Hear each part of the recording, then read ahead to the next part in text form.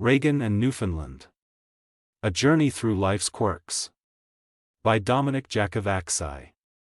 Edition 2, November 2023. Chapter 1. More than 100. I was waiting for the bus to go to Rome. The bus stop was located at the filling station for cars. The attendant was a well-liked person, always cheerful.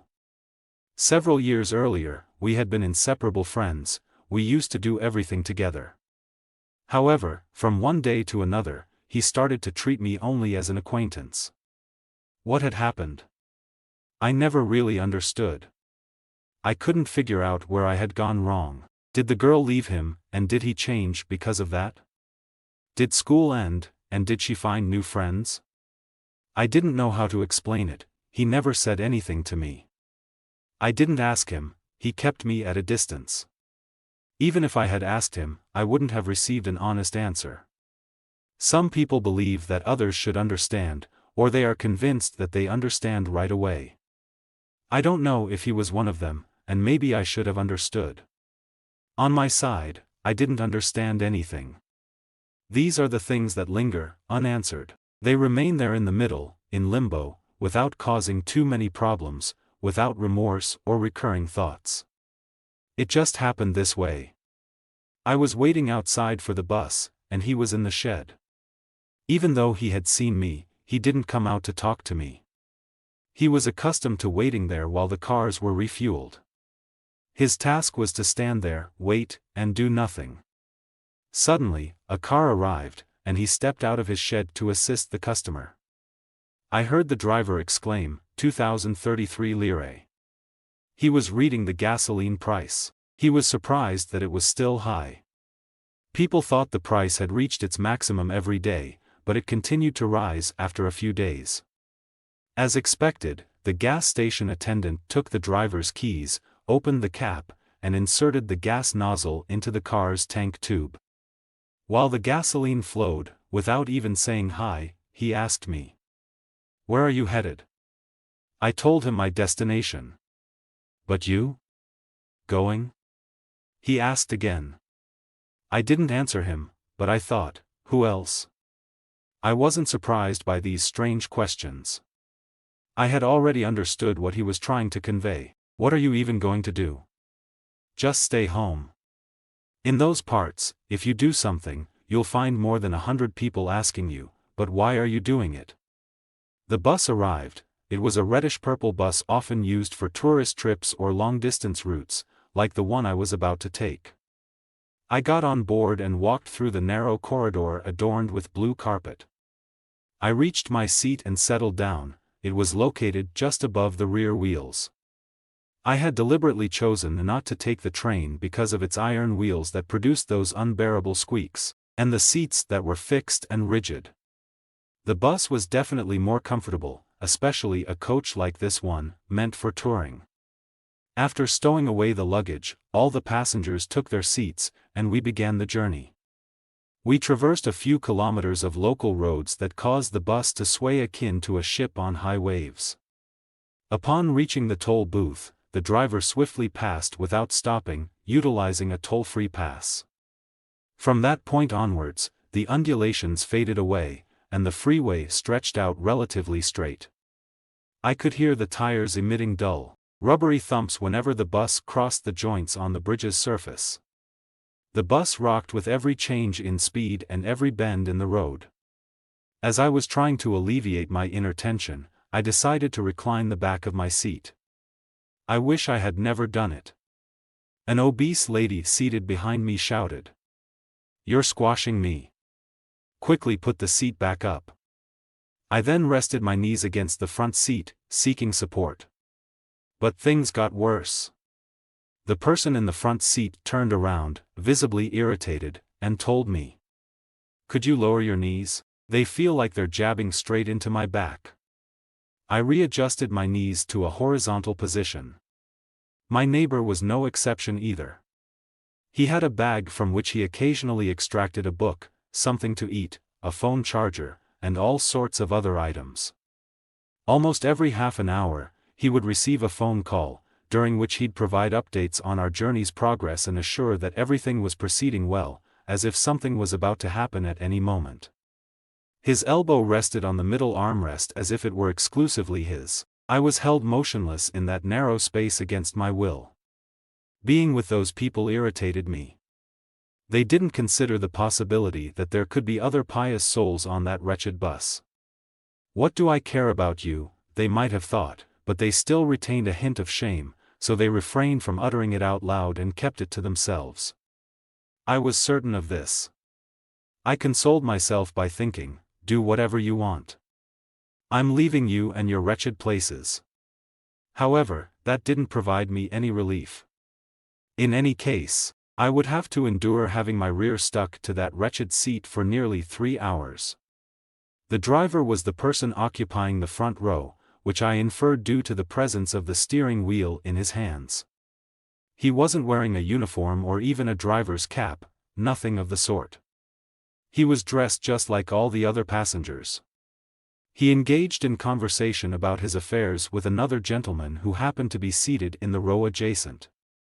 This passenger was not a friend of his, he was merely someone who found himself in that spot coincidentally. The driver conversed in dialect, seemingly unconcerned about who overheard.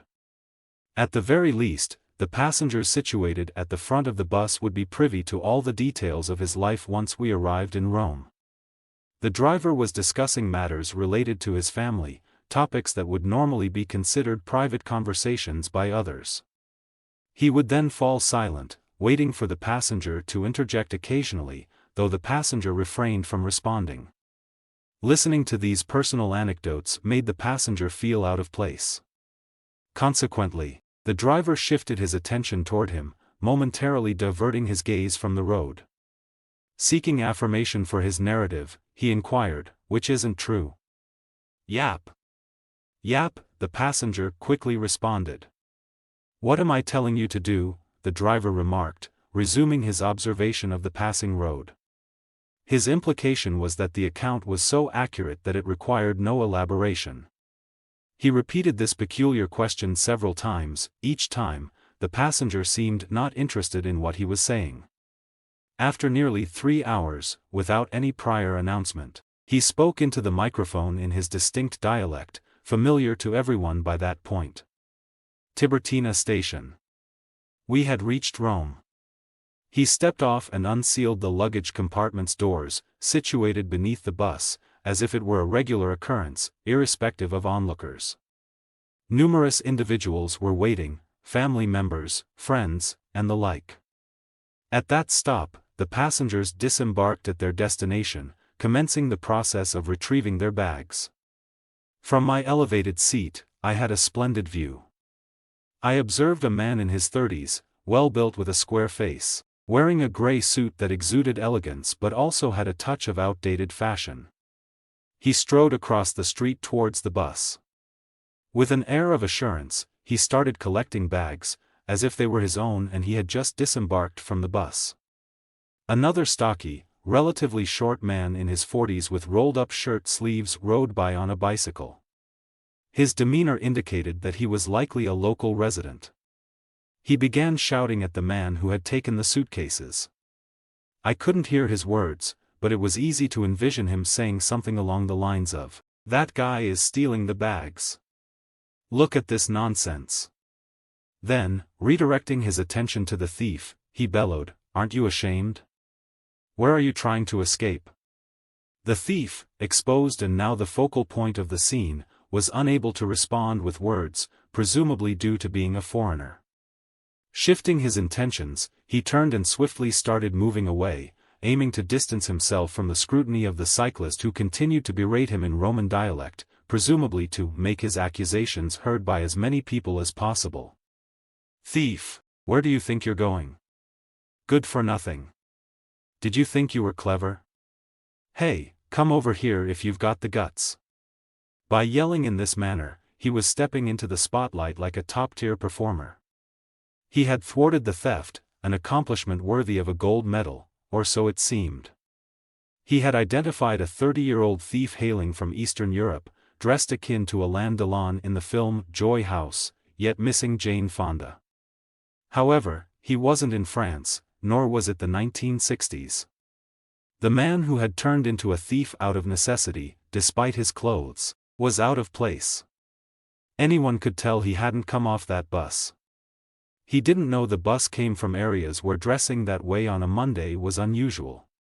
He had dressed well because someone well-dressed isn't poor and doesn't steal, but in his case, it had the opposite effect.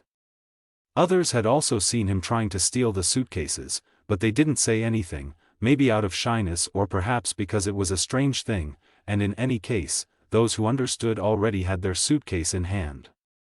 A rather unusual type of thief. He didn't know that all the people I had observed during the journey hadn't stood out as particularly rich or destitute, just normal folks. Stealing from a rich person yields a lot.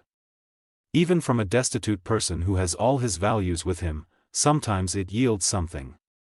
Normal people, on the other hand, only have normal things, without value. There was absolutely nothing to steal in those suitcases. Leave him be, I would have told the man on the bicycle. Move on and spare yourself the trouble of aggravating those who are already facing difficulties. Yet, the soundproofed bus windows only permitted me to be an observer of what appeared to be a genuine movie scene. However, in truth, even without the glass between us, I wouldn't have bothered saying anything to him.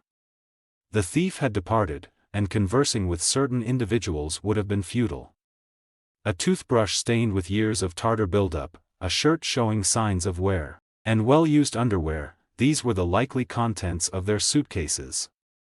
Besides, if the thief were to randomly snatch a bag, how could he discern whether it belonged to a man or a woman? What size clothing might he stumble upon? The thief himself possessed a physique reminiscent of Alain Delon, but when did he provide us a glimpse of his proportions? Among the passengers was also a priest. Had the thief taken the priest's bag, would he have donned the cassock? This was a thief driven by necessity, someone who didn't even possess the art of thievery. Upon careful consideration, these passengers might have finally seized the chance to refresh their wardrobes and enhance their personal hygiene, at the very least by obtaining new underwear. They simply lacked the courage to discard worn-out possessions that had lost their value through years of use. Their reluctance to part with these items seemed more like a psychological fixation on retaining old belongings than a genuine necessity. The thief, however, could have resolved the predicament for them. He would have undertaken the unenviable task. Dispose of it all. Termini station marked the final stop for the bus. I disembarked alongside others. On the street, a traffic officer in his 50s was patrolling, ensuring cars refrained from double parking. After preventing drivers from stopping just across the street from the bus stop, a young woman of around 25 hurriedly approached. She was slight in stature and asked the officer if she could briefly leave her car there for 5 minutes. The officer responded curtly, "No. Please, just 5 minutes. I need to pick up my father from the station, and he has large suitcases." The officer took offense at the repeated plea. His irritation stemmed from the fact that the girl had made a second request. From there, his frustration grew, and he remarked, "See if I'm supposed to be fooled by a 20-year-old." He proceeded to walk towards the rear of the girl's car and continued, "Could you demonstrate if your turn signals are functioning?" The situation escalated, and he searched for any pretext to issue a fine. I found it hard to believe such behavior was normal. Describing it would seem like a jest, and witnessing it would leave one speechless. I paused for a moment and surveyed my surroundings. I pondered whether this surreal scene was truly occurring, and I concluded, yes, considering the rest of what's happening around me, it must be real. Chapter 2. The €10. Taking the direct bus from Termini station to Fiumicino Airport was more expensive than a flight. So, I opted for a couple of local trains instead. On one of these trains, a young boy was engaged in a heated argument with his girlfriend. The train car was practically empty. I comprehended their conversation perfectly. They seemed unconcerned whether I overheard them, perhaps they assumed I was a foreigner. The boy was instructing the girl on how to behave. She had recently started a new job in a bar or restaurant or something similar. She was experiencing issues with her colleagues. She couldn't tolerate the behavior of some of them, who were ordering her around with authority and aggression. It wasn't anything major, like requiring a police report, but she was dealing with a demanding work environment. What struck me was her boyfriend, who was in his 30s and a few years older than her. She seemed to believe that she could offer him decisive advice, according to him. You have to tell him no. If you don't say no the first time, then it's hard for him to respect you. You must make him understand that he can't trample over you. The girl listened without uttering a word. What she thought remained unspoken, yet it appeared that she wasn't the kind to engage in battles, refuse, and confront head-on. But what sort of job could it be, requiring 8 hours a day as her boyfriend expected, in such a predicament? Her co-workers were exerting pressure on her, and now she found herself caught between her colleagues' pressure on one side and her boyfriend's on the other. The girl wasn't malicious and didn't know how to be confrontational. Undoubtedly, she would find herself in tears by evening. The flight I needed to catch was scheduled for the next day. I considered staying in a hotel, but the time window between hotel check-in and check-out was quite limited. Additionally, during the night at the airport, there would be individuals waiting for one of the early morning flights. Connecting with someone wouldn't prove to be a challenge. The aspiration was to encounter someone intriguing, in contrast to the individuals on the bus. That night at the airport, I crossed paths with a Brazilian footballer who played for a Tuscan team in an amateur league, and he was heading back to Brazil. I also encountered an eyewear designer from California who worked with Oakley. It wasn't anything extraordinary, but it sufficed to keep me awake throughout the night. The discussions revolved around the places where people enjoyed better living conditions, showcasing intriguing contradictions in perspectives. A few rows of chairs away from us, a man slept, not resembling a typical traveler, but more like a homeless individual who had transformed the Rome Fiumicino airport into his makeshift dwelling. He possessed a couple of worn bags and an exercise mat that extended across a row of seats, serving as his bed. Indeed, those responsible for furnishing airports seem to exert their utmost effort to ensure that the waiting areas remain unwelcoming for travelers. It's a consistent pattern, seemingly done with a touch of malicious intent.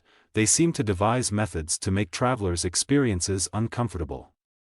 Even for those who have to spend a night at the airport, the prospect of lying down is not an option. These individuals exhibit remarkable marketing ingenuity. If someone prefers not to opt for a hotel due to a reluctance to keep up with contemporary practices, they still find themselves unable to rest comfortably within the waiting room. The more inconvenient they render the waiting lounge, the fewer travelers it will attract, resulting in increased profits for hotels. Subsequently, they voice grievances about these airports facing financial troubles. Instead of offering a multitude of services at affordable prices, they choose to allow them to flounder and then revive them using fresh investments.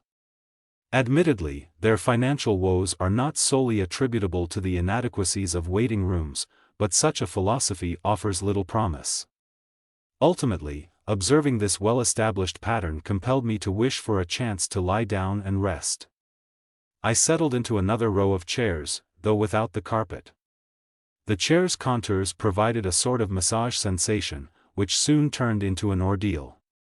Nonetheless, I managed to fall asleep despite the discomfort. While I was asleep, I sensed a touch on my feet that roused me. I glanced at the source and saw a man seated right next to my feet. He expressed his apology with a gesture of his hand. I drifted back to sleep, not dwelling on the peculiarity of this man who occupied the only unoccupied spot on the bench where I had stretched out. Despite other available seats on different benches, he opted for mine as his place of repose. Early in the morning, as sunlight started to filter through the windows and the sounds of the first bar's opening echoed, I awoke. I headed to a nearby bar for breakfast, opting for a cappuccino and a brioche. When it came time to settle the bill, I retrieved my credit card, anticipating the bartender would bring out the machine for card insertion and code entry. However, the bartender interjected. For amounts less than €10, we only accept cash. But I don't have cash on me. Please go downstairs to the ATM to withdraw. Thus, he kindly allowed me to leave the transaction incomplete as I sought the ATM. Upon my return with €50, he informed me. I've just opened, and I don't have enough change at the moment. So, what should I do? Could you wait for me to gather change for you? Yes, all right. I have no other option. I patiently waited for more customers to arrive, allowing the bartender to gather the necessary change for my transaction. The process of getting a cappuccino and a brioche consumed an hour or more of my time. In the end, I found myself with over €45 in my pocket, money that I might not have spent at any point since I was traveling abroad. Once I finally navigated through the bureaucratic breakfast episode, I proceeded to take my bags to the check-in area. However, my progress was halted by a slender young man of around 30 who approached me, requesting if he could borrow my phone. He explained that his phone and money had been stolen from him while he was asleep. He also mentioned feeling a bit lightheaded. He suspected that the thief had added a sedative to his water bottle, causing him to fall into a deep slumber while his belongings were pilfered. I had a suspicion that the thief might have been the same man who had occupied the nearby bench while I was asleep. I lent him the phone, assuming he needed to contact his family or the police. However, as our conversation continued, he revealed that his intention was to call a registry office in a municipality in northern Italy to obtain the phone number of Laura Antonelli, an actress known for her roles in erotic films during the 80s era. He wished to reach out to her with the intention of inquiring whether he could visit her and engage in a romantic encounter. He shared with me. I'll give her a call and ask if she's up for some fun with me. Why wouldn't she? He said confidently. Absolutely. I responded, albeit skeptically. He had come across information stating that she was no longer pursuing acting and had transitioned to leading an ordinary life. To him, the notion seemed straightforward and, above all, a routine occurrence. I inquired of him, "How do you plan on getting back home without a phone or any money?" "Not an issue, I've already purchased the train tickets," he replied. I attempted to inquire about his experience from the previous night, but he consistently redirected the conversation back to Laura Antonelli.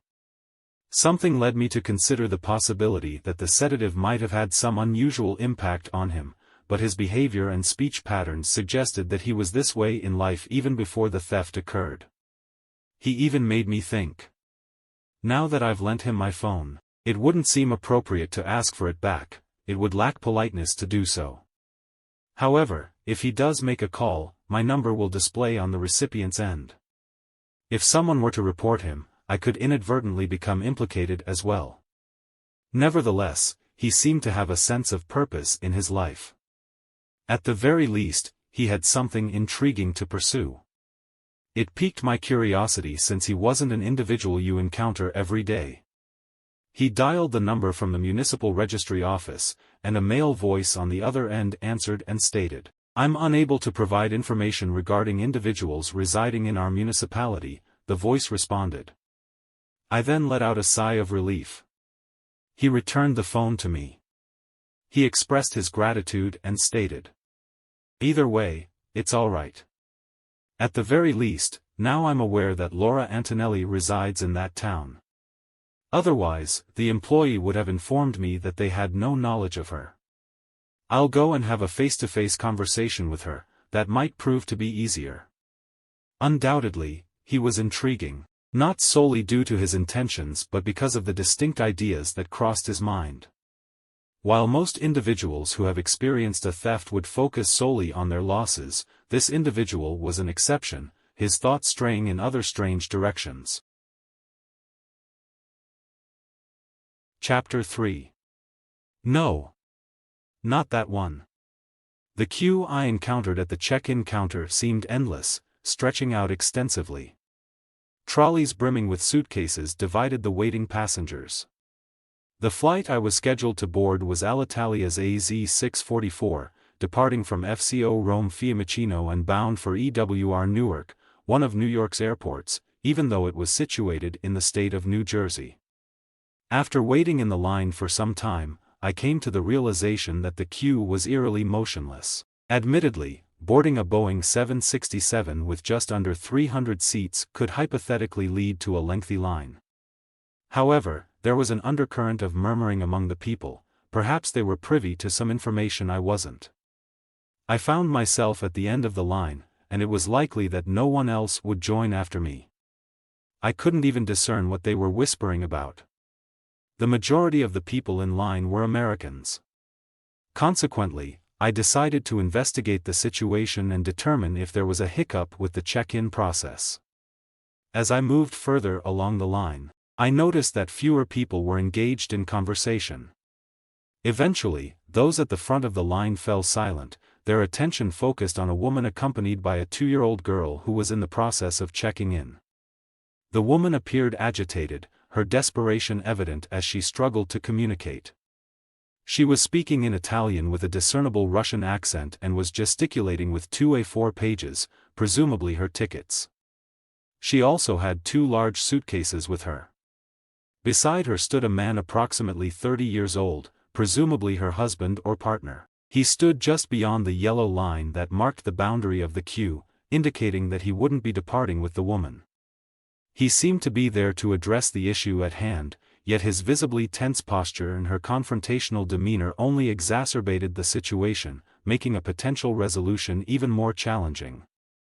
The check-in attendant summoned her manager, a middle-aged man in his 40s with a seasoned appearance, who was standing behind her.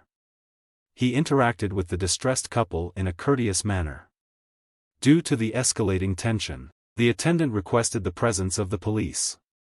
Consequently, 2 police officers arrived on the scene and positioned themselves near the muscular young man, prepared to intervene if the situation escalated into a physical altercation.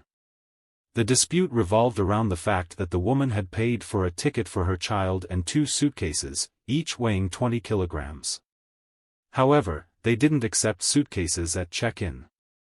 The muscular and somewhat rough boy was ready to resort to violence. The Russian girl began crying copiously as if she had lost hope of accomplishing anything. The supervisor, shielded by the counter and standing behind the check-in girl, told the muscular boy that he couldn't behave like that. They couldn't accept the suitcases because they weighed more than 16 kilograms, the allowed limit for the flight following the one to New York. An ATR propeller plane, where luggage was loaded into the hold by staff rather than a conveyor belt.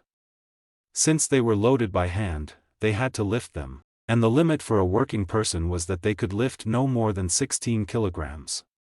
What I couldn't understand was how such a simplistic justification could change the boarding rules that the passenger had already acquired. As if it were forbidden to lift a suitcase together, thus having the weight for each operator, things difficult to comprehend.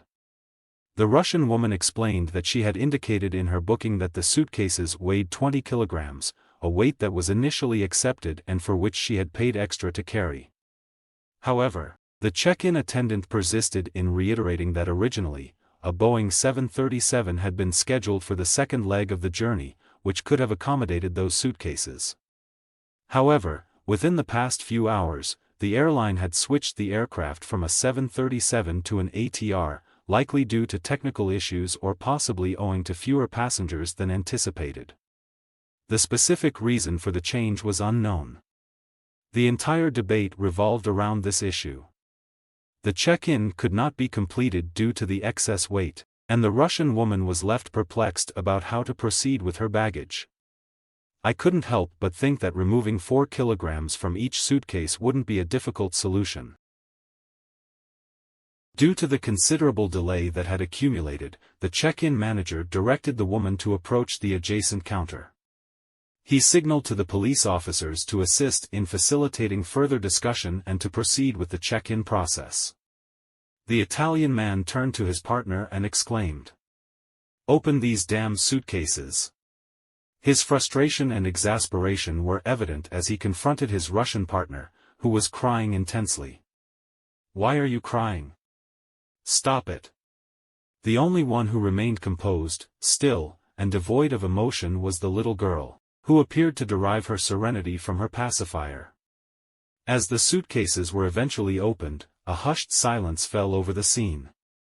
The suitcases were filled with clothes and shoes arranged like a puzzle, meticulously interlocked to accommodate as many items as possible. The man proceeded to address her. "Remove these." "No. Not these," she retorted. "Get rid of that." "No. Not that." The man lost all hope and said, "Do whatever you want, but just make sure you catch this darn plane." She began taking out items here and there. Once she had removed a significant amount, they reweighed the suitcases. Meanwhile, a pile of clothes removed from the suitcases had accumulated next to the man. Upon reaching the limit of 16 kilos per suitcase, the man inquired, "Now, what should we do with these clothes? Should I just toss them?" For a while longer, the slender Russian girl started putting on as many clothes as she could, not even sparing the child. In fact, the child ended up dressed in garments discarded from the suitcases as well. The girl took on a rather awkward appearance. She was no longer thin, she looked like a bundled-up ball, with many clothes tied around her waist. I don't know how long she could have endured on that September morning with those temperatures. While observing this scene, the check-in girl asked me whether I was going to check in or just watching. I had forgotten that the queue had disappeared by now. Everyone had checked in and left their suitcases. I was the only one remaining. I replied. Yes, I timidly said, "I also have luggage, but it's not that important." Nervously, she took the booking sheet from me, sighing as if to convey, "This is just what we needed." After witnessing all of that, what else could I have possibly said? The point of no return had been reached, my bag was already checked in, so I had no choice but to follow it. It's almost as if you're buying a trip for your bags or suitcases, and as a bonus, they give you a seat for yourself as a person. Go figure. As always, I believe they began with small rules and ended up losing their logic. The traveler has become a mere object, and that's how it is for everyone. It's fine for them. They have more rules for suitcases than for people. But the question that crossed my mind was, what if I don't leave anymore? Would they give me the bag back, or would it go to New York anyway and then be sent back to me? But then, who would have paid for the return trip of the suitcase? I had only booked a one-way ticket. It's a question that could have thrown the whole airport into chaos. It was better to go and not dwell on it. I didn't even know, as I was headed to New York.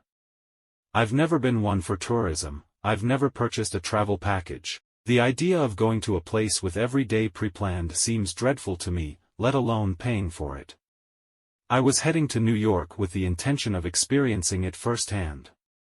If I enjoyed it, I might stay there, but the most probable scenario was that I'd only spend a few days before moving on to another destination, possibly for good. I checked in and went to the hand baggage check, and in front of me was the Russian woman with her little girl. The husband had already headed home because his parking time was expiring. The security guard asked the woman, "Leave your clothes and hand luggage in the boxes to pass them through the metal detector. You have too many clothes on, it's not good.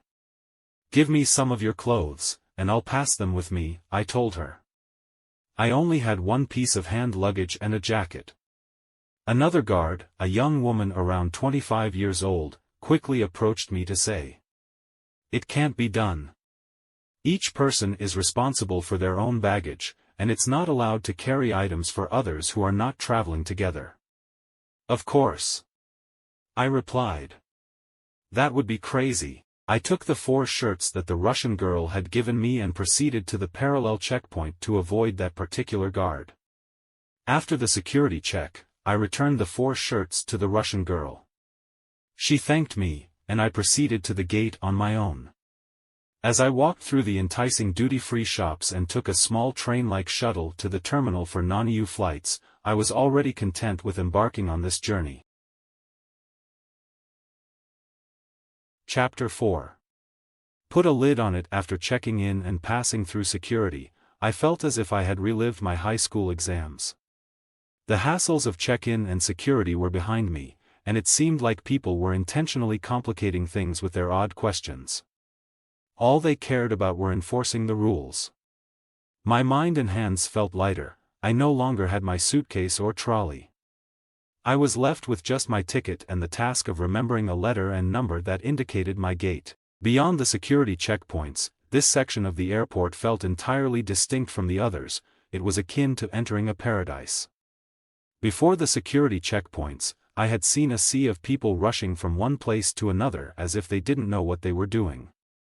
Now, these people were all relaxed and calm, as if they belonged to a different social class, despite being the same people, all of us originating from the same starting point, the check-in area. Everything felt cleaner, and even the cleaners appeared calmer and wore smiles. The shops were brighter. The shop assistants looked more attractive, dressed well, and greeted with smiles. Even the air seemed fresher in this area. Could the stress of check-in and the security check-in be what unnerves people? It's indeed an excellent question. I located my gate, and a boarding attendant asked for my ticket very kindly. They superficially checked it to ensure that my name on the ticket corresponded with that on my passport. They didn't even verify if the photo in the passport was mine, that is, whether it matched my appearance. A tunnel led me directly onto the plane without needing to cross the tarmac or climb stairs. I felt important, even though for everyone else, the actions I was taking were ordinary. Like many others, I also felt a bit anxious before the flight. Even though I had flown a few times before, each experience was still somewhat new. The anticipation of takeoff and the initial maneuvers made me slightly uneasy. However, as soon as we reached cruising altitude and the seatbelt sign was turned off, it felt like stepping onto a highway with clearly defined lanes and protected by guardrails. Exactly, after the seatbelt sign was turned off, I took a moment to look around. I was seated in E29, occupying the middle seat of the middle row, situated around the midpoint of the plane and just behind the wings. I glanced around, searching for something to observe or someone doing something interesting, but really, what was I hoping to find?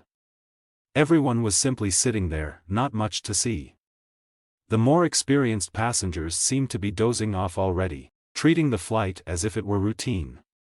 Meanwhile, I felt like a novice, embarking on my first flight to America, unable to shake off the sense of novelty. Almost everyone was a foreigner, or rather, not of my nationality, as I didn't know in which country we were at that moment. Perhaps they were heading back home, which could make for a more relaxed journey. Return trips often feel less stressful and more tranquil. One doesn't dwell on the destination. To my right, there was an American lady engaged in conversation with her daughter, who appeared to be in her 30s. They conversed as if in a private bubble, making it difficult for anyone to intrude and exchange a few words to ease the tension and provide a distraction. On my left, there sat a gentleman around 60 years old, likely German or Austrian, engrossed in some documents and working on his laptop. Given that Austrians are often perceived as more social than Germans, I assumed he leaned more towards Austrian. Despite his laptop work, he wasn't traveling to the US for business purposes. As our conversation progressed, he revealed that he was involved in selling encyclopedias. Although he didn't do the selling himself, he managed a small business that employed salespeople who went door to door to market the encyclopedias. Indeed, he didn't openly discuss his work with just anyone, but it seemed that he found some comfort in sharing certain personal details with me. After all, we were going to spend several hours together on the flight, and that's no insignificant duration. We were strangers before, originating from different places with no possibility of having any shared acquaintances. Once the journey ended, we would likely go our separate ways, making this a unique opportunity for candid conversation. He mentioned that his job wasn't the most glamorous, but it seemed like a way for him to bounce back from what he had experienced in the past few years. He had been leading a comfortable life, running a successful wool knitwear business that brought in good earnings. He married into a well-off family and had 3 children, all of whom were teenagers at the time we're discussing. However, 5 years earlier, his business faced a crisis due to customers who failed to pay him, leading to bankruptcy. Subsequently, his wife left him, and their 3 children went to live with her. He was left with the family villa, which he still had to continue paying for, along with alimony to his wife for the children. However, this didn't deter him. His theory was, if something comes to an end, resist the temptation to linger and attempt to recreate it, restarting from the same point in the same direction with the hope of regaining exactly what you once had. This approach only keeps you dwelling on what went wrong. When something concludes on a sour note, it's wiser to leave it behind and embark on an entirely new endeavor. The past is concluded, so put a lid on it and move forward with the remaining pieces you have. Rather than attempting to reopen a new knitwear factory and regain the trust of banks, suppliers, and customers who had already formed opinions after his bankruptcy, he chose a different path, selling encyclopedias. He had never considered selling encyclopedias before, but it was the most ordinary idea that came to his mind. In reality, he didn't start from scratch but took over the company from a friend who had retired. It wasn't a major enterprise, but he was doing it to embark on something new, not to strive for success, not to regain credibility. He had already put a lid on it. Then he had done even more, he got married to the former maid, who was 20 years younger than him. Not because she was the love of his life, not because she was beautiful, but because they were left alone in the house. He could no longer afford to pay her, but she decided to stay with him anyway. They started living together as a couple before officially becoming one. So, all they did when they got married was put into writing what had happened to them. He also became the father of a son who, at that time, was 1 year old. He mentioned, "My house is a hub for many young people. My teenage children from my first marriage visit a few days a week and often stay over. My 1-year-old son is always around in the house as well. The young salespeople, who are mostly in their 20s or 30s, come to my office inside the villa for meetings and business lunches. It's like a perpetual party." He spoke with a sense of contentment in his voice. The wife who had left was still angry with him, but he wasn't sure about the exact reason. She mentioned that she might have felt excluded from the villa, and the property had taken on a new life, distinct from when she lived there. This provoked her envy. He was a source of annoyance for her because she still considered the villa to be hers. "But she was the one who left," he exclaimed. "Before, my wife used to keep the villa's environment neat and organized, but now there's a bit of chaos, as if everyone has claimed their own space. Of course, it's a bit messy, but we're making more use of all the rooms in the villa, and that's how it should be. We bought it, and we have to make the most of it." Hearing this story made me momentarily forget our surroundings. I pondered on how intricate this person's life had been, filled with numerous events, yet he didn't seem to carry it heavily. On the contrary, he seemed to embrace his experiences with a sense of pride and acceptance. It was apparent that his journey hadn't been straightforward, and perhaps he used these moments to share his story and portray to the world that everything was in good order. And perhaps this was his perspective, while his wife and those who held a different viewpoint might have seen him as having an affair with the maid, his wife leaving, and his sweater factory going bankrupt. However, I wasn't concerned about the truth behind these accounts. I continued to find his narrative intriguing, particularly because he shared it not as a tale of personal achievements, but rather as a series of events that had unfolded in his life. I felt content that I had gained the trust of a stranger who shared his story with me. It was September, and I could see sunlight streaming in through the windows. I couldn't help but think that when you're flying, the concept of months becomes almost unnecessary. If it's not nighttime, there always seems to be sunlight. I was already aware that this day was going to be extended due to the time zone changes, as if we were traveling away from the night. Thinking that by now, if we were not already halfway through the trip, we were certainly close to it, and in any case, I felt I had left Rome behind, and now it was time to focus solely on New York. After receiving the meal from the flight attendants, not knowing if it was American breakfast or Italian lunch, I fell asleep thanks to the glass of red wine that Rudolph, my fellow traveler, had recommended to me. He told me, "A glass of red wine after eating helps you fall asleep better." I drifted off to sleep, pondering the idea of putting a lid on it. How many situations does a person carry around, constantly remembering them and never letting go? Perhaps it's better to put a lid on them and move on, finding peace in doing so. Chapter 5. I checked it. A sound of voices woke me up. Something had happened.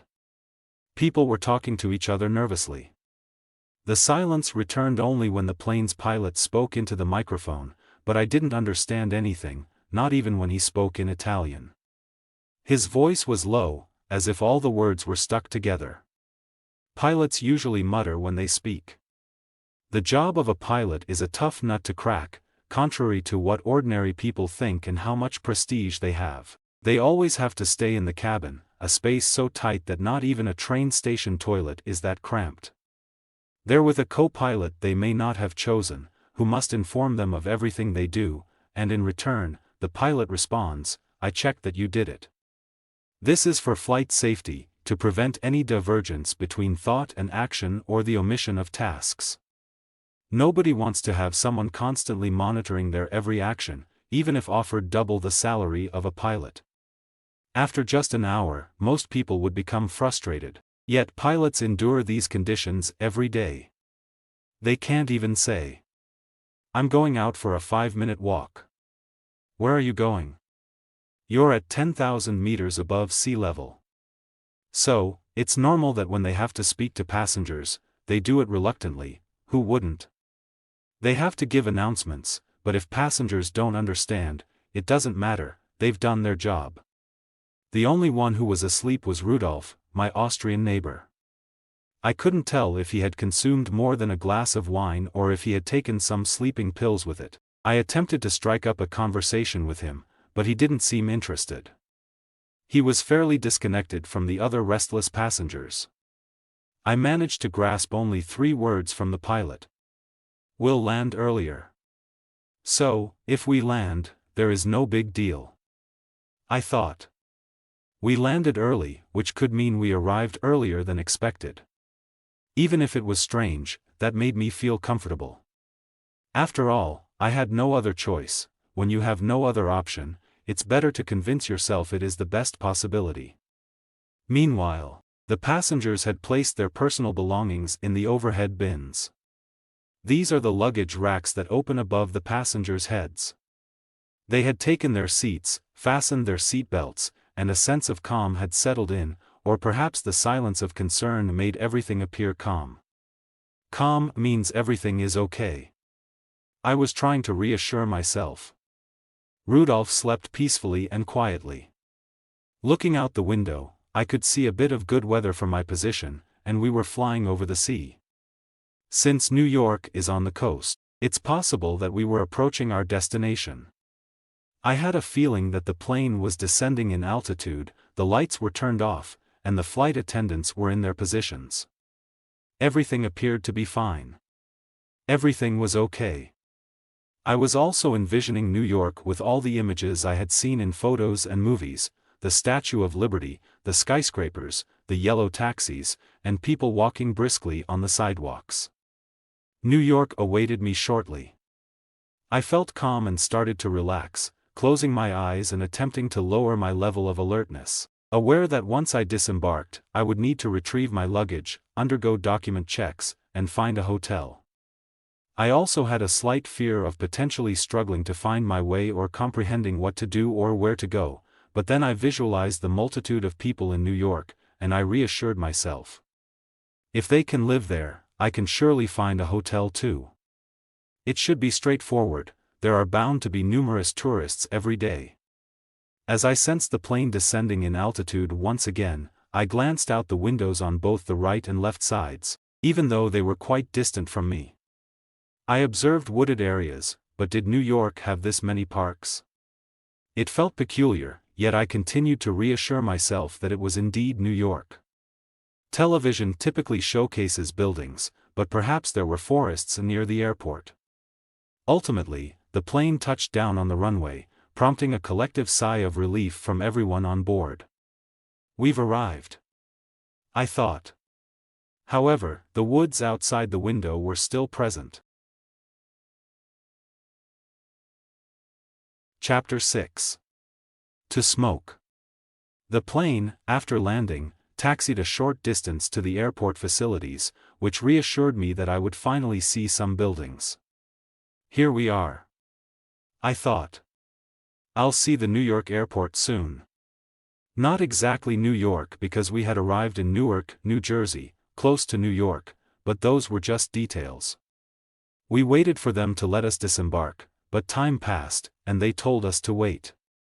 People started making calls on their phones, and there was a chorus of voices talking rapidly.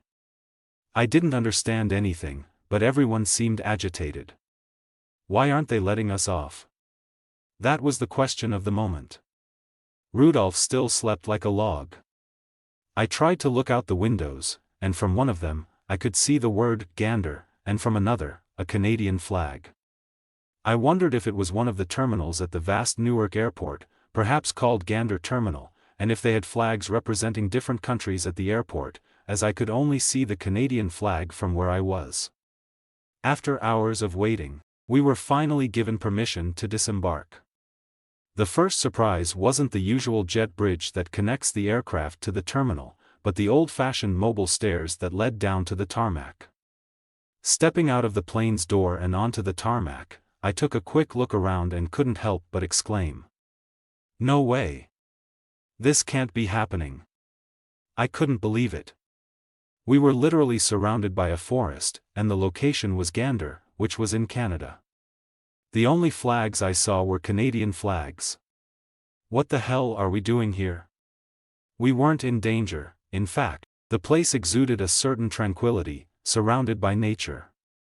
Like the others, I headed to the airport facility to await the retrieval of the suitcases. However, we were informed that our plane was impounded by the airport authorities, just like all the other planes that had arrived and were arriving in the meantime. There was a sea of people. I couldn't ascertain how many, but it was certainly too many for that small airport. I attempted to ask why we were there, but everyone seemed preoccupied. From what I observed on a TV in the airport security police office, something had happened. Everyone was gathered around that TV, which the police were watching to pass the time. I believe they had a lot of time on their hands before we arrived. From the little I could see on that TV, there were missiles striking skyscrapers, and the buildings collapsed instantly, as if they had been deliberately brought down. From the glimpse I caught on the TV, I could see that missiles were striking skyscrapers, and subsequently, the towers collapsed as if they had been deliberately targeted and brought down. Many initially assumed it was some sort of advertisement, but in reality, it was the breaking news of the moment. Two pilots close to me expressed disbelief. The truth was, those skyscrapers were located in New York, and it became clear that our plans to fly to New York were indefinitely postponed, with uncertainty about how long the delay might last, be it a matter of hours or even days. However, the most unsettling part was that our suitcases were inaccessible because the planes had been impounded and were under the control of the airport authorities. Towering buildings collapsed thousands of kilometers away, and here we were grappling with the predicament of our luggage. But at that moment, I had another concern: what could we possibly do in this tiny airport? I hoped that there was at least a nearby city. It was 3 in the afternoon, and I couldn't imagine all those people spending the night there. I hoped that there was a plan in place for what we were supposed to do next. I started wandering around the rooms of that small airport, looking at billboards and tourist brochures. I found confirmation that we were indeed in Canada, but not on the mainland.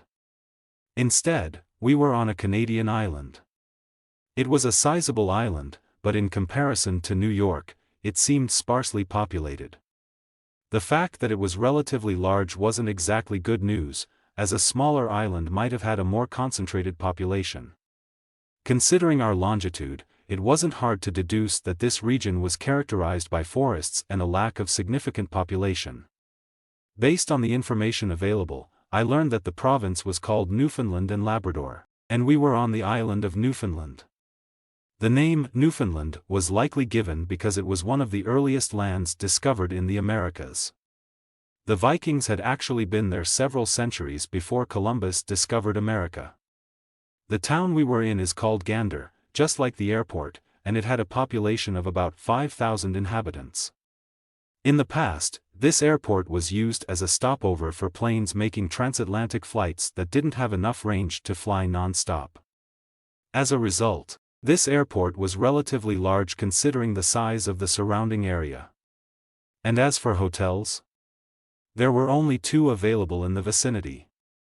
We found ourselves in a town with a population of 5,000 residents. With 36 planes carrying a total of 6,700 people, the question arose, where would all these passengers stay? That was the question on everyone's mind, including mine. We found ourselves in a situation where there weren't even enough chairs to sit on.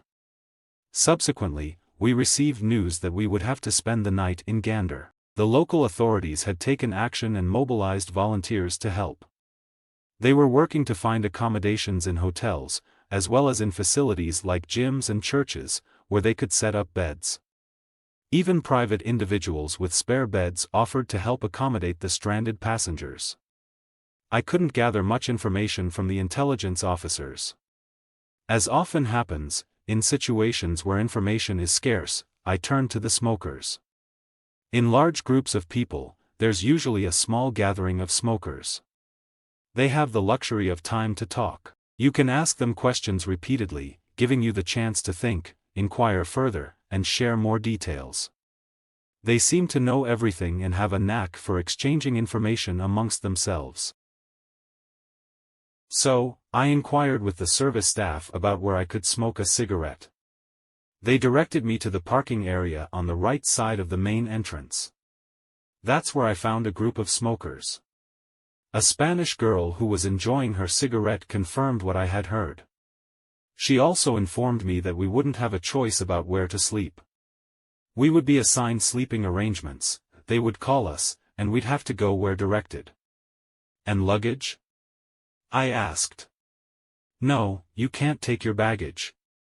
The planes are impounded and held in custody. All right.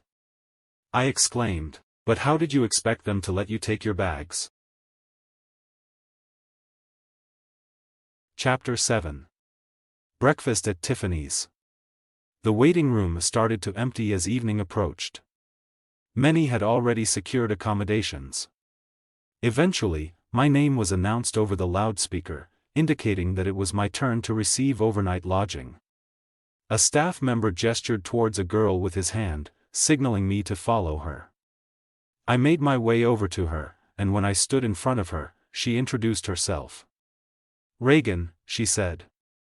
Then she turned and began walking towards the exit, and I followed her. I was surprised because she didn't provide me with more than her last name. There was no mention of where I would be sleeping, whether it was a hotel, gym, or some other location. We drove to what was supposed to be her car, a well-maintained white 1980s Toyota Corolla. I took the passenger seat as she was already seated in the driver's seat.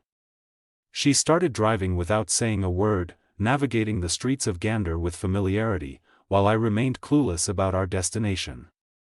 She maintained her silence, seemingly confident in the course of action. After a series of turns, left and right again, we eventually parked along the side of a street in a residential area that seemed to have seen better days. Over time, the houses had aged, and evident neglect had taken its toll on their appearance. She proceeded to the front door of a house situated by the sidewalk. Ascending the 4 steps, she reached the level of the doorway. As she opened the door, a small dog came bounding out, barking and leaping around her. Then she turned around, expecting me to have followed her, yet I was still seated in the car. Observing the surroundings and not identifying any lodging facility, I surmised that this might be an interim pause. Her conviction that I would exit the car was so strong that she even utilized the remote key to lock it. Upon realizing that I had remained in the car, she directed her gaze towards me, approached the vehicle, and gestured for me to disembark. I finally comprehended that I was meant to spend the night in this house. They didn't even tell me, and I certainly couldn't expect them to have asked me. We're in an emergency. Once she shut the door behind us, the poodle that had been happily interacting with her suddenly turned unfriendly towards me. It incessantly barked, clearly unfamiliar with my presence, and perhaps unaccustomed to encountering foreigners. She wasn't someone who sought attention. Her appearance was modest, yet she possessed pleasant aesthetic qualities without any excessiveness. However, the most striking aspect upon entering the house was the decor. Every possible surface featured depictions of squirrels, from the walls to the trinkets. It was evident that the squirrel was her favored animal. Upon noticing my confusion about sleeping arrangements, she proceeded to explain that I would be sharing her sleeping space. As she spoke, she prepared tea, serving it in mugs adorned with squirrel motifs. Observing my surroundings, I noted that we occupied a modest one-bedroom apartment with a simple living room and bedroom. Despite my curiosity, I refrained from inquiring about the specifics of where I would sleep. She informed me that she had answered a call for accommodation and had secured a spot. As a solo traveler, I was assigned the space she had obtained, which she graciously offered to me. I needed to sleep there, but where exactly? On the couch? Was the sofa going to be my sleeping spot? Not that I looked down on couches. I had slept on a bench the previous night at Rome Airport, but it would have been a pleasant surprise if she had a spare bed. There had to be at least one bed in the apartment. Eventually, it became clear, the designated sleeping space was indeed the sofa. Perhaps I was the only passenger among the 36 planes worth to find myself on a sofa. Since I had no belongings with me, no bags, no pajamas, or anything of the sort, it was easy to go to sleep. I simply lay down on the sofa. Reagan locked herself in her room, probably feeling more secure with a stranger in the house. I slipped off my shoes and nestled under an old blanket on the couch. Turning off the lamp on the small table beside the sofa, I relied on the strip of light that seeped through the crack beneath Reagan's room door. Tiffany, the little dog, stationed herself near the door, almost like a sentry. Sleep overtook me, and I had no sense of how long that strip of light persisted, nor whether it remained throughout the night. It was evident when Reagan finally turned it off, as I was abruptly awakened by Tiffany's relentless barking. It appeared Tiffany had been waiting for that light to extinguish before unleashing her canine chorus. The barking continued incessantly, but Reagan's presence seemed to provide an attempt at quieting Tiffany after a while. As Reagan swung open her door, Tiffany darted around the living room, expertly evading capture. Eventually, she halted in front of the sofa and launched into a barrage of barking, as if I were the unexpected intruder in the house. Reagan made efforts to guide Tiffany back into her room, but they remained ensnared in a brief standoff behind the door. Tiffany's barking persisted relentlessly. After a moment, Reagan re-emerged, once again followed by Tiffany's spirited sprint. Tiffany, it seemed, was resolute in her stance against my presence, barking with unyielding fervor. The situation was growing less favorable by the moment, and a grim thought crossed my mind: perhaps I would be directed to sleep on a bench outdoors. Reagan, clad in squirrel-patterned pajamas, cleared a small area on the sofa where I had been reclining. Taking a seat herself, she turned towards me and spoke. "You know, this sofa is Tiffany's spot. She always sleeps here." Tiffany's name was undoubtedly inspired by the book Breakfast at Tiffany's, where the protagonist was Holly Golightly, a finicky girl. A fitting name. At this point, it seemed like I would have to sleep outside. I thought to myself. Reagan smiled at me and said, "I think you might be more comfortable somewhere else." She asked if I could move from there. "Come." I went into her room and realized that she had only one bed, a twin-sized one, which was still narrow for two people and, above all, we had known each other for only a couple of hours. I only knew her last name. There wasn't much space around the bed either. "Do you mind sleeping in my bed?" "But not under the covers, on top." "Then you can cover yourself with the blanket that you had on the sofa before." "All right," I replied. She happily went back to the living room, but she didn't turn off the light. As soon as she left, I turned off the light and got into bed. Shortly after, she returned and said to me, "Now Tiffany will fall asleep." Okay, she's back to inform me. I thought, finding it really nice, since she could have slept on the sofa. But no. She had chosen to sleep beside me on the bed instead of on the couch with Tiffany. She slept under the sheet and the blanket, while I positioned myself on the side above the blanket of the bed, using the sheet and the blanket as a dividing barrier. The previous night, I had slept on a row of armchairs at the Rome airport, with an unexpected visit from a thief. And now, here I was in bed with a beautiful girl whose last name was the only thing I knew about her. Such encounters weren't something I experienced often. My usual encounters involve thieves on benches, not girls in bed. She wasn't a supermodel, but the girl in my bed had a unique charm. If I were to describe her honestly, I'd say she wasn't conventionally pretty, but she carried herself with a minimalist elegance and didn't try to project beauty. She had two distinct features that stood out: slender eyebrows and long lashes. I never got around to asking her how she managed to grow them so long. The scent of her presence made me a bit apprehensive, fearing that she might catch a whiff of my own travel-worn odor. However, I reminded myself of the situation, finally resting in a bed after days of uncertain accommodations. It was a moment to appreciate and be grateful to both myself and this stranger. Considering our shared hope that we would part ways the next day, the concern of my scent seemed trivial. With these thoughts, I drifted off to sleep, eagerly anticipating the sight of New York upon waking. At one point during the night, I was abruptly awakened by a sharp impact on my forehead. "What the hell was that?" I exclaimed. The impact was quite strong, and a thought that had crossed my mind right before falling asleep resurfaced. And if she has a boyfriend, and he finds me in her bed, what can we say to him? That unexpected blow initially made me envision her boyfriend right there in person, standing in front of me. Thankfully, it turned out to be only a half-formed dream. In reality, she had delivered that powerful hit, extending her long arm upward and dropping her hand onto my face with considerable force, connecting her knuckle squarely with my eyebrow. It was a substantial blow that, if dealt by a stranger, might lead to immediate confrontation. Yet, she was only a semi-unknown acquaintance, not the ideal circumstances to raise such an issue. What heightened the impact of the blow was the complete lack of anticipation.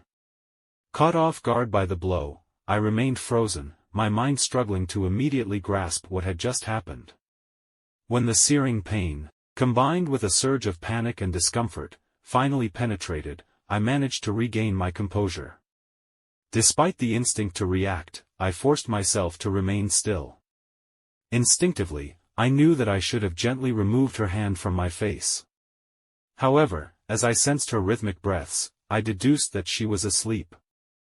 I didn't want to trigger a potentially unpleasant situation by abruptly waking her up. Thus, I opted for caution, proceeding step by step.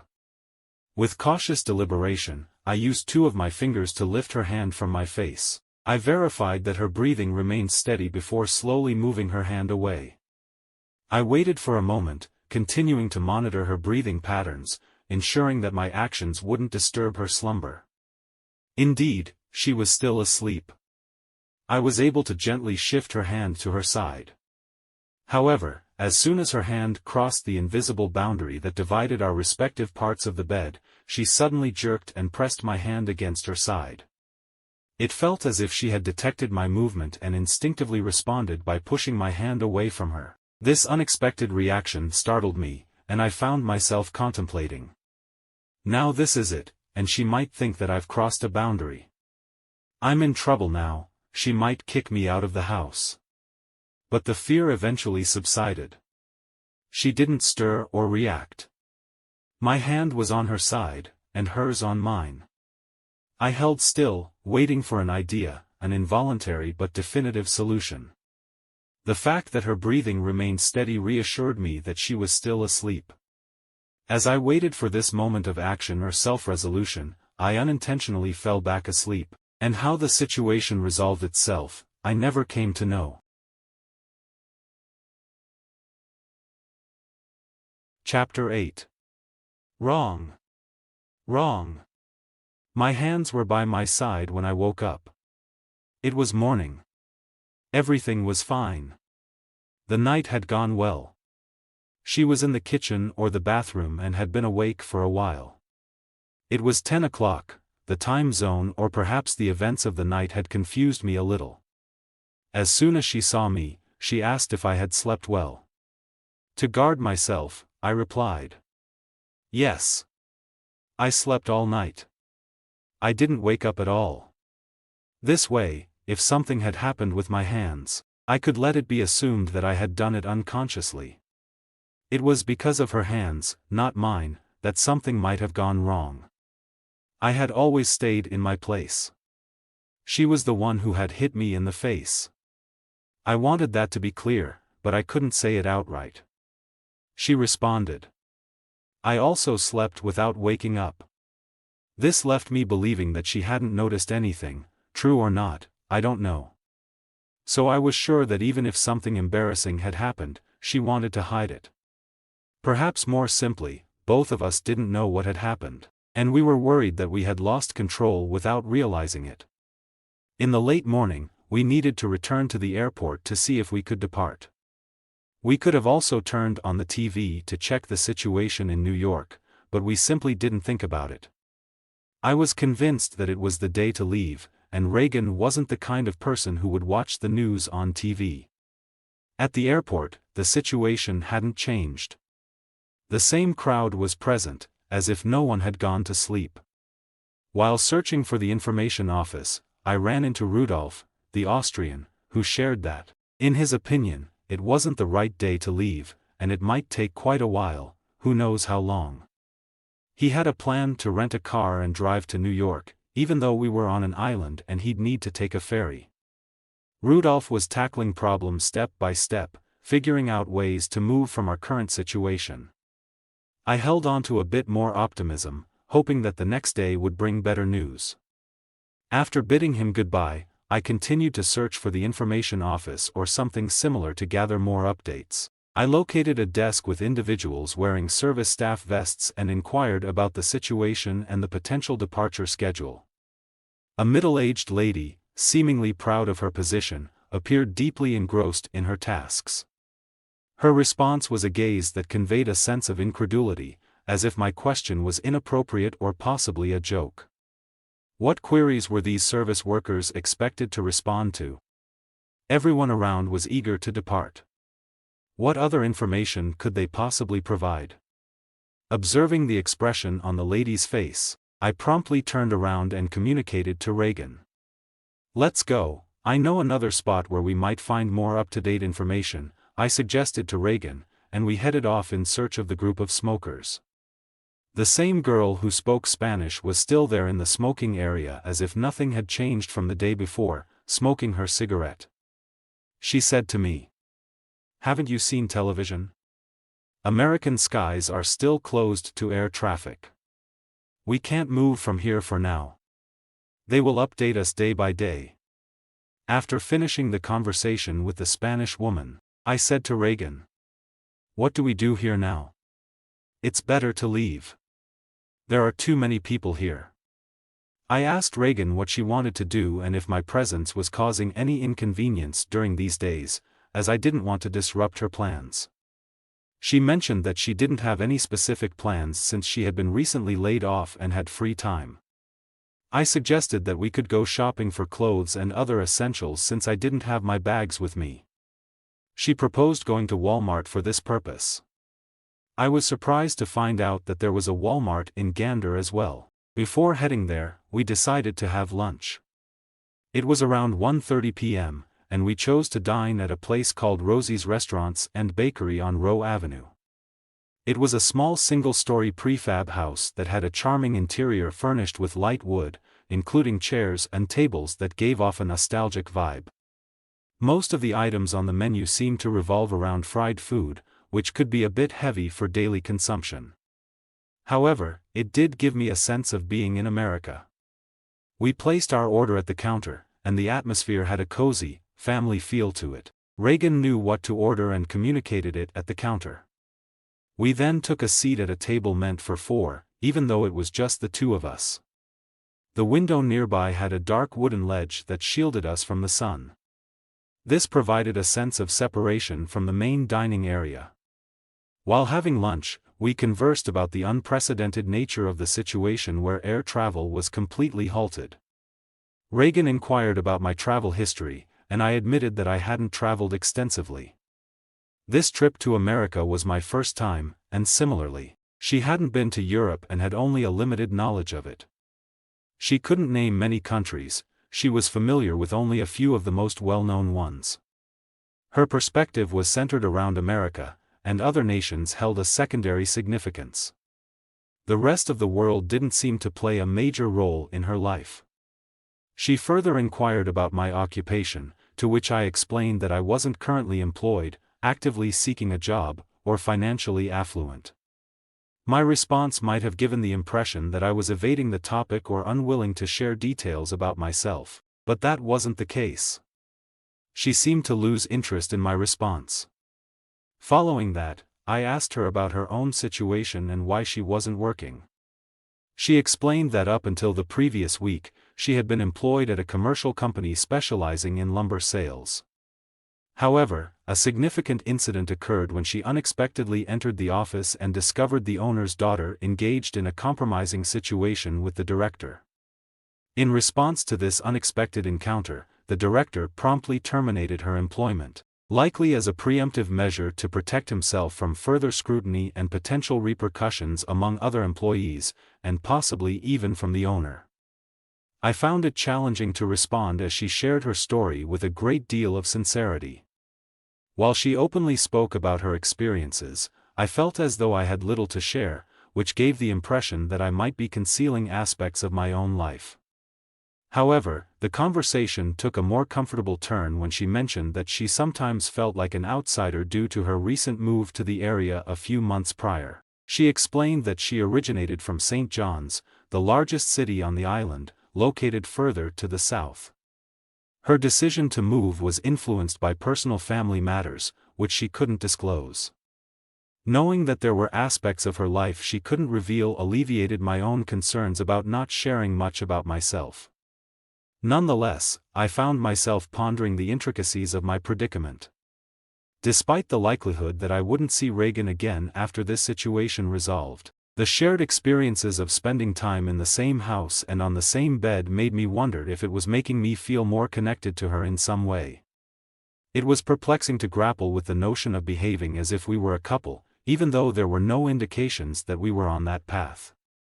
Stereotypes of such situations didn't account for this gray area of living together temporarily, and the feelings that emerged seemed both aligned with a couple dynamic and simultaneously marked by a sense of wrongness.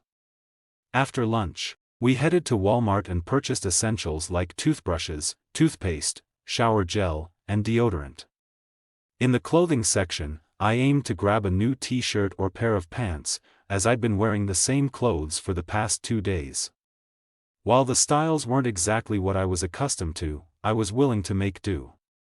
However, every item I tried on was met with Reagan's approval or disapproval.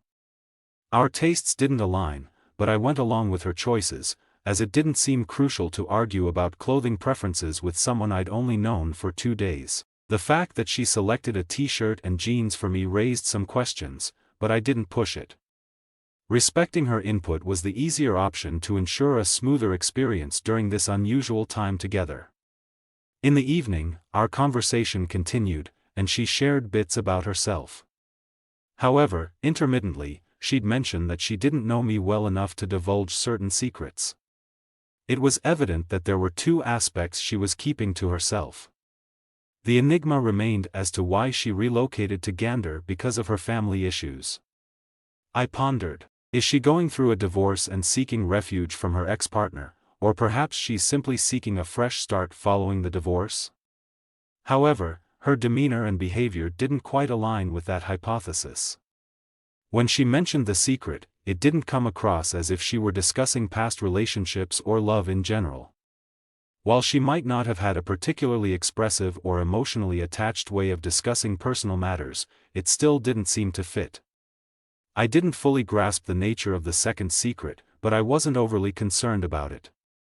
After all, I was set to leave the next day. Reagan was simply an intriguing individual, similar to many I had encountered before. I felt rather plain in comparison. I didn't possess any intriguing secrets. The most captivating aspect I could share was my lack of a clear purpose for going to New York. Another noteworthy detail was my unemployment status, not having a job, not seeking one, and not needing one. I couldn't discern whether these aspects intrigued her or if she remained indifferent to them. It was also possible that she suspected I was concealing details about my profession and my reasons for heading to New York. Perhaps she entertained the thought that I was connected to the Secret Service or fleeing from someone or something.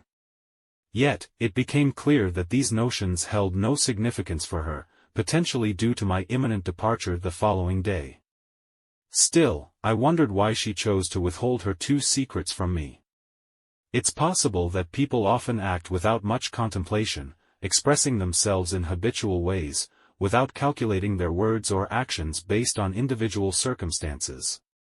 As she prepared dinner, I observed her meticulous attention to detail. She carefully arranged the cutlery and glasses, ensuring they were placed just so, and seemed to keep track of whether either of us had used them.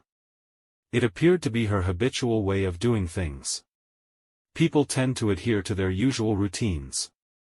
Being in her home felt peculiar to me, yet perhaps it was the natural course of events. As the evening progressed, we eventually prepared for bed. I also noticed her meticulous separation of the items we used in the bathroom.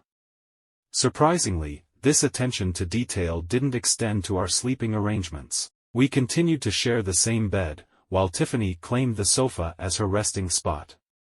Our sleeping positions remained unchanged, each of us maintaining our space, with the sheet and blanket serving as invisible boundaries. Despite spending the entire day together, our interpersonal distances persisted, and no significant shifts were apparent.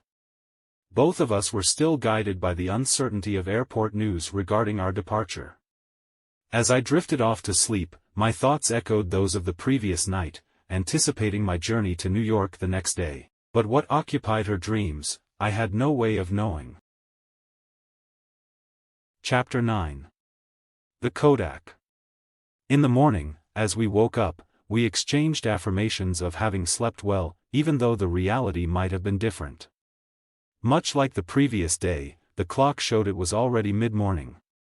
Throughout the night, we remained in the same sleeping positions, and the bed, designed for one, felt a bit snug for two. Nonetheless, Reagan's affection for animals led her to prioritize Tiffany's comfort, and the sofa seemed to suffice for her. We hurried through breakfast. Her choice was sushi and green tea, while I settled for whatever was available. As for me, fish in the morning wasn't exactly my preference. After breakfast, we made our way back to the airport. This time, as we reached the area where the Spanish woman typically smoked, I opted to stay in the car. Rolling down the window, I called out to her. "Any updates or announcements?" She always responded calmly and willingly. She probably needed something to occupy her time between puffs. "Not today, but we're scheduled to leave tomorrow. You should go to the waiting room to check the approximate time of your flight."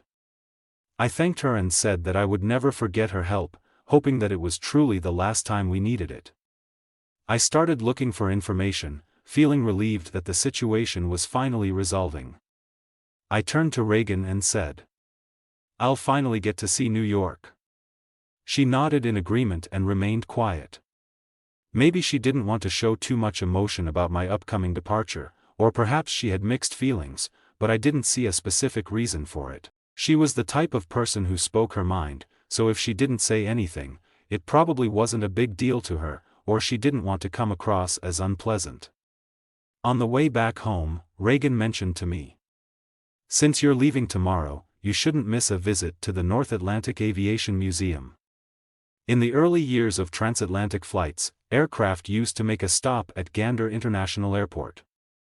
The museum features planes from that era, as well as Second World War aircraft, planes from the local company Ester Provincial Airways, which has since disappeared, and aircraft from the former Soviet bloc. It was a relatively new museum, only 5 years old, but quite fascinating if you were passionate about aviation. However, we weren't. Still, we decided to visit it. As we strolled among the planes and showcases on display, we engaged in a conversation about our personal lives, almost as if it were our last chance to understand each other better.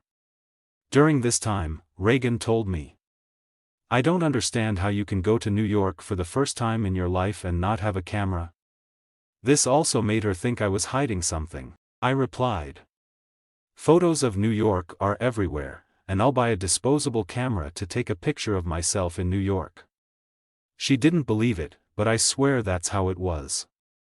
She discreetly tried to unearth my secrets, but I had none to share. She had mentioned having 2 of her own secrets, and I was impolite for not wanting to discuss mine. This frustrated her and kept an emotional distance between us. At times, she seemed angry, while at other times, she showed signs of respect by asking what I wanted to do. I was slowly realizing that I liked her, but that was about it. My only desire was to get to New York, and maybe I liked her just because we'd spent 2 days together in a place where there were very few people to meet. We were almost alone on a not quite deserted island. On the way back, it crossed my mind that perhaps she was contemplating the absence of a camera, possibly because she wanted to take a souvenir photo. Hence, I proposed that we stop by Walmart to purchase one.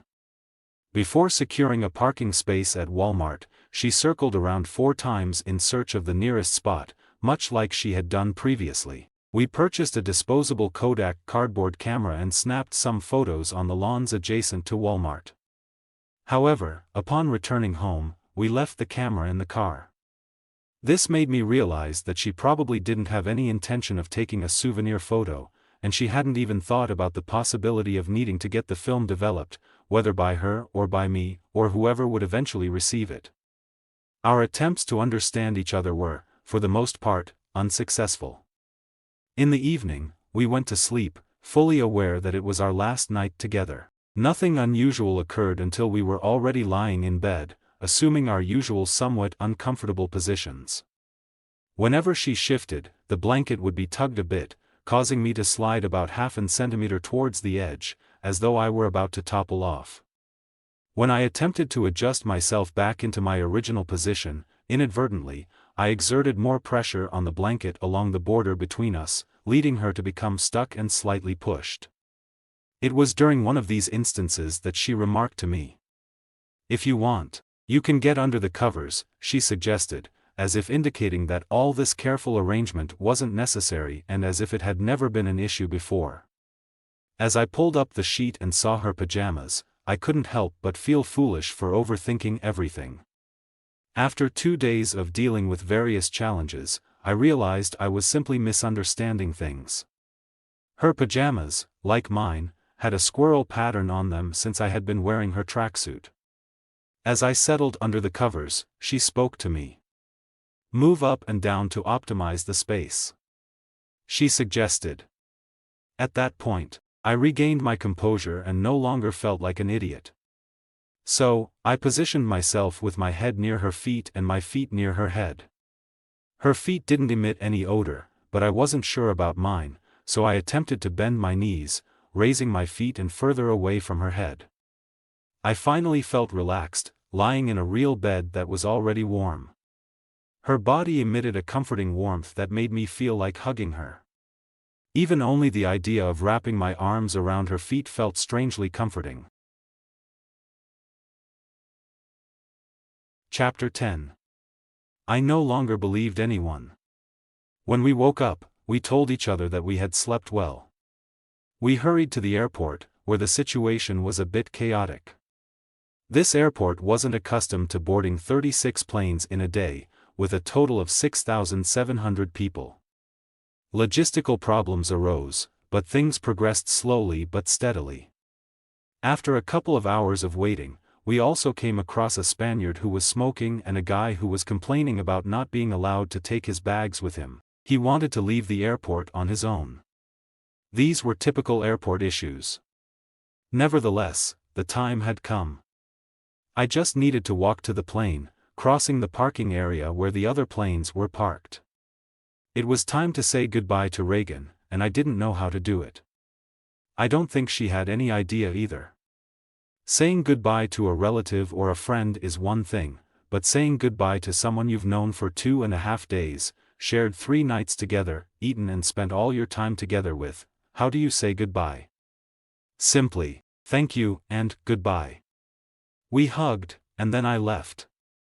That hug had been a bit tighter than usual, maybe it meant something, but definitely not. I knew she had no real interest in me. So, the chapter was closed, and I was again on my way to New York. Goodbye, Reagan. I ascended the ladder, entered the plane, and took my seat. Half of the seats were empty, including Rudolph's seat beside mine. He had opted to drive to New York. As for the rest of the passengers, they were trickling in slowly, causing the plane to gradually fill up. I had the luxury of having 2 seats to myself, which promised a comfortable journey. The weather was scorching outside, around 25 degrees, and the air conditioning inside the plane hadn't been turned on yet. A cluster of individuals stood at the base of the ladder, indicating that everything might not be fully ready. In response, I decided to disembark as well. A couple was also outside smoking, so I approached and inquired. "Why aren't you going on board?" I asked. "Based on what the captain mentioned, things aren't quite straightforward," one of them replied. "There's uncertainty about whether we can proceed with the flight to New York. The pilot is contemplating the possibility of returning to Rome." After a while, they requested everyone to take their seats. During the boarding process, a passenger approached the stewardess who was overseeing the entrance door and asked, "Where do we go?" "New York." "New York," she answered. All right, I felt reassured. I settled into my seat and attempted to rest by closing my eyes. I pondered. No. I don't want to go back to Rome. I'd rather wait for another flight to New York than end up in Rome. Meanwhile, an hour and a half had passed since I sat in my seat for the second time. Other passengers were also becoming increasingly anxious. The pilot occasionally provided updates, stating that they were awaiting clearance to taxi to the runway, but that the primary authorization they needed was to fly to New York. After hearing the same announcements a couple of times, the pilot patiently attempted to explain the situation.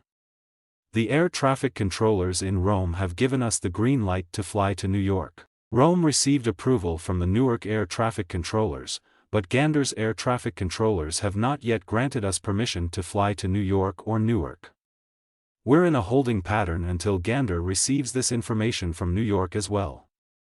Eventually, we'll be cleared to fly to New York. The information needs to be relayed to Gander.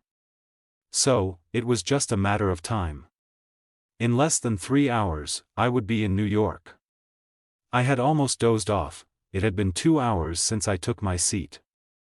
Suddenly, the pilot, looking somewhat irritated, grabbed the microphone and announced, "The conflicting information has persisted, and we can't continue waiting indefinitely.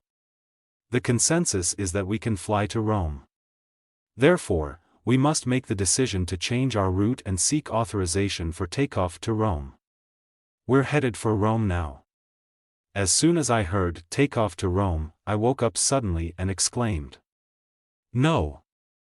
The lady next to me looked at me. From the expression on her face and her hands spread to show the palms, she meant, "I have no idea, but it seems like it." All the passengers were disheartened by the days of waiting and the last few hours on the plane in the heat. They were willing to do anything to get out of there, even if it meant resigning themselves to returning to Rome. The light was still visible from the entrance door, indicating that it was open. I was aware that I was supposed to remain seated, but in this situation, rules seemed less important. We weren't waiting for a regular flight, it was an extraordinary circumstance. Ignoring the regulations, I stood up and hurried towards the hatch, hoping the ladder was still in position. In the aisle, a stewardess attempted to halt me, her voice conveying urgency. "Please remain seated." I evaded her by gently moving her arm aside. Reaching the hatch, another crew member attempted to block my path. I maneuvered around her, although she held onto my arm, her voice beseeching me to return inside. With a mixture of urgency and concern, she inquired, "Where are you headed?" "I don't want to go to Rome," I exclaimed. "You'll be booked on a new flight to New York as soon as we arrive in Rome," she assured me. This eased my anxiety slightly, though I remained skeptical. By now, I no longer believed anyone. Meanwhile, the other flight attendant had already alerted the pilot, who appeared in his uniform with insignias and cap, radiating authority. In stark contrast, I found myself a hapless individual, positioned with one foot on a couple of ladder steps and my arm gripped by the firm hands of a stewardess. The captain addressed me sternly. "I have the authority to insist that you remain on the plane and return to your seat. I am no longer on this plane, and you are more than welcome to return to Rome without me. We cannot proceed with baggage that has not been accounted for in the passenger list." At this point, I felt they had completely lost touch with reality with this baggage-related remark. "Go to hell, both you and my luggage," I retorted vehemently, wrenching my arm from the stewardess's grasp. With all my might, I pulled away, sprinting down the ladder as I shouted, "I ain't going back, no damn way." Chapter 11. Vagabond. I started running across the airplane apron, driven by the fear of being caught. But who could have chased me? The pilot wouldn't leave the plane, and the stewardesses were wearing high heels. I didn't glance back, I just kept running. I ran with the understanding that blending into the crowd in the main airport waiting area was my best chance to disappear from the eyes of those who might want to retrieve me. As soon as I entered, I spotted a row of seats designed to prevent people from stretching their legs during overnight stays. I took a seat there. The crowd was starting to thin out as some planes had already taken off, and others were on the runway with passengers on board, including the one I was initially meant to depart on. Mentally and emotionally, I was utterly drained. I found myself doing something I had never imagined I would do. It was completely out of character for me. I couldn't estimate the number of passengers on the plane, but I was the only one who chose to disembark. And now, what would I do? Should I take another flight to New York? I approached the ticket office, but the staff answered me reluctantly. If my original plane couldn't fly to New York, how could I expect another local flight to do so? Rent a car? At the rental desks, they told me, "The cars are all rented out. You should expect to wait at least a week before the situation normalizes." I went to seek advice from the smokers, but they were all gone. I returned to the airport, but it was already late, and I figured I would spend the night there, waiting to find a solution. As I sat with no idea what to do, the sun was beginning to set. I glanced at the map of Canada and realized I was in one of the most inconvenient places to travel from at this moment. I was on an island with no flights, so my only option was to take a ferry to reach the mainland. However, the two ferry ports were more than 300 kilometers south. There were no available rental cars left, and the lack of a railroad made things even more complicated. Taxis weren't a feasible option for a 4-hour ride, and I hesitated to even inquire about the cost. Following the advice from the information office, I located a notice board displaying bus schedules to St. John's, the largest city on the island.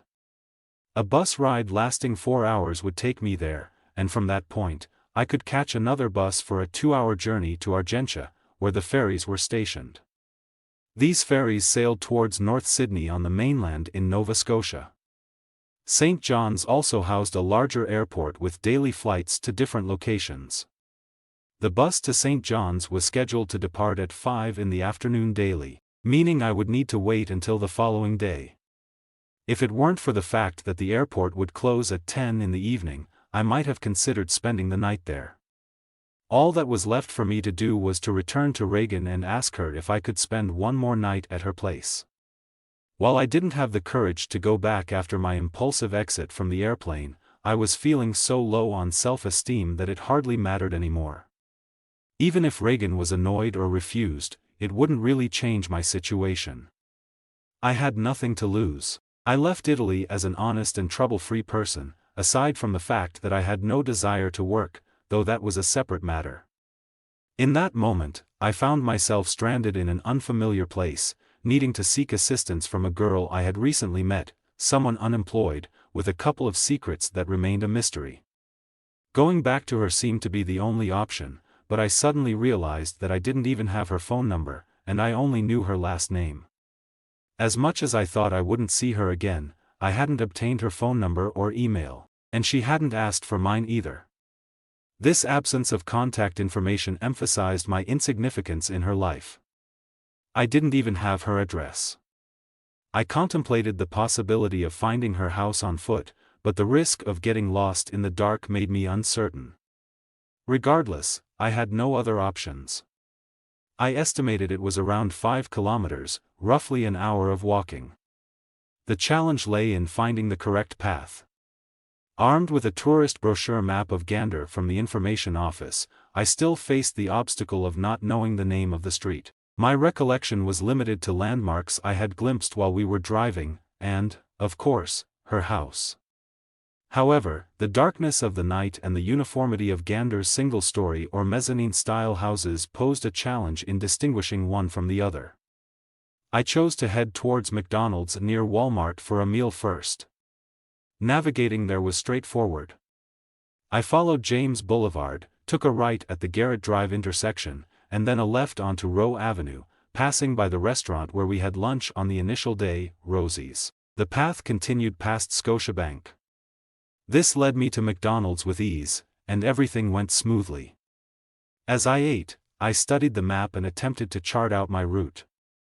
I recalled that from Walmart, we took the suburban road that I recognized as Cooper Boulevard on the map. From there, we turned right onto a street that led to the elementary school area. It was in that vicinity that she lived. Upon finishing my meal, I felt weary. The journey on foot had taken me more than half an hour to reach McDonald's and another 45 minutes to arrive at the area near the elementary school. Once there, I needed to wander around the houses for a bit. The streets all appeared rather similar. Everything neatly arranged not to leave anything strange to remember.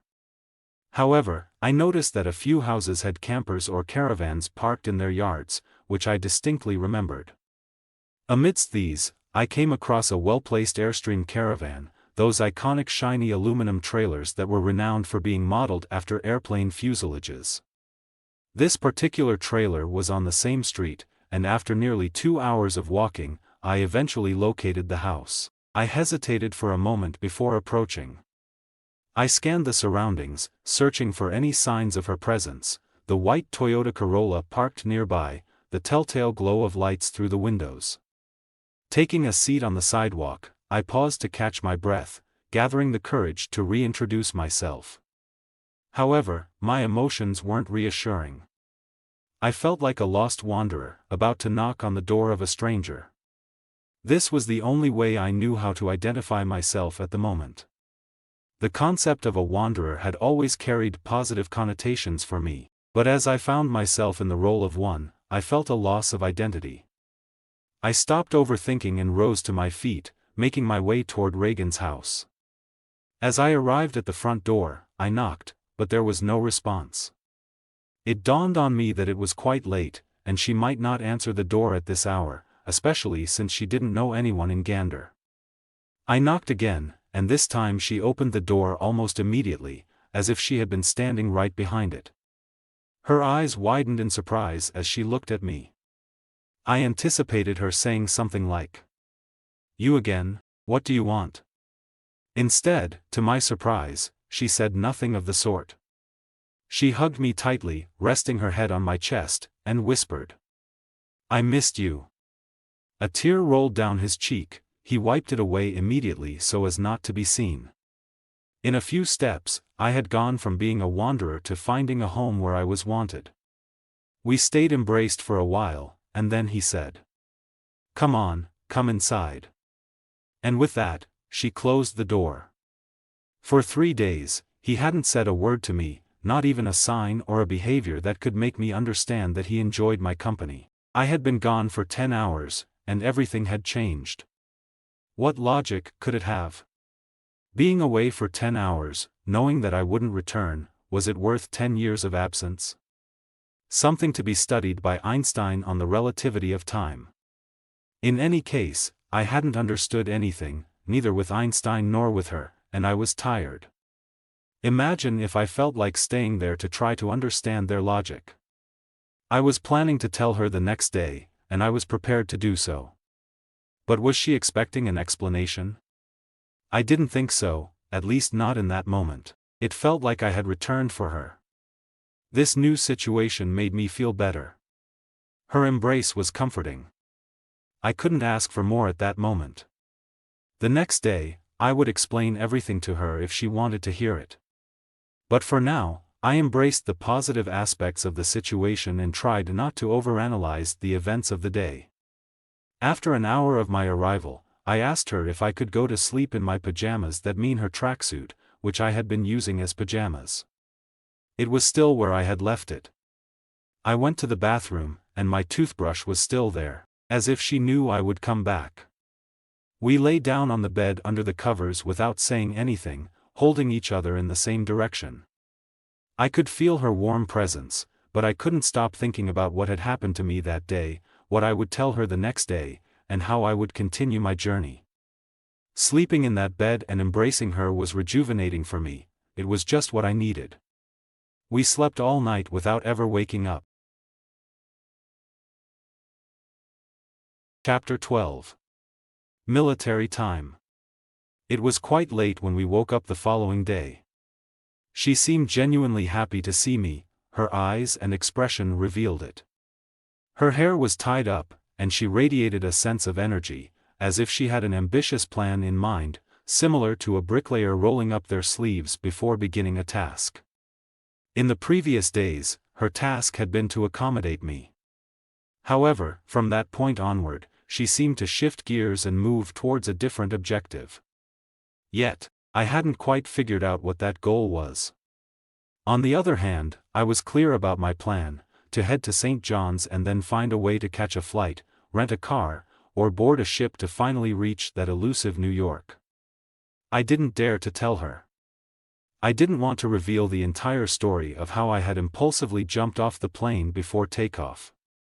As time passed, it seemed less and less likely that I would actually tell her why I had returned. She mentioned how she would never open the door for someone who knocked in the evening, but Tiffany's excited tail wagging seemed to indicate that she sensed my presence.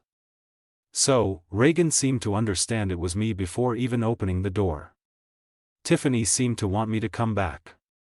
I felt a sense of being wanted, and it had been a while since someone had shown me such affection. My past relationships often involved people complimenting me for their own convenience or ulterior motives. With her, I saw a genuine sincerity. I didn't need to overanalyze why she was showing me attention. Through that sincerity, she expressed to me. Last night, I made a decision that had been on my mind for a while now. I've decided to go back to living in St. John's. The purpose I came to Gander for hasn't been fulfilled. What do you think? Yup. I answered her. However, I didn't disclose that I was also headed to St. John's. To be honest, I wasn't there with the intention of using her to get to St. John's, but in that moment, I was enjoying being around her.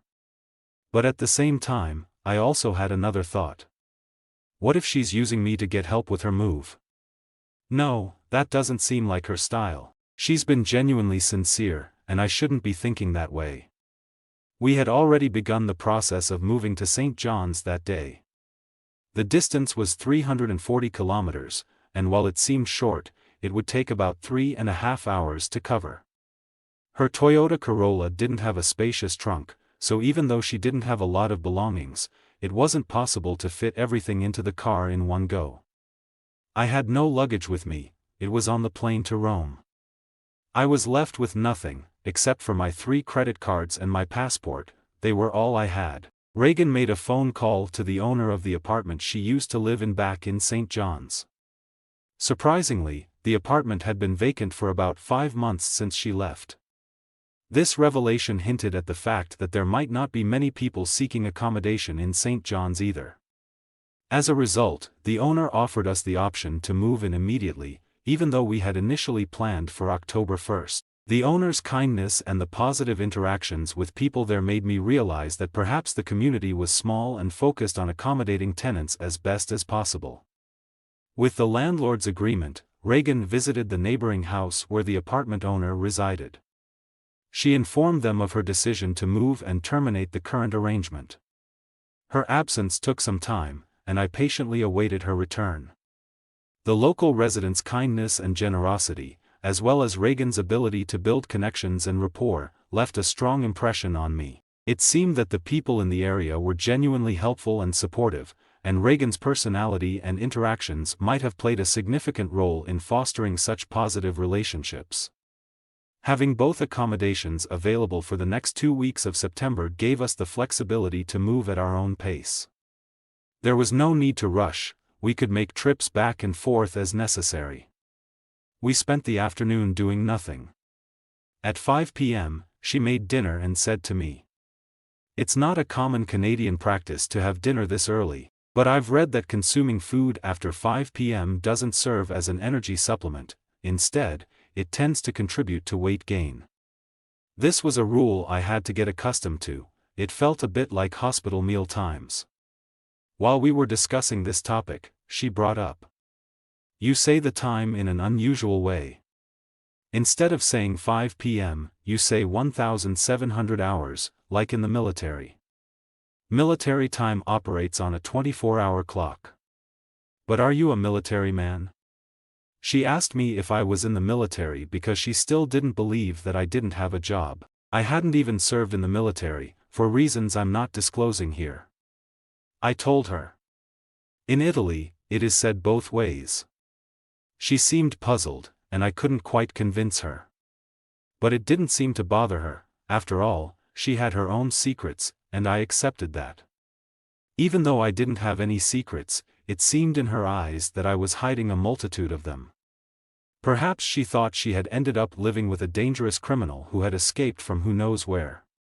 On the other hand, she appeared intrigued and motivated to uncover who I really was. This situation of having no significant details about me seemed to create an air of mystery. This accidental advantage worked in my favor, making me appear more intriguing than I actually was. It brought me a sense of satisfaction. One always had to seize the positive aspects that circumstances presented. She wanted to uncover who I was, yet I didn't even know her name, so I asked her, "But what's your name?" We were becoming a couple, and it might be better for me to call her by her name. I realized that I should have known her name already. "My name?" She looked at me as if I had said something strange. "Yup. Your name. I only know your surname." Without answering me, she laughed, and she couldn't stop. I started laughing too. We had spent a few nights together, and I still didn't know her name. But I immediately stopped laughing when she said to me, "My name is Reagan. My surname is Byrne." For me, Reagan was the last name of the former President of the United States. But it was also her first name. Her first name meant Little Queen. This realization really struck me. Who would have thought that Reagan could also be a first name? To tell you that, one would not believe it. What a shame. I was such an idiot. I remained silent for a long time. Chapter 13. The Silverware. We woke up at 8 o'clock, having slept while hugging as usual. While she prepared breakfast, I set the table with cups, silverware, and more. I couldn't help but notice that the silverware came from 2 different sets, arranged in an unconventional manner.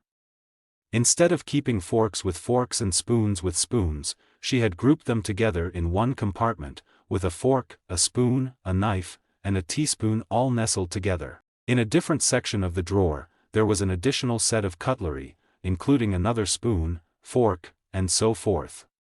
The two sets of silverware were clearly from distinct collections, and it appeared they were not intended to be mixed. I found this quite peculiar. It was definitely not a local custom, or perhaps even not common in America. However, I speculated that she had acquired these sets over time, unable to find an exact match for replacements.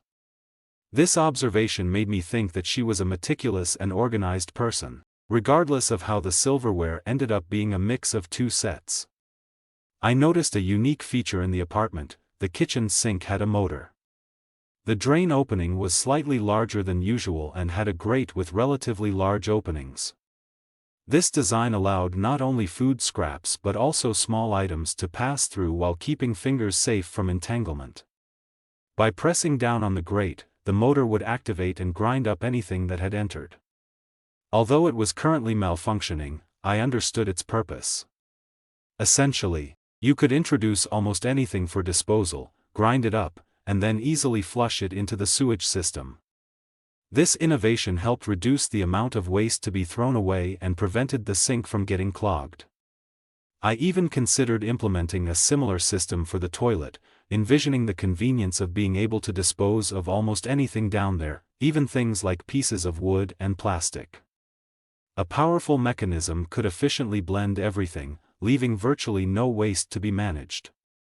It's interesting how Americans have such an innovative approach, while in Europe we tend to focus on separating our garbage.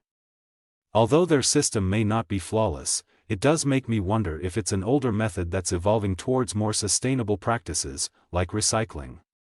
Introducing filters to sort the blended substances could potentially make it work even better. On the other hand, dealing with multiple garbage bins and trucks for different types of waste can become quite a hassle. It often leads to confusion about where everything should go and whether all the effort really pays off in the end. This strange digression led me to observe the differences between America and Europe. In the morning, we headed to Walmart to purchase moving boxes and Scotch tape. I was becoming more familiar with the streets of Gander, and my earlier journey on foot had provided valuable orientation. It's worth noting that Gander had returned to its usual state of affairs. Traffic had completely disappeared, which contrasted with the situation during the emergency when 36 planes had landed. Even then, there had been only a few cars around. The majority of vehicles consisted of large pickups parked in house gardens. The houses themselves were predominantly single-story, painted in white, with a few exceptions in brown or black. The lack of property boundary fences suggested a low crime rate in the area. But what were all these big pickups used for? There wasn't one behind that was loaded with anything. They weren't even dirty or scratched like they'd ever loaded anything. Reagan said. It's more of a car style one likes rather than a need to load something. Instead, we had to rely on our small Toyota Corolla, which wasn't even a wagon, to transport all of Reagan's belongings. Unlike the pickups I had seen, we couldn't carry everything in one trip. Nevertheless, we had plenty of time to make several journeys, and the Corolla proved to be more practical for us, even if it didn't possess a high status among vehicles. Chapter 14. Baby English. We loaded the majority of our belongings into the car the night before our departure. The trunk and back seats were packed with boxes and various loose items. We set out at 10 a.m., as they say in America, with the plan to stop for lunch on our way to St. John's. Traveling by car gave us the opportunity to chat. We still had much to learn about each other. The road consisted of a single lane in each direction, and in Canada, the center stripe was painted yellow. The terrain had gentle inclines and declines, and the curves were smooth. We encountered very few cars on the road. Despite being on an island, and at times the road hugged the coastline, the view was mostly dominated by green forests and meadows. The landscape remained consistently green, with occasional rocky outcroppings that protruded from the verdant surroundings, although nothing too prominent. She displayed remarkable patience with my English skills. While she effortlessly conversed in English, my own proficiency was a bit lacking. Despite having received decent grades in English during school, my educational background was not as advanced. I completed high school and initially pursued biology as my field of study in college, but I eventually abandoned it. I had finished high school and started university in the biology faculty, but then I had left, too many things to learn parrot-like. On the contrary, she conversed in a regional English dialect infused with unique phrases that were often incomprehensible to other Canadians or Americans. Some words carried a strong local flavor, while others were occasionally abbreviated to a single letter or transformed into a rugged sound. For instance, they said, "What a why at?" To speak in English, "What are you up to?" Or, "Where why longs to?" In English, it would be, "Where are you from?" But also, "Who knit ya?" In English, "Who's your parents?" How was I supposed to understand all of that? For me, it was already a challenge to express myself clearly. In fact, she said, "You know, you speak baby English. And you're rubbing off on me. Sometimes I give in and use your pronunciation instead of correcting you." I would have told her, "At least we understand each other." But I remained silent. I was ashamed to tell her, but I really sucked at English. Indeed, the landscape and the unfamiliar surroundings often led to conversations about ourselves. She told me, "I'm a bit concerned about the economic situation. Once we arrive, we'll need to find jobs. St. John's isn't as small as Gander, but it's not very large either. It has around 100,000 residents, so finding employment is crucial." It appeared to me that more than discussing her job, which was in the administrative and economic sector, she was curious about mine. I wasn't employed, but that didn't imply I didn't have an income.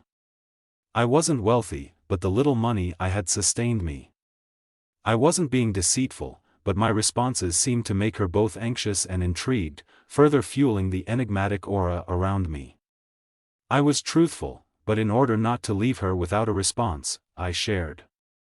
I could actually explain and demonstrate how I generate the income to sustain myself. However, you might find it implausible, even consider me foolish. So, why subject myself to such labeling? How could I be with you today if I hadn't secured sufficient resources? I wish you weren't employed, so we could spend more time together, but I understand that it's complex, and if you've always had a job, quitting isn't simple. Yet, many people yearn to work, so let them do so. I come from a country where work is enshrined in the first article of the Constitution, and it was also etched at the entrance of German concentration camps, emphasizing its significance. But as you're well aware, it isn't the loftiest aspiration in the world, contrary to popular belief. At that juncture, she seemed to lose track of my point, and I may have come across as somewhat of a fool. In the best-case scenario, I might have appeared as a philosopher or a sort of Buddhist guru, but that wasn't the case. From that moment onward, I resolved to avoid discussing work any further. Fortunately, it was already noon, and it was time for a break. There were several tourist spots along the road where we could have stopped for a while, but our conversation had kept us engrossed, and we ended up halting at an Irving gas station with a straightforward Circle K fast food outlet. We shared a sandwich in silence and sipped on Cokes. She appeared contemplative, and I realized that my previous monologue might have been a bit too intricate.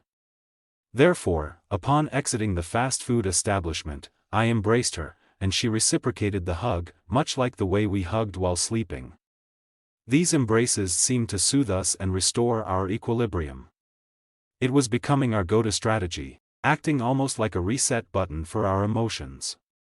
Before departing, we made a brief stop at the gas station, refueled the car using my card, and then continued on our journey. She had been driving the entire time and seemed tired, but she didn't offer me the chance to take over the driving.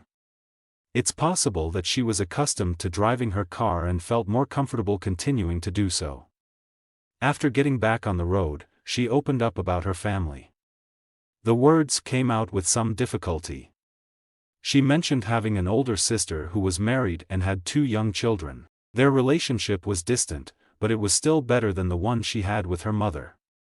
Though it wasn't the same as her relationship with her mother, she and her sister didn't communicate with each other. Her mother appeared to have a way of undermining everything her daughter achieved through her own efforts and accomplishments. Reagan confided in me. "You'll see, when she talks to you, she'll tell you all sorts of bad things about me." Her father was no exception, always telling her what she had to do all the time. It wasn't a good situation, but in telling me about her family, when she said, "You'll see when she talks to you," she made me feel important and not just like the person helping her with the move. It was clear that she trusted me and valued my presence. After arriving in St. John's, we picked up the keys to the apartment from the owner and then headed to our new place. During the journey, I observed numerous wooden houses, mostly 1 or 2 stories tall, often painted in various shades. The resonating calls of seagulls filled the air everywhere we went. Many times, glimpses of the sea peeked through, and occasionally, ships could be seen docked at the quays between the houses. Dark rocky reefs would sporadically emerge from the lush green meadows and woods. While some houses bore the appearance of fishermen's cottages, the old town was characterized by brick buildings. Notable historic structures, such as the church with its 2 towers, added to the charm. The scenic beauty felt like a blend of American and Northern European film settings. The city was undeniably unique, a captivating blend of beauty and diversity, yet it remained unfamiliar to me, despite never having heard of it or seen any photographs. For Reagan, this environment was the norm. She scarcely shared much about the city she had called home since childhood. I was filled with a sense of excitement upon arriving in this enchanting amalgamation of attractions, each as captivating as it was unexpected. As we stepped into the apartment, I embraced Reagan, a familiar gesture we often shared. I leaned in for a kiss, a symbolic way to mark this fresh start in St. John's. However, she withdrew slightly, her gaze locked onto mine. With a pointed index finger, she addressed me. "No." Then again, with her index finger, she pointed towards me as she meant, "Be a good boy." Finally, with the same gesture, she made a sign. After. She hugged me tighter than before. In the days that followed, we refrained from kissing, not even sharing a simple peck on her cheek. The boundary between us remained, and we respected it. As the day was growing late, we began the process of unloading our belongings from the car, including the mattress. We transported everything to the 2nd floor, where our new apartment was located. The apartment building was a 2-story wooden structure.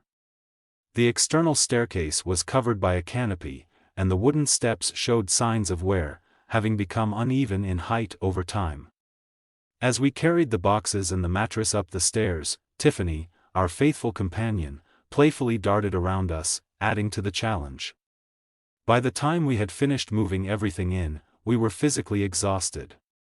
Dinner was a simple sandwich, and after that, we settled down to sleep on the mattress, which we had placed on the floor amidst the boxes. The apartment was still a bit disorganized, but we were too tired to mind. Exhausted from the day's activities, we drifted off to sleep while embracing each other, just as we had done in Gander. Chapter 15. The Testicles.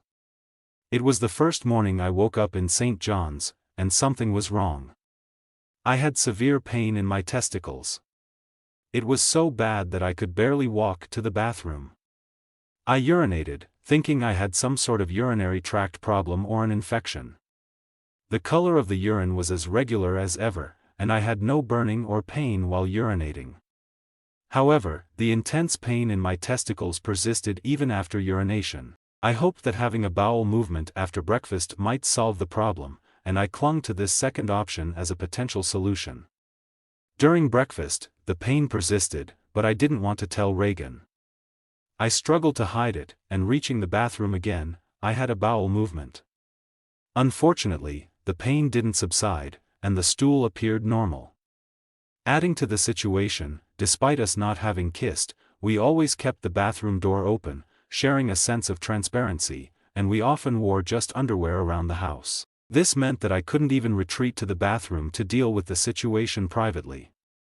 Throughout the morning, we unpacked our belongings, and I started to notice the differences in how things were done in Canada. One notable example was the invoices Reagan had. In Italy, invoices tend to have a more official appearance, while here, each company seemed to use its own distinct template, often featuring more modern and approachable graphics, making the invoices easier to read and pay. On the other hand, the blood test reports were quite similar. They used asterisks to indicate values that were outside the standard range. In the report, I noticed that there were 3 of these asterisks. The business cards had a more modern design and came in various colors, even for serious professions like lawyers, doctors, and accountants. The pain in my testicles almost disappeared as I engaged in these little tasks, and I forgot about it.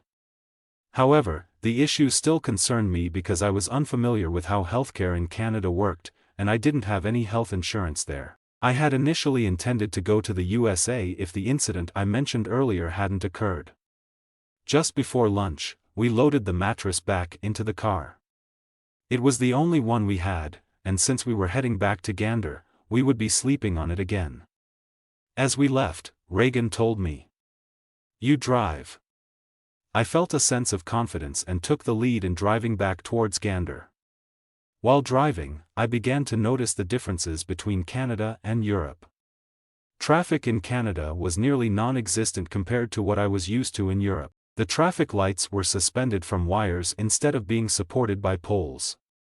It was a bit challenging to keep track of my own traffic lights since they were positioned not just at the roadside, but sometimes even in the middle of intersections or across the street. Another interesting difference was that in certain cases, you were allowed to turn right even if the light was red, but you had to yield to other traffic. These unique rules demanded my focused attention. Reagan commented, "You're driving very cautiously, it makes me feel safe." She complimented my driving, but in reality, it wasn't just careful driving for safety's sake. It was more about navigating through the unfamiliar traffic rules and settings that had me feeling somewhat confused. And I didn't share with her my usual philosophy of embracing the positive aspects of whatever chance presents. Instead, I focused on appearing capable and attentive, ensuring I didn't miss any road signs or directions. Shortly after that, we turned onto the Trans-Canada Highway. A policeman, who clearly had a different perspective from Reagan's, signaled for us to pull over. I handed him my passport and Italian driving license without him having to ask for them. He took a look at my license, which was still the pink version, and the policeman commented, "But this isn't a valid license, or if it is, I've never seen one like this before." Then after seeing the passport, he asked me, "Where's the visa?" At first, I thought of the Visa credit card, but the visa was what they call a permit. The policeman continued, "You should have a stamp in your passport. All foreigners receive a customs stamp upon entry. I don't understand how your passport doesn't have a stamp, so where did you enter Canada from?" At a certain point, the policeman stopped talking to me and started speaking only to Reagan.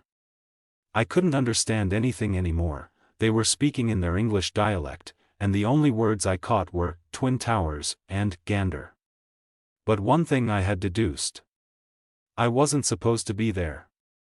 I was undocumented, I did not have a visa, and perhaps those from Alitalia had also reported me for having jumped off the plane. Up to that moment, I hadn't thought about it, and suddenly it all dawned on me. I already felt that they would take me into custody, try me, deport me, and I might be barred from returning to Canada for a minimum of a couple of years. After she finished talking to the policeman, Reagan got out of the car, motioned for me to sit on the passenger side, and said, "I'll explain later." She started the car and allowed the policeman to continue on his way. She then reversed our direction and headed back towards town. She began to explain. "The policeman was kind enough to let you go because you arrived in Gander during the Twin Tower disaster. Otherwise, he would have reported you to the immigration office. I replied. Okay.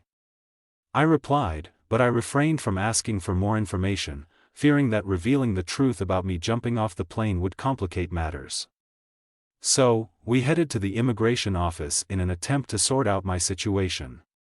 Reagan explained our situation to the lady at the counter, and the lady seemed quite moved by hearing the whole story. Reagan had a way of explaining things that made her effective in conveying her intentions. The lady turned to me and said, "We will try to do our best, as the Americans say. You are the only one left with the Twin Towers from Gander, but you are not the only Italian to have arrived here without a residence permit. The other was Giovanni Caboto in 1497. And she burst out in laughter. They kept mentioning these Twin Towers. I didn't really know much about them. However, I understood that out of the 6,700 people on the 36 planes, I was the only one left in Canada. Giovanni Caboto, on the other hand, was a Venetian navigator who arrived in St. John's in 1497 as an explorer after Christopher Columbus explored North America.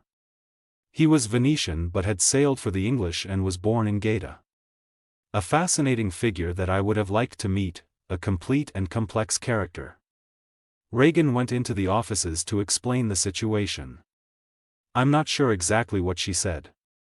I waited at the entrance, contemplating the mess I had caused just to get off the plane, without considering the visa issue. In the waiting room, there were business cards on the table, much like the ones I had seen at Reagan's house. I thought. Business cards are everywhere here, it seems like everyone has them. In the waiting room, I noticed brochures from a medical clinic that provided various services, including blood tests. It occurred to me that one of Reagan's two secrets might be that she had an illness. The 3 asterisks of the 3 abnormal values were close, one in each different row, in the blood tests. They could have been an organ problem. However, the invoice relative to the clinical analysis in the stack of papers was from 1999, so the clinical analysis will also have been from 2 years ago. The documents were sorted by date. So it could be an old problem that has already been solved. And then a girl with a menstrual cycle can also have out-of-reference values without carrying a disease. Finally, Reagan seemed to be healthy. So I didn't think about this hypothesis anymore. Suddenly, Reagan emerged from a doorway, waving a sheet of paper at me. It was a statement from the immigration office that allowed me to move around while they were working on a solution. With this paper, I wouldn't encounter any further issues if the police stopped me again. Even though it was getting late, we resumed our journey to Gander. During the first half of the trip, she drove and told me. The first secret is that I moved to Gander to distance myself from my mother, who meddles in all my affairs. Her mother was involved in a sect closely tied to the church. Her actions towards Reagan had lost their genuine maternal intent and were driven solely by her affiliation with the cult. She continually tried to coax Reagan into joining the sect. Her mother's tactics were subtle, often disguising her intentions as assistance while actually trying to demonstrate that everything was achievable only through Jesus Christ's intervention. She propagated the idea that Reagan was powerless and insignificant without Jesus Christ's influence. The sect employed various psychological tactics, including having its followers repeat phrases like, "We are worth nothing. God loves you as you are. Faith comes from obedience. I am walking for Jesus Christ." To strip them of their individual identities and then fill them with doctrines that ultimately served the sect's financial interests. No one was allowed to inquire about the sect's finances, and followers were expected to make and fulfill pledges to advance within its ranks. It was likely that Reagan's mother had promised the sect to recruit Reagan, either knowingly or unknowingly making it her primary goal in her interactions with her daughter. After enduring years of her mother's manipulative tactics, Reagan had come to see her as merely a follower of the sect. Economically as well, the sect held sway over the family. They were required to contribute 10% of their income to the sect, along with additional monthly payments. Moreover, if someone progressed through the ranks, they were expected to divest themselves of their possessions and become destitute, relinquishing all their belongings to the sect. She hadn't communicated with her older sister for years because her sister had come to terms with their mother's involvement in the sect in exchange for her mother's assistance in taking care of her children. It was a complex situation, and she shared with me the details, though I won't go into them here. Despite having family in the same city, she felt alone. At one point, we stopped at a gas station for a sandwich and a drink. When we resumed our journey, I took over the driving. I shared with her the time when I contemplated buying a coffee bar after making the decision to drop out of university. It was a well-established downtown club. Initially, I considered opening a new one, but I later realized that acquiring an existing one would be more feasible due to my lack of experience. Hence, I came across a centrally located establishment that was seeking a partner and seemed suitable for my goals. Eventually, I decided to purchase a 50% share in the business. Admittedly, my financial resources weren't abundant, but I intended to secure a bank loan using the club itself as collateral. Everything was going according to my plan until the owner suddenly changed his mind and withdrew the offer to sell me a 50% share of the business. He proposed that I work in the club instead, which wasn't my intention. I had envisioned a scenario where I would contribute financially and share the profits without actively involving myself in the day-to-day operations. My proposition was that if he wished to work at our club, he could do so and receive a salary commensurate with his role, in addition to a share of the profits that would be split with me. However, he wasn't receptive to this idea and expressed his dissatisfaction by saying, "I work, and you earn." "It's not going to work like that," he exclaimed. Despite my intention to invest an equal amount of capital, he was adamant and refused to consider my proposal. Unfortunately, our discussions reached an impasse, and the deal fell through. The bank had already transferred the funds to my checking account, and I began to search for an alternative location to invest in. I even considered the possibility of opening a franchise, but upon evaluating it, I found it to be unprofitable. That's when I came up with the idea of investing in Starbucks, not the entire company, but rather its shares. Initially, I viewed this as a stopgap measure until I identified a new business opportunity that resonated with me. However, as time went on, this investment turned into a more permanent solution. It provided me with the flexibility to buy and sell shares according to my discretion, with a tax rate of only 12% and without the hassles of ownership and management responsibilities. After that, I transitioned to a different sector and invested in shares of Shell, the Anglo-Dutch oil company. Of course, I wasn't exactly following in the footsteps of Warren Buffett. I had to be mindful of my spending habits. There were instances when I had to work not just to cover my expenses but to channel funds into maintaining the shares I held rather than selling them. During these times, when stock prices dip, the idea of having a steady income job might seem preferable to scraping by, but those challenging phases eventually passed. Indeed, it's not just a matter of enjoying the benefits when the shares rise, because the fear that they might plummet again is always lurking. Every endeavor comes with its own set of anxieties. Even a secure job can be lost unexpectedly, putting everything at risk. Similarly, running your own business presents the possibility of financial ruin despite your best efforts. She seemed to grasp the complexities, but then she caught me off guard by asking, "So, do you work in the oil industry?" I wanted to say no, but she seemed more interested in labeling my occupation rather than understanding my way of life. I replied, "Yup." But we both knew that wasn't the case. This was the story I could tell about how I earned my living.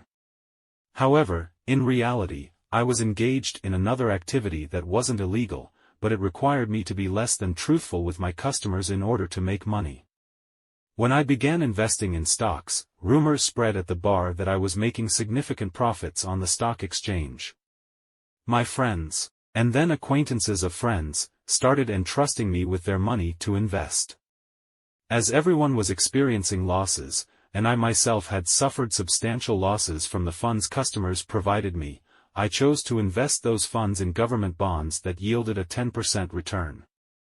Stocks rarely yielded a 10% return and often resulted in losses, so I covered the difference for them.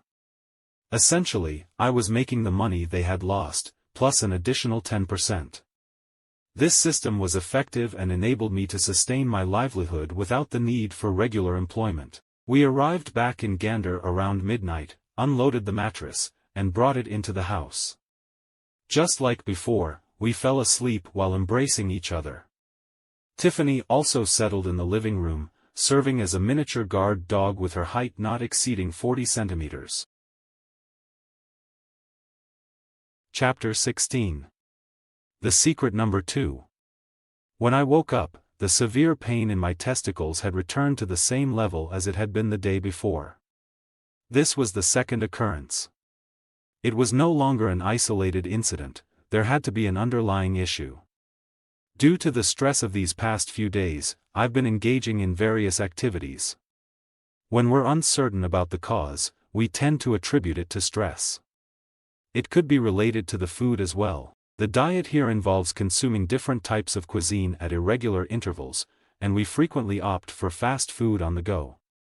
Then, during the morning, the pain subsided, similar to the previous day. As we continued to pack her belongings into boxes, I unintentionally gained a better understanding of her. Sorting through her things allowed me to glimpse into her life. I wasn't purposely going through her documents or personal items, as those were private to her, but the act of organizing and arranging gave me an unspoken insight. It was almost like how the FBI can deduce information from the trash people dispose of. Just after lunch, we realized that we couldn't fit everything in the car, and we had to go back a third time. We hadn't considered that each time we had to bring the mattress back and forth, taking up space in the car. Reagan was sad. It took a day to go and a day to come back, and we were losing 2 days. I told him, let's throw something away. In every change, something is lost, which is then replaced with something newer. It's normal. Even when buying a new sofa, something is lost. And what? She asked in response. The money and the space in the house, I replied. She didn't seem too convinced by my answer. We can donate them to charity. Leave behind what we can't carry. I'll let the apartment owner know to arrange the donation. Good night, she replied. I wasn't sure if these light-hearted exclamations were common for her or if she was imitating me. It felt like she was adopting my philosophy of, it's not that important, let's keep going. We drove back to St. John's. I thought that with my job story, she had gotten what she wanted. She needed to feel safe and have security with me. This made me think about how often I had been mysterious about my income with other girls. I never thought this was an important thing. I thought it was normal to find a girl who would say, I love you, and that it wouldn't matter what job you did. We'll get by together.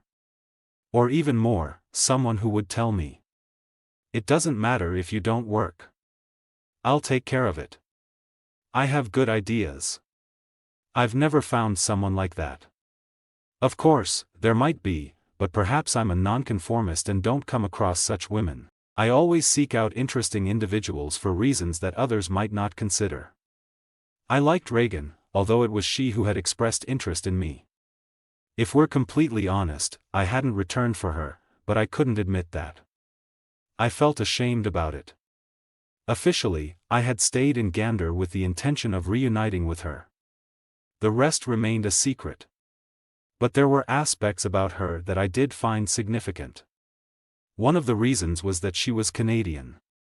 It's not that it would have made a difference if she wasn't, but I had a preference for foreign girls from specific countries within certain geographical regions. It wasn't about a group of countries, but rather a selection based on their history, culture, and language that intrigued me. It was not feasible to have relationships with 100 different girls and thus claim to know 100 different nations intimately. In reality, it was not possible to deeply understand more than 2 or 3 cultures. My intention was to spend a few years in a particular place and gain insights into how things operate within that specific region. Focusing on one culture, rather than spreading oneself thin across multiple, can lead to a deeper connection with the nation, its culture, and language. This allows you to uncover nuances and insights that might never be discovered through conventional studying or working in that nation. Then I had always considered Italy a state without a nation, but this is another story.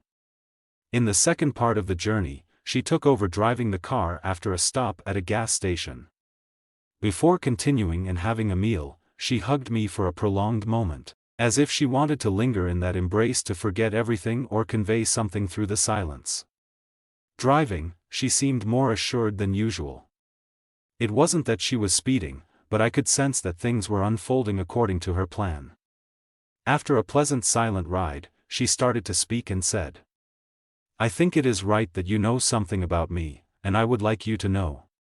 If you think I was concerned, you're mistaken.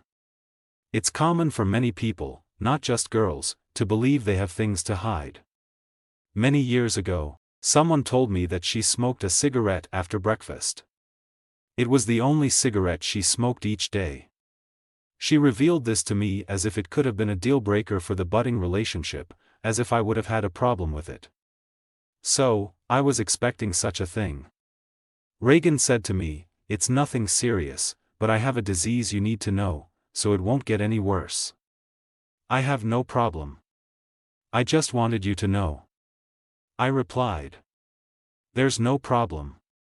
Well, if it is a concern, it's something that affects both of us, and I'm willing to take responsibility too." She seemed more at ease, my response satisfied her. And if there was anything to address, she knew she could tell me, and I would take responsibility without prying too much. I had caught her off guard. She replied, "It's hepatitis B. The doctor tells me that I take it more seriously than it is. I would like us to go to him one day, and he will explain everything to you better than I could." "Okay," I answered. I didn't know much about hepatitis B. I knew there were variants like A, B, and C.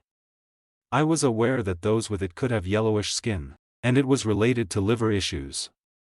I wasn't entirely sure if all three types were linked to alcohol. However, she didn't seem to have any issues with alcohol, and her revelation didn't worry me at all. By the time we reached St. John's, it was already late, around 11 p.m. We managed to unload the mattress and carry it upstairs, but we left the rest of the stuff in the car. We were too tired to deal with it all. The temperature in St. John's felt warmer than in Gander, perhaps due to better insulation in the apartment. Due to the warmth and our exhaustion, we both slept in our underwear. Reagan fell asleep quickly, but I was worried that I might wake up again the next morning with the same testicle pain for the third day in a row. I couldn't sleep, my mind was preoccupied with Reagan's condition and the possibility that the abnormal values I had seen in the analysis report were related to her hepatitis B. I wondered if the asterisks marked the liver-related values. I also had a suspicion that the pain in my testicles might somehow be connected to Reagan's hepatitis B. I couldn't help but wonder if I had contracted the virus from her. However, I didn't want to mention this to her. After all, how could she possibly experience testicle pain due to the virus? I couldn't sleep and was aware that my night would likely be restless. Chapter 17. The Wrist.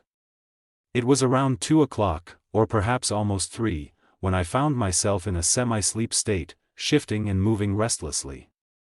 During one of these movements, I noticed the warmth of my hand against something. It wasn't just the heat radiating from my wrist, I had come into contact with something warm. As I explored further, I pinpointed the source of the warmth to that area. I continued to touch and feel that spot with a growing sense of curiosity. The warmth was coming from Reagan. I explored the area more intentionally, trying to understand where I was. Slowly, it dawned on me that I was there. I continued with the massage, although I wasn't fully aware of my actions. My curiosity and fascination with this new experience drove my movements. I was engaged in the act without dwelling on the implications. While I was somewhat aware of the situation, I half expected Reagan to stop me at any moment. Surprisingly, instead of stopping me, she let out a moan of approval. Encouraged, I ventured further, realizing that she was wet.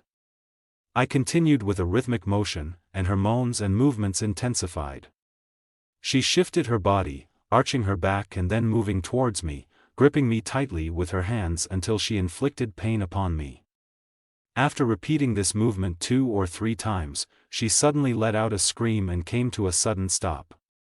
She clenched her legs together, halting my actions in between. We held each other tightly for a moment before gradually loosening our embrace. Reagan was like she wasn't there. After a few minutes, she comes back to consciousness. With her hands, she took hold of me. I tried to pull away, fearing it could only worsen my issue with the testicular. But I couldn't escape. I wouldn't have had a credible excuse. Reluctantly, I tried to resist, but I had no chances. Everything came. It had never been so much. It came so much that I grabbed her with all my strength, and she felt as if she could resist my grip. She had obtained what she wanted. Paradise was there with us. We fell asleep without awareness of the rest. The rest of the world could wait. In the morning, around 8, I woke up. The pain in my testicles had completely slipped my mind. I had fallen asleep hugging her, and I wasn't even sure when it had happened. That day, we only left the bed for essential things like breakfast, feeding Tiffany, and using the bathroom. We remained there until late in the early afternoon. The nighttime encounters, which we playfully referred to as night waves, continued over the coming days. They proved effective, and there was no need to push things any further. They were already satisfying. We spent that day in the house repeating ourselves. The car was still full of things to unload. We left them there the following night, too. Chapter 18. To agree. If you think I had everything in that 2-room apartment, you're wrong. Yes, I had a lot, but that Thursday morning, I woke up at 7 and Reagan was still asleep. There was no trace of the testicle pain. I thought, we don't have to go back to Gander now. I can start a new life here in the city of St. John's. I got up and opened the front door that led to the terrace, which could also be accessed from below through the main staircase. I walked over to the wooden railing of the balcony and felt a sense of contentment. I thought, I have America outside my front door. The apartment was situated in the Bartons Hill area, with the sea close by. While you couldn't see it, the scent of the sea permeated the air. Seagulls soared through the clear sky, emitting their shrill cries. In the distance, you could make out the hill on the other side of the sea, forming an inlet known as St. John's Harbor, which extended towards downtown. In the vicinity, there were only uneven wooden houses, not the variously colored ones that were similar in structure, typical of St. John's, but others different from each other because evidently, each had built them in their own way. The view didn't concern me much. I found it agreeable. It only took a couple of minutes for me to stand there. Almost surprisingly, Reagan took my hand, pulled me in, closed the door, and started fooling around in bed. If we continued like this, we would have lost that day as well. So around 9, we got up, and after breakfast, we began to bring up the items that had still been in the car for 2 days. We tried to organize the scattered belongings around the house as best as we could. It still felt a bit like a campsite. We set up the bed, but we continued to sleep on the mattress on the floor. Reagan looked at me and then at the bed, hugging me. And she said to me, "Shall we buy a new bed?" "Why not?" I replied. "Not now that I'm not working. It's better to wait." No, let's buy now with my money." So, in the afternoon, we went to a furniture store not too far from where we lived, just outside downtown towards Signal Hill, to buy the bed. We walked into the shop and were greeted by a tall, middle-aged salesman who seemed better suited to be a bouncer in a nightclub than a furniture salesman. He had a resemblance to Bud Spencer, but with blonde hair and a receding hairline. His shirt had the buttons undone near the collar, perhaps because they couldn't be fastened due to his size. He wore a jacket, almost like a bank employee, over the shirt. He was very calm and explained a lot to us about the various types of mattresses. To everything he said, he expected us to agree. He wanted to ensure that we understood. This insistence on agreement prolonged every part of the conversation. Once we realized that we needed to say yes in order to proceed, we started responding positively without even paying close attention to his words. Eventually, he assumed that we were on board with his suggestions and effectively guided us into making a purchase, essentially selling us what he wanted. But I had come to realize one thing: mattresses were a serious matter. I hadn't thought they held such significance. It's remarkable to consider that I used to be content sleeping on airport benches. We looked and lay down on some beds. She said, "Shall we take a king size?"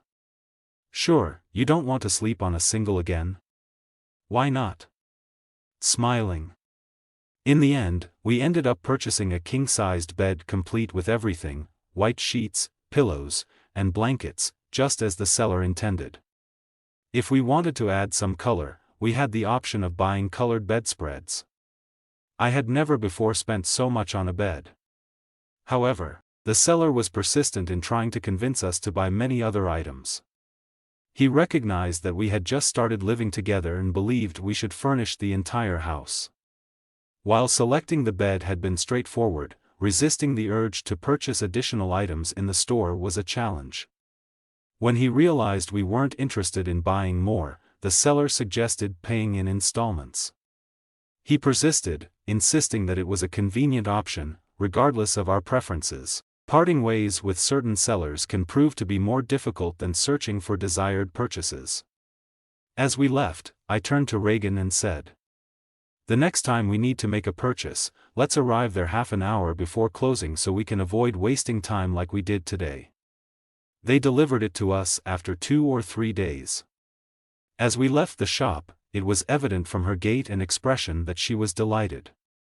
She practically skipped and even seemed to be on the verge of jumping. She then leaned in and whispered in my ear, "I want to live with you." What she actually meant was that she wanted to marry me. Yup. I responded, but I didn't realize that this was a proposal of marriage. To me, it was simply a heartfelt expression of love. I didn't attach much significance to it. I wasn't dwelling on the future, let alone how things might progress between us. I had a few thoughts, but they were fleeting. My main focus was on America, or rather Canada. Our relationship was in a good place, and there were feelings between us. I didn't dwell on her illness. I had mistakenly linked it to testicular pain, despite there being no apparent connection. Once my pain subsided, it was almost as if her condition had vanished as well. I even forgot that we had a doctor's appointment to attend. Her idiosyncrasies about cutlery and the kisses we avoided sharing because she preferred it that way slipped from my mind. Regardless, our relationship functioned smoothly for me, even with its quirks. I even managed to forget about missing the departing flight. My interest in New York had also waned and become completely forgotten. In that moment, I had her, St. John's, and Canada. Time was confined to the present. My thoughts were consumed by nothing else, neither the past nor the future. After leaving the furniture store, we headed to purchase a SIM card to get a Canadian phone number. However, we realized at the shop that my phone wasn't compatible with Canadian frequencies, despite buying a new SIM from Bell. This led us to consider getting a new phone as well. I mentioned to Reagan that I liked one similar to hers, a Nokia 7110. She responded, "It's not mine, but Kimberly's. She's a friend of mine." She offered that I could have it if I wanted. It wasn't an issue for her to part with hers. I agreed, and that's how I got my first Canadian phone. These small gestures helped me realize how much Reagan cared about me and how adaptable she was. Not only were her belongings open to me, but even items lent to her by others became accessible to me. In the evening, she told me who Kimberly was. Kimberly was a former coworker she had worked with years ago who had remained friends. It was she who had introduced her to Brian. And who is Brian now? I asked. Brian was her ex-boyfriend.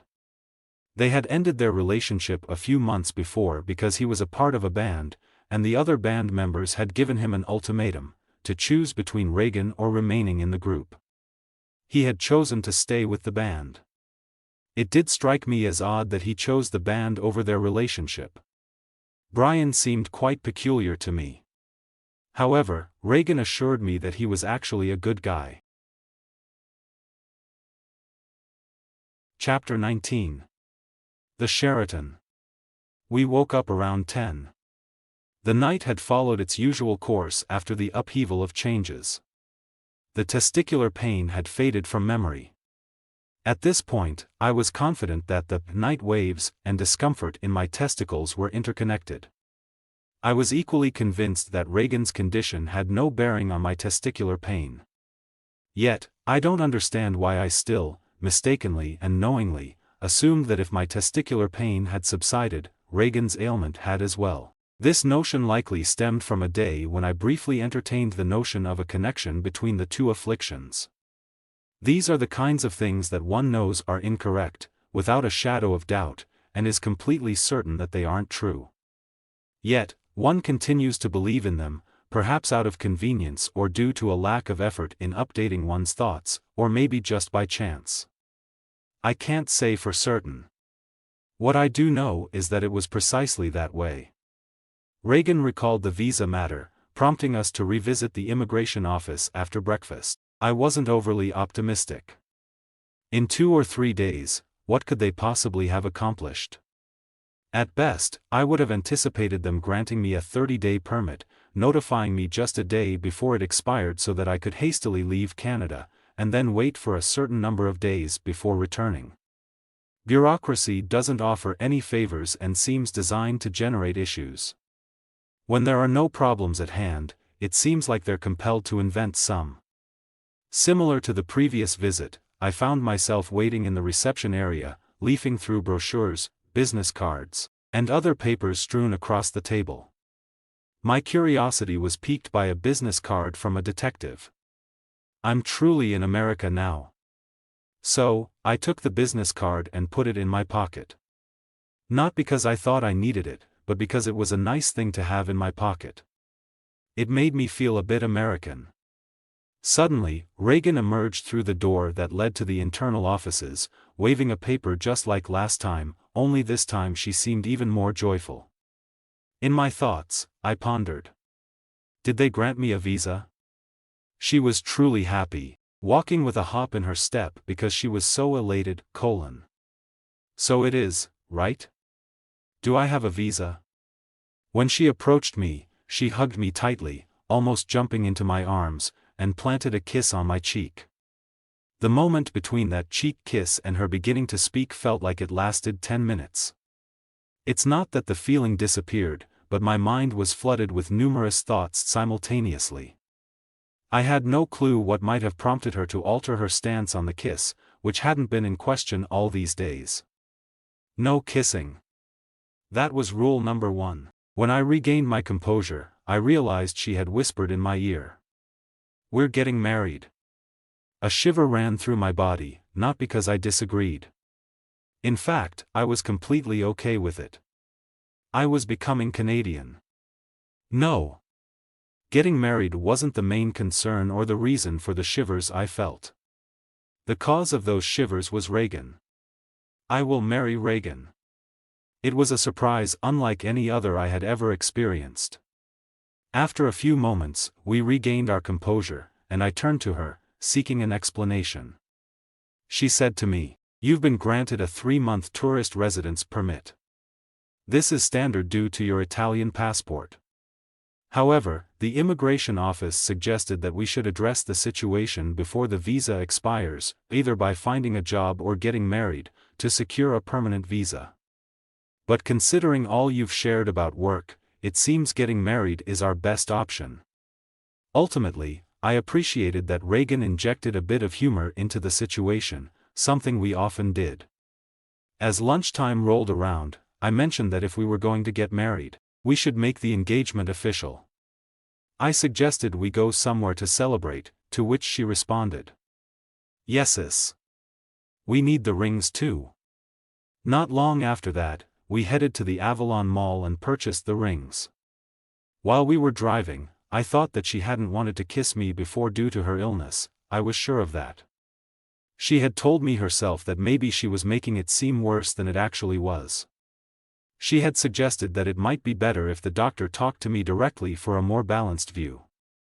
But if she had kissed me, even just on the cheek without anything changing from her end, I reflected that her happiness had loosened her restrictions on kisses. I didn't ask her anything about why she had changed her mind. I was fine with it that way. When we arrived at Avalon, she gave me another kiss on the cheek. The restriction on kissing, at least on the cheek, seemed to have been lifted.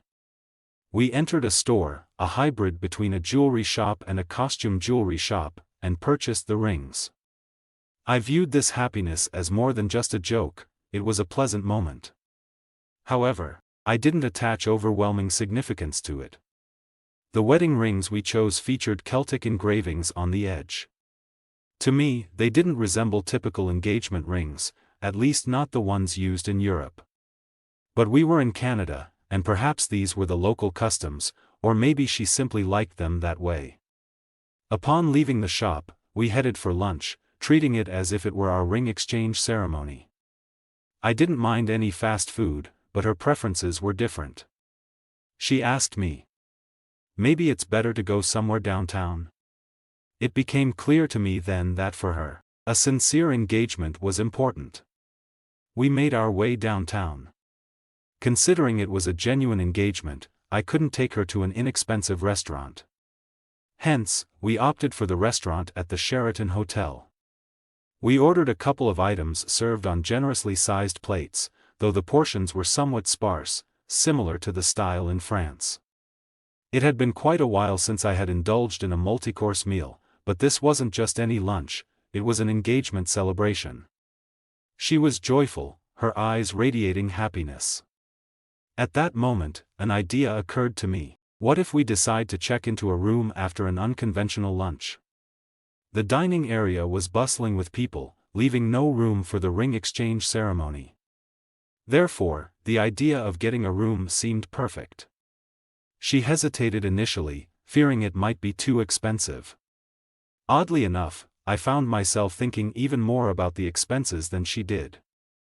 Still, I insisted a bit, and eventually, we decided to go up to the room. We carried out a simple ring exchange ceremony, and then we reclined on the bed. It was a king-sized bed, akin to the one we had purchased and was soon to be delivered. After a brief pause to relax, she planted the third kiss on my cheek, third since we met and third for that day. It was quite a lot to take in and process. However, a little while later, instead of beginning our usual night waves, we found ourselves sharing kisses on the lips. From that point on, all the thoughts that had occupied my mind in the preceding days vanished into thin air, a complete mental blank. Rationality ceased to exist. In the room, a fridge was stocked with champagne, and a bedside table held 3 condoms provided as a standard offering by the hotel. Strangely, the next day, the champagne remained untouched in the fridge. Meanwhile, all 3 condoms had been used up. Chapter 20. The Byrne Family. We woke up later than usual, but not so late that we couldn't enjoy breakfast in the hotel lobby. How was the night? I can't say for certain, neither of us were experts, and we hadn't overanalyzed it. It had simply been what it was meant to be. In the afternoon, we received an invitation to Shelley's daughter's birthday party. Shelley happened to be Reagan's sister, and her daughter, Grace, was turning 8. We headed home, got changed, and then went back to Avalon to purchase a gift for Grace. There was a certain feeling in the air. We were now officially engaged, a secret only known to us. She was filled with happiness. We were openly affectionate towards each other. We didn't dwell on too many questions, but I was aware that her parents and her sister's family would be present at the party. I found myself frequently touching the ring, a new object that felt unfamiliar. I pondered what she might say to the people we'd encounter at the party and what my role should be. It was one of those awkward situations one wishes to avoid. I was uncertain about what I would do or say. I won't go into every detail, but I can share that she introduced me to her parents, her sister, and her sister's husband. She didn't specify our relationship, remaining discreet, and the others didn't inquire further, assuming we were in the early stages of a potential relationship, nothing more than dating. The sister appeared quite jittery, was one asking if you were okay at the slightest sneeze. On the other hand, the sister's husband seemed like a man who kept to himself. He'd only focus on you if you had something related to his interests. Consequently, I remained off his radar. The parents were invariably together, both physically walking side by side, and they always stayed close to each other. The mother would occasionally take a half step forward, with her husband nodding in agreement to emphasize her words or interjecting with clarifications to strengthen their points. The mother's sister appeared to be the most poised person in the group, possibly with a college degree or a similar background. She spoke English fluently and was elegantly dressed. When she discovered that I was Italian, she was curious about how I ended up in St. John's. I had indeed anticipated that either Reagan's mother or sister would ask me this question. It seemed that the mother's sister was the one who genuinely grasped the situation. I replied that I had arrived in Gander due to an unforeseen and unspecified event, purposefully offering a vague explanation to avoid delving into the full story of why I ended up landing in Gander and the ensuing complexities. She appeared genuinely interested in this topic, asking me numerous questions whose purpose I couldn't quite discern. Perhaps she had heard about someone who had disembarked from the plane and attempted to implicate me. I was on the defensive, and she saw me as a captivating figure. However, at a certain point, Reagan's mother approached her and asked her to speak with someone, effectively ending the interrogation. The only person remaining was Reagan's mother's sister's husband, Jose. He was of Hispanic descent, and I wasn't aware of how he ended up in St. John's. He held a glass in his hand, and that said a lot. His red nose, slightly disheveled hair, or perhaps entirely uncombed, and casual attire were in stark contrast to his wife's appearance. Perhaps he, too, had a higher education, but I wasn't certain if he had control over his alcohol consumption. It might have been limited to weekends, but that didn't concern me much. I simply sensed that he was one of those individuals you could trust. He might not be the type you could lend $1,000 to, only to have it returned the next day. But he seemed like one of the genuinely sincere people you could confide in about even the most private matters, things you wouldn't discuss with just anyone. He had picked up on something amiss during the conversation with his wife. As a result, he inquired about my thoughts on what had transpired in New York. I replied, "About what?" "Of the Twin Towers," he replied. "I heard something about it, but I don't know exactly what happened," I told him. So, he told me the whole story, and it was only then that I understood what had really happened. And I wanted to go to New York. Then, he shared a bit about St. John's with me and recommended that I visit Signal Hill, suggesting that I discover a touch of Italy there as well.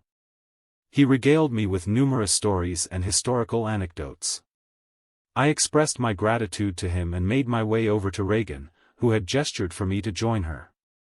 Throughout that time, she had been keeping herself occupied by playing with her two nieces, perhaps to sidestep any potential disagreements with her mother and sister.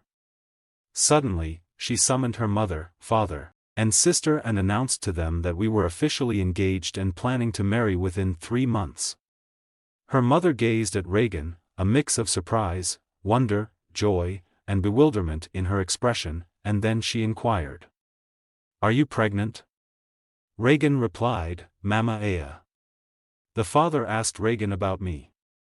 "Do you already have a job, or are you looking for one in St. John?" Reagan replied, "He works in the oil field. And we will continue to live where we live now."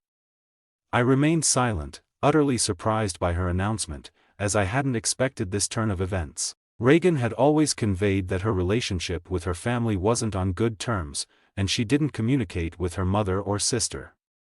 Perhaps her newfound happiness had prompted her to reconsider her stance. This was my introduction to the Byrne family. After some time, when I was on my own, Reagan's parents approached me and warmly welcomed me into the family. They expressed their happiness and suggested that they would be delighted if we chose to have the wedding in their church. They also extended an invitation for us to visit the church together before the wedding. Recalling what Reagan had mentioned about her family, I replied with some ambiguity. However, they continued to speak with me, emphasizing all the positives of having a church wedding. Eventually, they left me alone after they had exhausted me and convinced me to agree to their suggestion. The evening arrived, and we returned home. It had indeed been a busy day. We drifted off to sleep as we always did, wrapped in each other's arms, thoughts drifting to the new bed that was soon to be delivered. Chapter 21. Signal Hill. Just after breakfast, we headed to Signal Hill, the place Jose had recommended I visit. It was a short drive of less than 10 minutes north from where we lived. Signal Hill marked the northern point at the entrance to St. John's Bay. For Reagan, it was a nice place to watch the sea, and there was a small castle. This small castle was called Torre di Caboto, named in honor of Giovanni Caboto, the Venetian explorer who, as the immigration officer had jokingly told me, had apparently arrived illegally before me. In reality, this castle was more of a monument, commemorating the 400th anniversary of Caboto's discovery of this land. Indeed, Giovanni Caboto is widely considered one of the first Europeans to arrive in the land that is now Canada. His explorations in the late 15th century are significant in the history of European exploration in North America. The Caboto Tower was a small two-story cubic building with an integrated tower, situated on the southern corner of the structure. This tower also served as a lighthouse. Historic cannons, known as the Queen Battery, were positioned toward the south. We sat on a bench, gazing at the tower, the view of the sea, and the bay to the right. I couldn't help but ponder the rich history embedded in this little hill. What must this hill have physically looked like in 1497 when Caboto first arrived? Those cannons, the Queen Battery, were once used to defend against potential invaders. How many battles and conflicts might have taken place right there on that ground? Another fascinating fact that Jose had shared was the association of Guglielmo Marconi with Signal Hill, which explains the hill's name. Marconi conducted experiments there in an attempt to receive the first telegraph signal from Great Britain to America. He had installed a radio transmitter at Poldhu in Cornwall, Great Britain, from which he sent a telegraph signal consisting of 3 dots, representing the letter S, with the corresponding sound being beep beep beep, repeated every few seconds. On December 12, 1901, wireless communication made its historic crossing of the Atlantic for the first time. While communication had already been established through cable and wireless means for shorter distances, this marked the first instance of wireless communication covering such a vast distance. Scientists of the time had believed it impossible due to the Earth's curvature, but Marconi, a self-taught inventor who went against conventional wisdom, had proved them wrong. To conduct this experiment, he even employed 2 kites to support the wires that served as antennas, making it quite an unusual setup. Indeed, Marconi's experiment had an unexpected outcome. While he believed it to be a success at the time, it later became evident that the signal emitted from Cornwall had indeed bounced off the Earth's atmosphere and reached St. John's. This discovery was made several years later. So, while Marconi's experiment seemed to be a success, it had actually occurred due to an unforeseen phenomenon. I couldn't help but contemplate the historical significance of the place where I stood, thinking about how both Marconi and Caboto had arrived there. Caboto, as an explorer, had undoubtedly stumbled upon this land by chance. Explorers don't set out with the intent of saying, "Now I'm going to discover Canada." It does not work like that.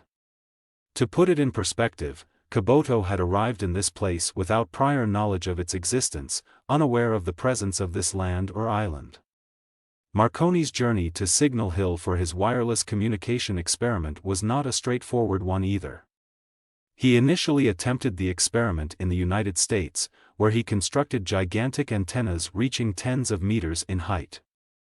Unfortunately, the harsh weather conditions in the U.S. destroyed these antennas twice.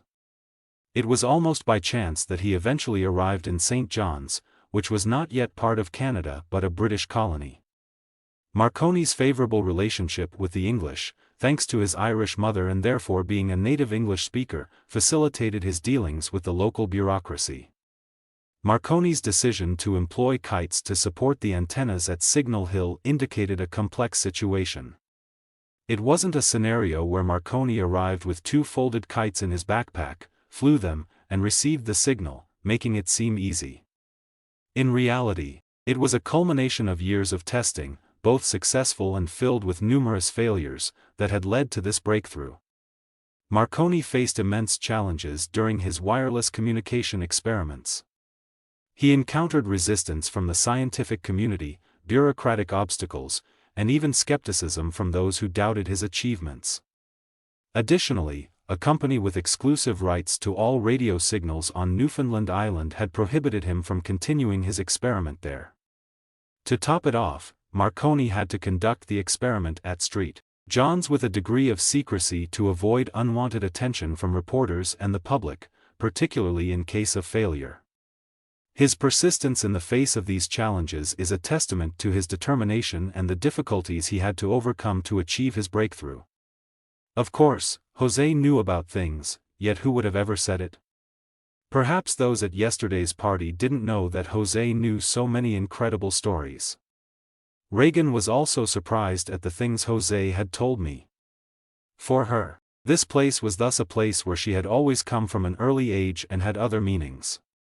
All these things I said did nothing but make Reagan happy, and I gained a lot with the image she had of me, but I only told her what Jose had said to me. By now, it was getting late, and the sun was starting to set. It was a beautiful day. Not that we had been talking about Caboto and Marconi all day, but I'm not telling you everything. I just wanted to tell you that everything was going well, and before returning home, we also bought a box of condoms. After the pleasant experience in the hotel, we decided to continue on the same path. Chapter 22. The Cowboy. Monday was the day we had to go to the doctor. We went to his clinic. We sat in the waiting room when there were already 2 people before us, waiting for the doctor. A lady was sitting in a wheelchair. The wheelchair was well equipped and had the support to hold the head up, the motor and a joystick to guide it. The gentleman in his 60s was her husband. I understood that from the way they talked. He had a cowboy hat, high-heeled boots, and not quite fashionable clothes. He had a red nose and was big, like Jose.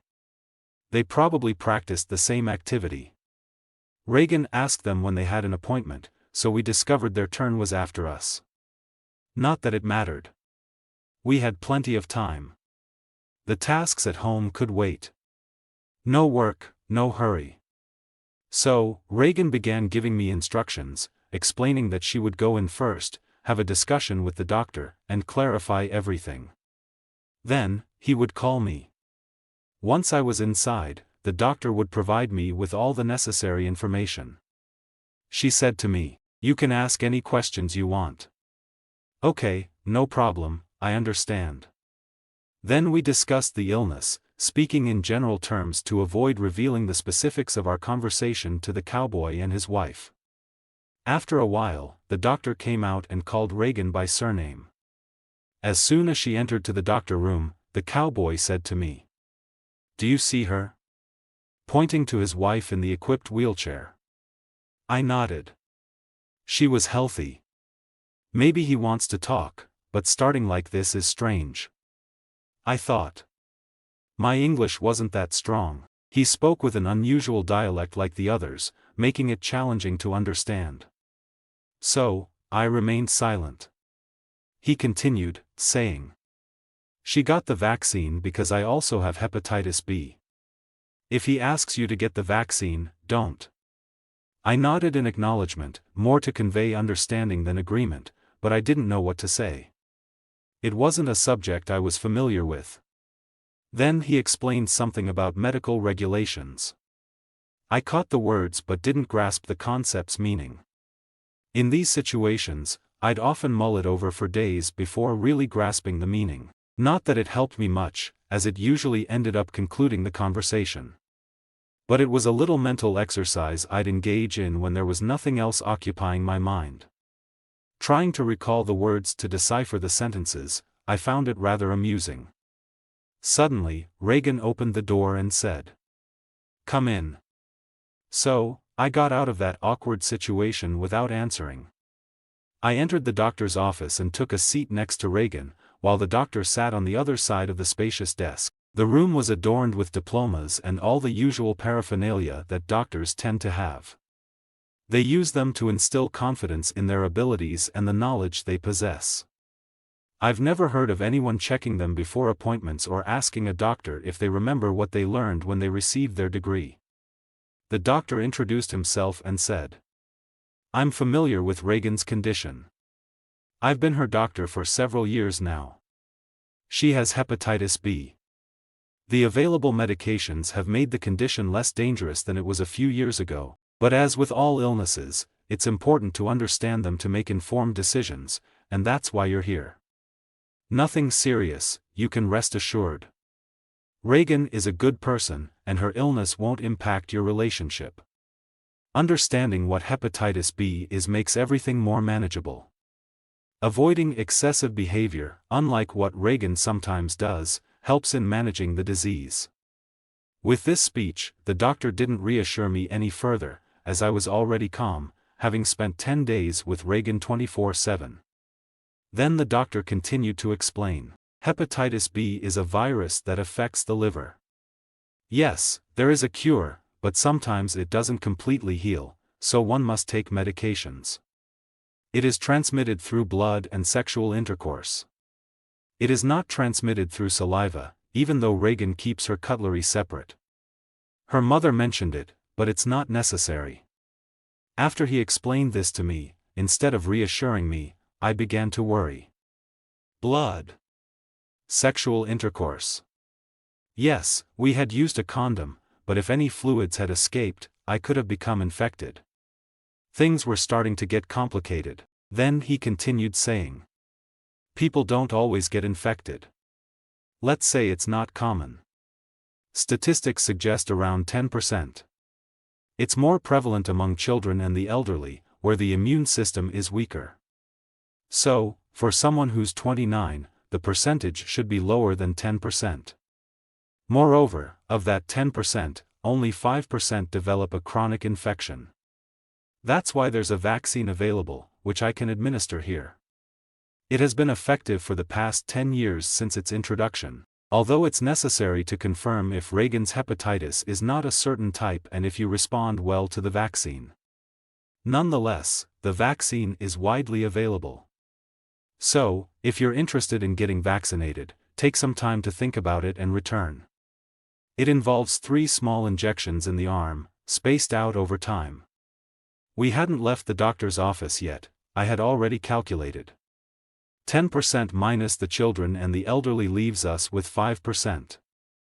Of this 5%, only 5% may develop a chronic illness, which is 0.25%. It's actually easier to fall ill from various diseases than contracting hepatitis B from Reagan.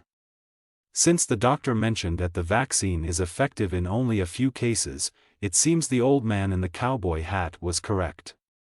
So, even this matter, which is Reagan's second secret, doesn't appear to be anything out of the ordinary. In the evening, while we were at home, Reagan asked me, "When do you want us to go get the vaccine?" "No need. Based on the statistics the doctor mentioned, my chances of getting infected are about the same as contracting any other disease. So, it's probably best not to." That's odd. The doctor had Kimberly get it too. The numbers he provided are just numbers, and I've interpreted them carefully. Perhaps there are new statistics on these matters, and maybe it used to be more advisable to get the vaccine. It must be the case, she said. Chapter 23. The condoms. At 9 in the morning, while we were still asleep, the phone rang, and Reagan answered.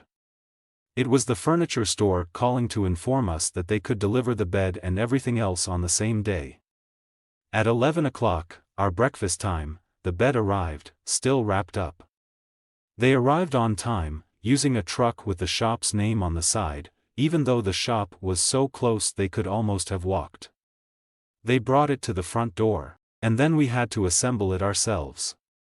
If we had to wait a few days to receive it, we assumed it would take us a few weeks to assemble it ourselves.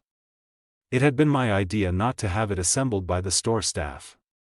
It was like assembling IKEA furniture, but IKEA wasn't there yet. We had a tough time when it arrived. There were no tools in the house, so we opened the boxes and packaging. Tiffany started playing with the packaging, tearing and scattering pieces of cardboard here and there, not exactly helpful, as it added to the confusion. Reagan couldn't assist me much. She had to keep Tiffany occupied. I tried to figure things out but needed the instruction booklet, which was missing. We went to Walmart and bought the necessary tools. We began assembling the bed, making some mistakes along the way, which meant some disassembling and reassembling. We didn't take a break for lunch but managed to finish assembling everything by dinner time. Reagan was a bit surprised because she was accustomed to having everything set up for her. She thought that assembling furniture by oneself was somewhat of a less fortunate situation. However, she found it amusing, at least in the end. In the meantime, she had washed the sheets and dried them using the dryer. She never hung clothes outside to dry in the sun, she said. In the dryer, I can use the scented dryer sheets, not in the sun. It was Reagan's way, and for me, it was a novelty to have clothes that smelled so nice. It was time to sleep in our new and fragrant bed, a bed we had assembled together after a day of hard work. It wasn't anything new, we had been working as a team from the very first day we met. However, this time, it was to solve the number one problem we had since the beginning, a double bed. It was quite astonishing that just 15 days after we first met, we were already sharing a bed like that. The double bed brought a different atmosphere to our home and our relationship. It felt like we had transitioned from a single-person space to a shared one, as if we had progressed from acquaintances to a committed couple. Yet, at our core, we were still the same individuals, and it was the same house we shared. Without explicitly discussing it, we both sensed that marriage was the next step. We began to ponder whether marriage was necessary when we were already sharing a home and a bed. Initially, I thought that a simple marriage at the municipal office would suffice to obtain a permanent visa, effectively changing our marital status from unmarried to married for visa purposes. However, as our conversation progressed, it became apparent that she was envisioning a full-fledged wedding ceremony and celebration. I started expressing concern about the limited time we had, which was less than 3 months, for all the preparations involved. I've never been fond of elaborate wedding ceremonies and banquets. Sometimes, they seem to overshadow the real essence of marriage. People can get so caught up in the spectacle that they forget the significance of what they're actually committing to. Then the guests, everyone comes, and nobody wants to come, they have their wedding and invite you. But if you didn't want to come to mine, why are you inviting me to yours? For the money as a gift, or better to recover the money from the gift they gave you, they would answer if they were not ashamed, but they don't say it. Think about the moral level behind a marriage. Someone has to start getting married without all the bardack. If no one starts, the others will always want to get their money back. At that moment, we didn't know how to do it. She asked me about my family. I told her. On the contrary to what Tolstoy said in Anna Karenina, all happy families are alike, every unhappy family is unfortunate in its own way. My family is similarly unfortunate, like yours. They'll know after we get married. It was not a simple thing, we were aware that we were alone, and the people who had to support us were against us, and nothing could be done. With a spouse, you can get divorced. If he keeps nagging you to go back to him, you can report him for stalking, and you are a supported victim. If you report a parent who is always there, not in front of the door but inside the house, to convince you to join their sect, you cannot even complain or report him, and neither does his sect. She remained silent. We agreed we were alone. If we were alone, the wedding with the ceremony and the celebrations were just for us. I also told her about her mother's proposal to do the wedding in the sect church. This had given her proof that ceremonies and celebrations were just an opportunity for the sect to propose itself as a solution. We risked never getting married. She replied. Tomorrow, we will go together to see how to get married. We fell asleep as usual, embraced, but in a large king-size bed, our bed. And we had already bought the condoms. Even though we now had a spacious bed, at night, we still embraced each other tightly and stuck to the same side of the bed, just as we always did. I could smell her perfume and feel her warmth. The feeling was the same. Everything was as it always had been. While lying there, I pondered. Why condoms? The doctor said everything was okay. The chance of getting infected is the same as any other disease we don't have. The moment she was about to take them out, I stopped her hand and said, "They are no longer needed." I hugged her even tighter, feeling that something had changed. It had been different. It had been confirmed. I don't know, but this time we had changed the bed, and something new had arrived. Not directly connected to the bed again, as if when one changes something, one always encounters something unexpected. Chapter 24. U.S. Robotics. We woke up quite early, excited to get married or looking for how to get married. We left the house at 8. On foot, we went to the municipality, which was not too far from home. Once inside, we went from one office to another. I followed her, and I didn't understand anything. Their English was always strange. What I understood was that maybe it was the wrong place. Each office tried to give us the best solution, and in the meantime, time passed. After about 2 hours, we came up with nothing. The right place was the courthouse. We also went there on foot as it was not far from the town but further away from home. We would have gone by car if we had known it from the start. At the courthouse, we resumed the same round of offices with Reagan talking and me following behind as if I were a thing, not a person. It was the right place, but it was not an easy thing. I expected it, never, that writing a sheet of paper with 2 names is simple for those who write sheets of paper every day. It was 2 in the afternoon, and we had only a sheet of paper worth nothing. They were just notes on what we had to do. Apply for marriage, but being a foreigner, I had to have Reagan, who could support me financially. Sponsoring, they said, as if I was an athlete who needed a sponsor. Reagan did not have a job and, therefore, could not support me. They told Reagan she had to find a job first and could only apply for marriage. Reagan said she didn't have a job because we lived with my money, so it was the other way around and that I was her sponsor. I could have declared to be able to keep Reagan, but it was not possible for them.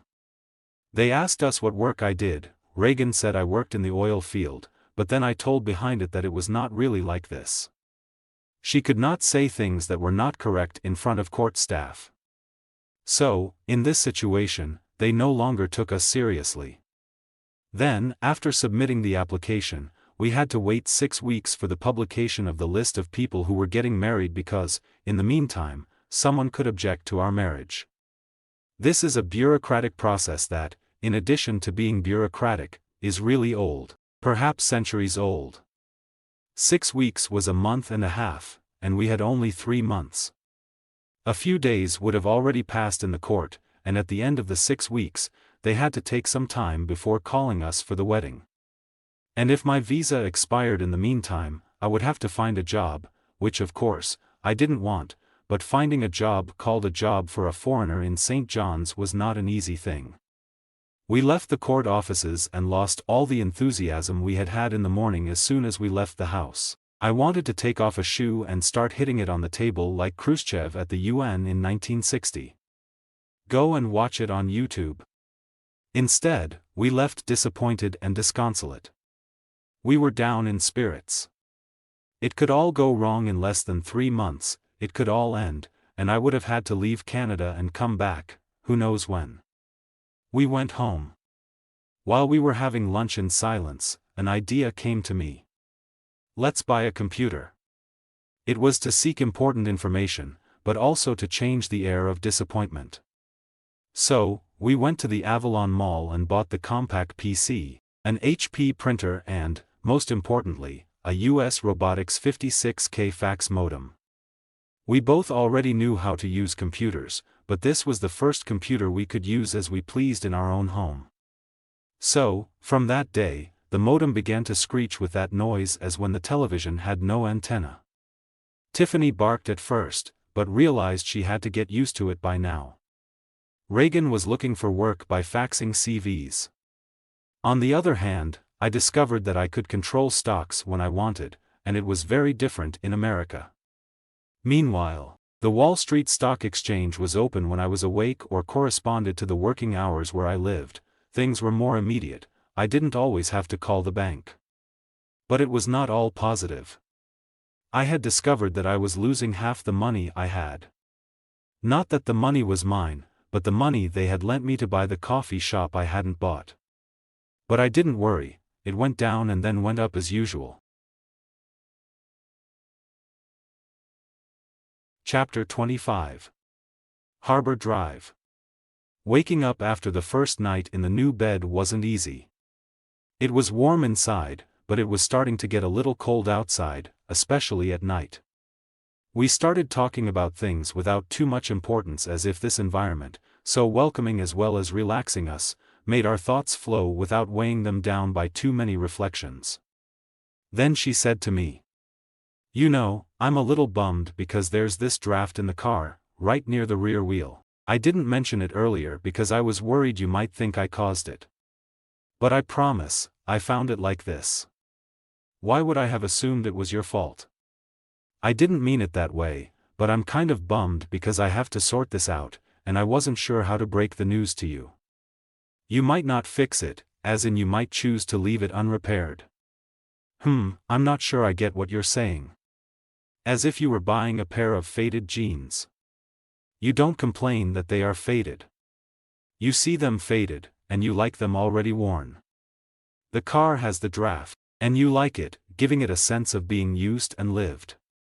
But then, when I sell it, it is worth nothing.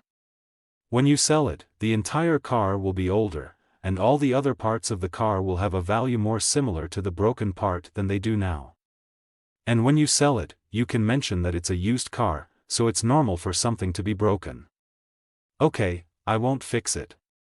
She said okay, but who knows if she understood it. Sometimes I didn't even understand myself. We seemed too sedentary, so we decided sometime to run down Harbor Drive, the road along the sea downtown. Sometimes we drove up to Signal Hill. Not there was ever anyone, everyone was at work. Sometimes we met a girl who we greeted, with a wave of our hand, just because she too ran at strange times like us, let's say not strange but while everyone else was working afternoon. In the afternoon, while we were out shopping, we ran into Kimberly. Reagan started telling her that we lived together, but Kimberly was in a hurry, so she promised to call her the next day. Later, Reagan's mother called me. It was a surprise to me, but not to Reagan. She foresaw how her mother acted. I wondered why she didn't speak to Reagan instead of calling me. Reagan had prepared me well, and I followed her instructions. I remembered what the doctor said because his advice worked in this case too. The doctor was right, if you know well, you will dare to act better, even if he said otherwise in the other situation. So, when Reagan's mother started talking, I expected her to say nice things about me. And indeed, she did. She told me I was a good person and that Reagan had been fortunate to meet me. She noticed that I knew how to behave and that Jose and Tom had spoken highly of me, mentioning that I had learned many things. She believed that I would adapt perfectly to the new life that awaited me in St. John's. This was phase 1, the phase of compliments to open the doors of the person, lower barriers, and establish that she was on your side, as a friend offering all the positive support she could. After receiving all these compliments, a person tends to warm up to the one giving them. That's what I should have done if Reagan had not warned me. Instead, I remained almost impassive in the face of these compliments, anticipating the arrival of Phase 2. Phase 2 involved seeking out the problems. She began by telling me that living in St. John's wasn't easy, and I should anticipate a somewhat uncertain and complex life because it was a small town where everyone knew each other. Being a foreigner often meant being labeled as a second-class citizen, and that was the problem she wanted me to focus on during Phase 2. I responded with a shy yes, agreeing with her assessment, but it was more to keep some distance. Phase 3 was about solving the problem. She started convincing me that God would help, and I shouldn't encounter any issues. She and her husband would pray for me, and undoubtedly, I'd have no problems. Then, she suggested that if I wanted to join the sect, I'd meet many people from St. John's, and I wouldn't feel like a foreigner. These people would assist me and introduce me to others. After Phase 3, I responded. Okay. To say okay, I understand what you said. I agree. So, we said goodbye and ended the call. After 2 minutes, Reagan's phone rang. It was her mother, asking if we wanted to attend a meeting with the cult, mentioning my interest in meeting people in St. John's. Reagan grew irritated, dismissed her mother bluntly, and firmly declined the invitation. Chapter 26. Kitchen and Chicken. This was the day Kimberly called Reagan. She offered Reagan a job in her company, where Reagan had worked before. On that same day, they arranged the employment contract. We headed straight to the company and secured the contract. Then, we hurried to the courthouse before it closed. By 5 in the afternoon, we had completed everything. So, we decided to celebrate by going to a steakhouse along Harbor Drive. Before entering, we spotted the girl who always ran in the morning and exchanged greetings. But she always runs, I thought. I asked Reagan if she knew her, and she said no.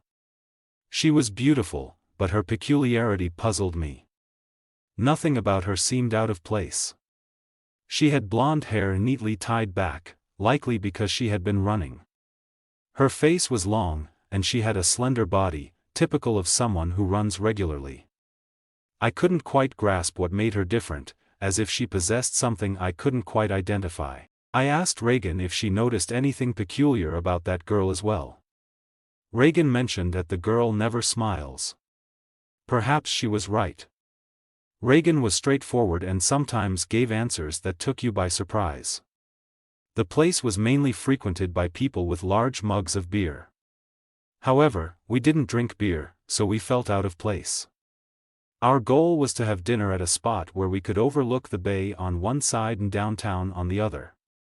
We were fine with that, and we didn't mind if everyone stopped to stare at us when we entered, as if we had interrupted something important, like their drinking. While we ate, we talked, and I realized that sometimes I mixed up the English words kitchen and chicken. So, Reagan tried to help me by having me repeat kitchen, and I would accidentally say chicken instead.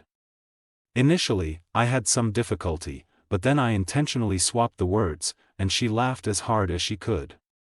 We went out quite late and talked extensively about how things had turned out so well and so quickly. We were happy and deeply in love. But I had one concern, her work. People change when they work. They are different when they don't work. They spend 8 hours a day acting as if their colleagues can betray them, the customers need to be manipulated, and the suppliers can take advantage of them.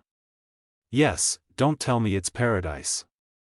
If you get paid, it's a chore. If it's not a war, you can't go home and be at peace if your head is at war. I was afraid the job would change Reagan, and I hoped it was a temporary thing to overcome the bureaucracy. But what if Reagan hadn't taken the job?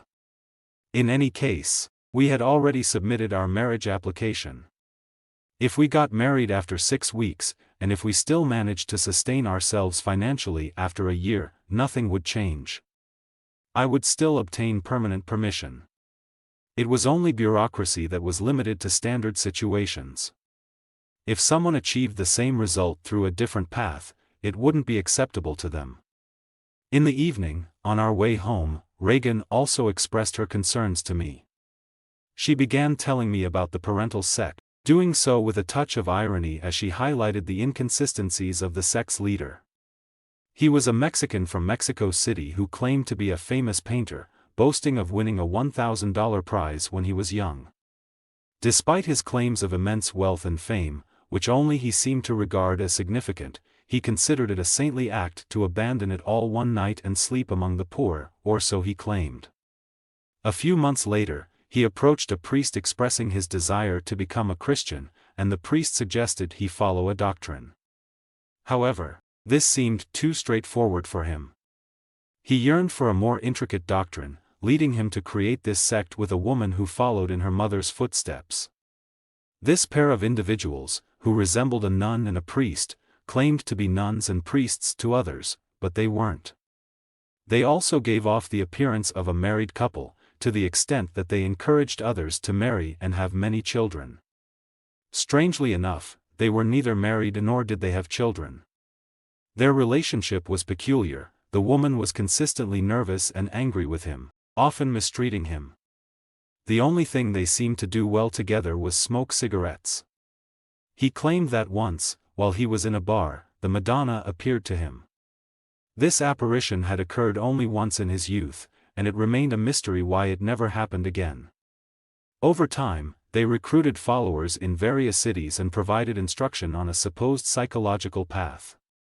The only outcome of this path was that it made them wealthy enough to preach poverty to others, all while they traveled in their private planes. These followers were asked to sever personal and family ties to consecrate themselves to Jesus Christ.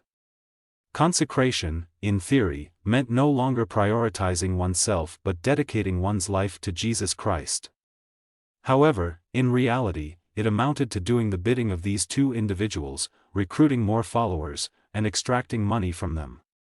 Another disturbing aspect was their ability to attract individuals with a history of pedophilia, including priests and bishops who had faced accusations and convictions for such offenses. They attempted to defend themselves in court, often using well-paid lawyers funded by the money extracted from their followers. They were simply deranged individuals who could only attract people who had lost their sanity.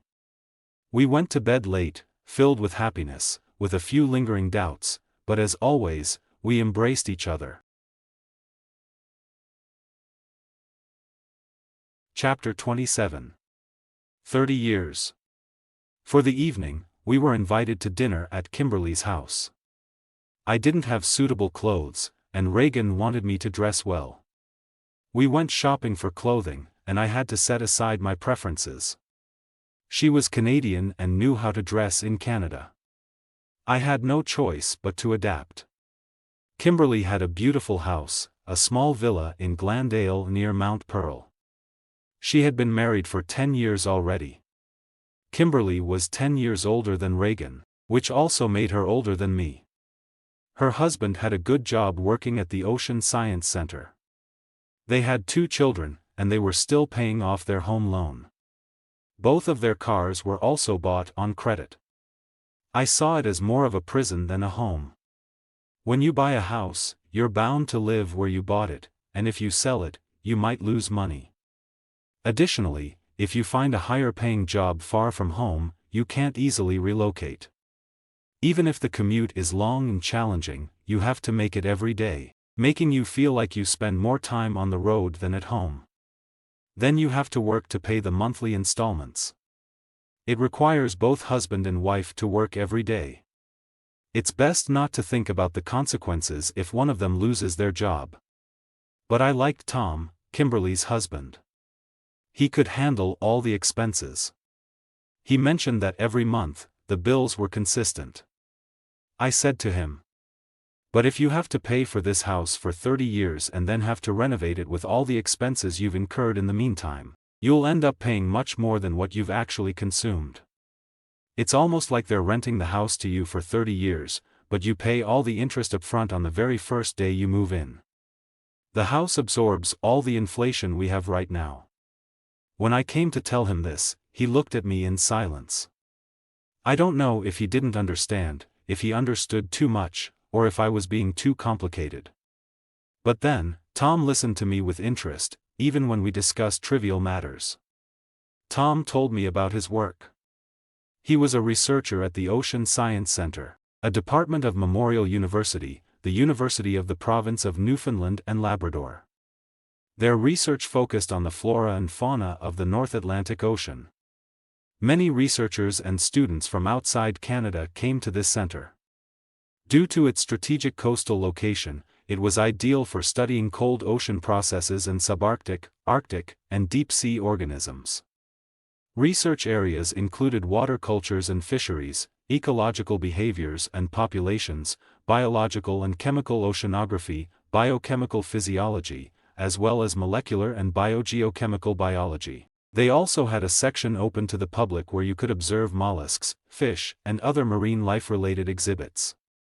Tom was not a dropout like me, he had completed college successfully. He was not only integrated into society but also thriving in it. Nevertheless, he found my thoughts on the 30-year mortgage intriguing. Perhaps not because he believed it to be true or because he planned to look for a cheaper rental house the next day, but because it offered a different perspective. But I believed that by presenting a life of constant financial obligations and no moment to pause, my theory, on one hand, demonstrated that I understood his situation. On the other hand, it briefly gave him the illusion that there might be an exit, a way out. It was as if, for a moment, he had looked beyond the wall that surrounded him every day, every month, with the burden of mortgage payments. You know that feeling when you see a wall from a distance, and above it, you spot a person's head briefly peeking out? For a moment, that was Tom. Not that anything had fundamentally changed, I remained a dropout, and he was a successful man, that distinction was evident from the beginning. When we were alone, Reagan told me that I had left an impression on Tom and that Kimberly was surprised by Tom's consideration of me. But take a closer look. I thought. And here I am, feeling like a complete moron compared to everything Tom does. He is brilliant. Chapter 28. Topsail.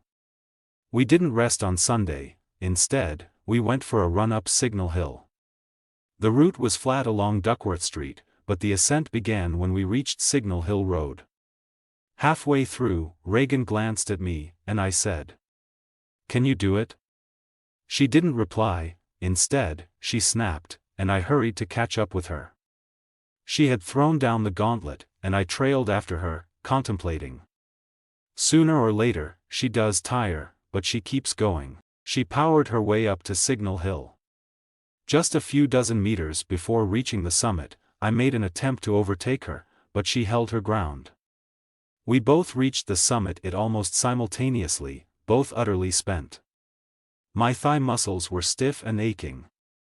We paused to catch our breath beneath the directional signpost, its cities and distances etched in clear letters. The uphill run had been grueling. We pushed ourselves to the limit. We were drenched in sweat, as if we had just stepped out of the shower. I hugged her, our sweat mingling. She said to me, "I can feel the rhythm of your heartbeat. I can sense the rhythm of your heartbeat as well." We both heard our beats alternating. I also felt her breasts, between our hearts, pressing on my chest. We kept looking each other in the eye. Standing beneath the directional signpost, we caught our breath. Our eyes focused on the city names and the distances displayed in blue and white. The arrows indicated measurements in both miles and kilometers. Montreal 1,619 kilometers/1,006 miles. Paris 3,980 kilometers/2,473 miles. London/Londres 3,733 kilometers/2,320 miles. Dublin 3,289 kilometers/2,044 miles. Moscow/Moscow 5,849 kilometers/3,634 miles. Titanic 584 kilometers/365 miles, where the Titanic sank. On our way back, we encountered the girl we often saw while running, and we exchanged our usual greetings. In the afternoon, we headed to Topsail Beach, a small inland bay just across from St. John's. We parked the car in a circular area at the center of the parking lot, next to a construction resembling a sizable concrete gazebo, perhaps designed for outdoor shelter during rainy weather. The car faced the sea, with a stretch of green lawn sloping downhill in front of us, leading to the gray pebble beach that extended down to the water. After we'd settled in and spent 2 hours there, the sea became as tranquil as a bathtub. The cloudy sky imparted a mix of icy blue and gray hues to the water. To our left, there was a small lake, separated from the sea by a narrow strip of gray beach. It appeared to be fed by the energy of the sea waves when they were in motion. On the right, there were benches with tables where people could sit and enjoy their food and drinks. A few cars pulled in, and someone got out briefly before leaving again. These were the only sounds that broke the silence. We stepped out of the car, and it was 15 degrees, chilly for us, especially since we weren't dressed for the cold. Tiffany began running along the water's edge. We also approached the water to feel it, playfully splashing each other in the face. Then we embraced and shared a kiss by the seashore to ward off the chill. Her lips had a salty taste, still moist from the seawater splashes. We moved to the benches with tables for a chat while Tiffany ran around on the lawn. I gazed at the sea, and she faced the rocky hill behind us. She spotted a trail leading into the forest and said to me, "Let's go check it out. It seems like it might be a tourist trail." We ventured into the forest along the path, walking hand in hand. Tiffany darted through the trees, disappearing and reappearing. The initial stretch was uphill, and we struggled a bit, still feeling the fatigue from our morning run. The path was wide enough for 2 people, surrounded by similar thin, half-dry trees with green canopies above. It was October, the ground dry beneath our feet, covered in leaves and small dead branches. Every step produced the soothing rustle of leaves. As we ascended, large rocks jutted from the earth, serving as landmarks. After the climb, we reached a small clearing where we could see the sea below. It felt more exposed to the wind compared to the beach where we'd parked the car. The distant crash of small waves against the pebble beach and rocky shoreline echoed up to us. We stood there, catching our breath, panting from the ascent, sharing a silent moment while hand in hand. I turned to her, kissed her soft, salty lips, and the kiss deepened as we lingered, accompanied by the sound of the waves and Tiffany's playful runs in the woods. I opened my eyes and found her just 2 inches away, her eyes closed. It was a peculiar moment. I knew people usually keep their eyes closed while kissing, but it was something we used to joke about as kids. I liked to keep mine open and catch a glimpse of her face, just the top of her nose and her eyes. It was an unusual perspective, almost as if Reagan was someone else. I wondered if I would have recognized her if I didn't know I was kissing her. It felt like stepping into an entirely different level of intimacy, unlike seeing her from a distance or even just a meter away. One kisses a girl, then when he sees her that way, what if he doesn't like it anymore? Or one doesn't like a girl, and instead, from that unusual view, she might be the prettiest of all. Perspective is important in looking at things. After a while, we started walking again, hand in hand and always with Tiffany coming and going. This last stop had changed something. Reagan seemed more affectionate to me. I kept thinking about this oddity of seeing the 2-centimeter face. We also kissed later as the path became so narrow that it was hardly visible. Around that time, we had only trees, and I thought, "Are we getting lost here?" It was she who had wanted to stop, and we stayed there for a while. Slowly, my considerations on the face perspective and losing the return path disappeared. The situation was taking us. We kept following the path. I don't recall exactly what was around us, but it resembled what we had seen before. Once again, we stopped. I can't pinpoint the location, but we resumed kissing. I felt increasingly absorbed in the moment, although I remained clear-headed. What struck me was that she seemed somewhat peculiar. She was conscious of her actions, but I sensed she was in a different state, a state that's hard to explain, almost transcendental. And then we stopped again, and we started kissing each other more and more intensely. I really felt her taken to the point that was of no return. We lay down on what little space there was. It was almost night. The light could only be seen on the horizon of the land that was on the other side of the sea. We hadn't even looked to see if anyone was around, and we couldn't tell from the noises, with Tiffany walking around in the trees. We hadn't even seen what was on the ground. We lay down. Seeing and hearing her in that state was something indescribable. Being inside her, seeing her and feeling her was an infinite emotion. We would not have stopped, but as soon as we reached the maximum, I tried to retire, but I did not get hold of my feet and was delayed by a little. What little that can be everything. Returned to the calm, we remained on the ground without thinking about a mattress or where we were. We hugged each other delicately, half undressed but without feeling cold, without thinking about anything and just being at the moment and happy. She whispered in my ear, "I want to marry you." Not that there were any doubts about the paperwork that was at the court, but it was a way of saying that she wanted me so much. After a while, I thought we should return. I felt so because she continued to be in this transcendental mix and would be there until I knew when. It was the night I found the clothes feeling here and there. I helped her to dress, she was strangely slow. We had to return to the car, we couldn't see anything. Tiffany was afraid, too, but she calmed down and followed us. I took Reagan by the hand, and she followed me. She didn't have the clarity to help me find the way. She couldn't even read road maps if we had one. She used to say, "I don't understand the maps you could imagine in that condition and in that situation." I considered that the sound of the sea should be on the right, but I didn't have to stay too close, we could have fallen down into a recess on the cliff. We fell a couple of times. As I fell, she came down on top of me and didn't complain or even get frightened. I didn't know what to do. It was cold, but we didn't feel it. I thought the sunlight had returned sooner or later, and we would find the path. But after a while of wandering, keeping the sea on the right and remembering that we had to go up and down, we found the parking lot where the car was. We went straight home. I was exhausted. She was super relaxed, still in her transcendental mix. When we entered the house, we directly undressed our dirty clothes and went under the covers without taking a shower. I was unsure how cold she was, and it seemed she just wanted to hug me. She wanted nothing else. She had peace of mind. I warmed up to her heat, but I thought that this psychophysical state of her could be a neurological problem. I didn't understand anything, but everything was fine.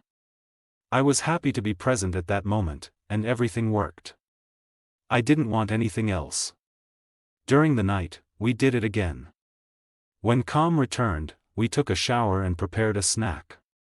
While we ate, I asked her, "Were you afraid of getting lost in the forest?" She looked at me in amazement. "No, when?" I pretended to go do something else and didn't answer her or ask her anything else. She did not remember anything about what had happened a few hours ago. Chapter 29. The Tight Shoes. The 1st of October, in addition to being the first day of the month, was also the first day of work for Reagan. She woke up early even though we had been really late the previous evening. I looked forward to it, but it was before 6. Out the clothes from the closet and placed them on the bed. She began to dress and undress continuously by picking up and placing her clothes back on the bed. It was her first day at work, but she acted like it was her wedding day. "If you knew you were so indecisive, why didn't you choose them last night?" I asked her. "Because otherwise, I wouldn't have slept all night," she replied, her calm demeanor unchanged. She never dressed intricately. She was simple in dressing, and that was pleasant. She always wore a t-shirt or shirt, jeans, Levi's 501, and Timberland shoes. The well-known 6&ch were the classic Timberlands. What was unique about them was that they were so old and worn that the dark brown skin had creases that had formed over the years as if to tell how much she had been through. The inner heels were worn out from hitting each other. The circular mark with the tree was still clearly visible and left a positive impression. The sole was worn on the toe, on the heel and a bit in the center of the sole as if to say that she walked straight, so she had to have a straight back. Someone must have told her to throw them away. Someone else would have told her how beautiful they were. But indeed, they would have criticized her at work. But that day, she had gone into confusion. She couldn't choose. She sat on the bed with her hands on her head as if she were crying, or if she was crying, she would not show it to me. I wanted to tell her that she dressed well every day, and that was fine, but she had closed like a shell, and I couldn't communicate with her. We could not communicate when she was in crisis. Slowly, with the time that passed, she managed to find a compromise. She put on some fairly classic shoes that were tight on her. The usual Levi's jeans and a white CK shirt. Then, as usual, mascara and nothing more as makeup. She went out without breakfast because it was late. She returned immediately because she had forgotten the house keys when changing her jacket. She went out again. Calmness returned to the house. If that means living, it's not going well here, I thought. She had gone to work in tight shoes and without breakfast. But then, if people go to work like that, that's why they respond annoyed when asked about something. Another perspective is that those who check in at the airport have tight shoes. They would be more understandable. So, if one is annoyed, you must look at their shoes. For me, it was my first day in Canada alone. Up until that moment, I had always been with Reagan. I went for a run but not to Signal Hill, I only ran along Harbor Drive, and I went back more than running for the truth, I walked. I met the girl who always ran, greeted her, and returned the greeting as she used to do. In the evening, when Reagan returned, she told me about her day at work. She told me everything and all the details. She spoke so fast that sometimes I didn't even understand her. She also told me how she should have behaved in stressful situations with colleagues. She talked and talked all the time, all evening. I could only listen. It hadn't even occurred to me to say what I had done. She was not even interested, given the frenzy to tell her day. It is as if she had forgotten about me. About me and her, who had a life outside of work. Just before falling asleep, she said to me. Mom called me, she said she went to the doctor and asked if we could come see him as soon as possible. Okay, we'll be back. Luckily you remembered, I replied. Yes, I really forgot, she admitted. If she had forgotten it didn't have to be important, but I think it would have been the day's news on a typical day. Instead, it only occurred to her at the moment before falling asleep, at that moment when one stops talking and rests the brain for a moment, and the important things emerge. We had to go back to the doctor. Chapter 30. Recounting. So, that Tuesday morning, we went back to the doctor for the second time. Reagan first went to work on her second day and took a couple of hours leave. We honestly didn't know why we needed to go back to the doctor so urgently. As soon as we entered the study, we knew immediately that it was not a pleasant meeting. The doctor didn't even say hello, but he said to me, "Take a seat." And he turned to me and asked me, "What have you decided? Do you want to get the vaccine or not?" I furrowed my eyebrows and tilted my head back slightly. I didn't understand the reason for the question. He had given the data, and according to it, it was unnecessary.